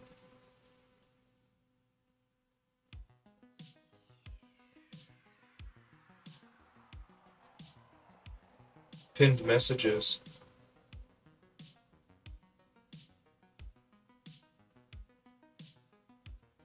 Kind of misswiping left on the chat, then selecting pinned messages, and then you jump to the message you want to go to. But this is, yeah.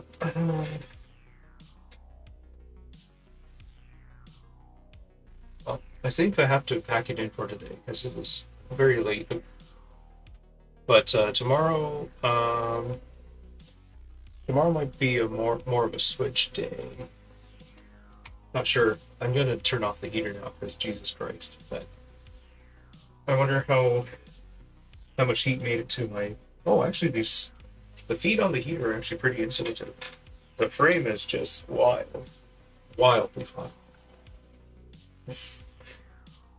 Anyways, I mean of course, the other approach is just sacrifice everything. But yeah.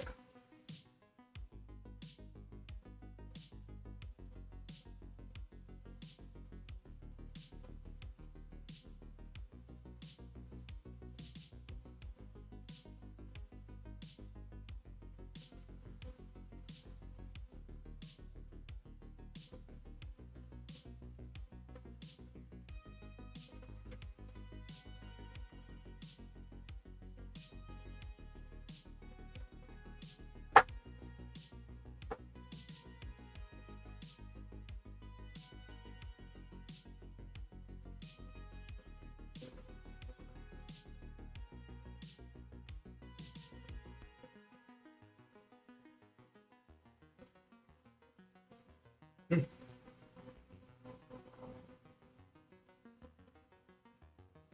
Oh damn.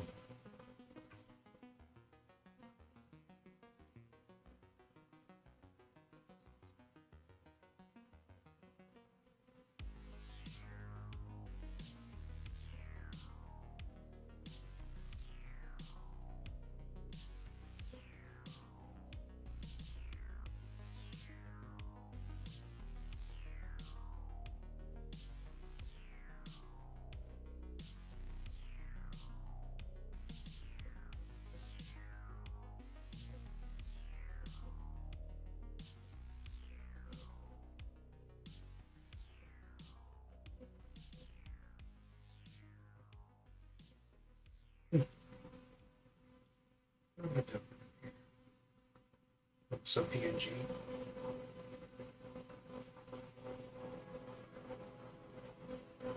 Well, sorry, I got absorbed in reading reading all the pinned messages for this PS5.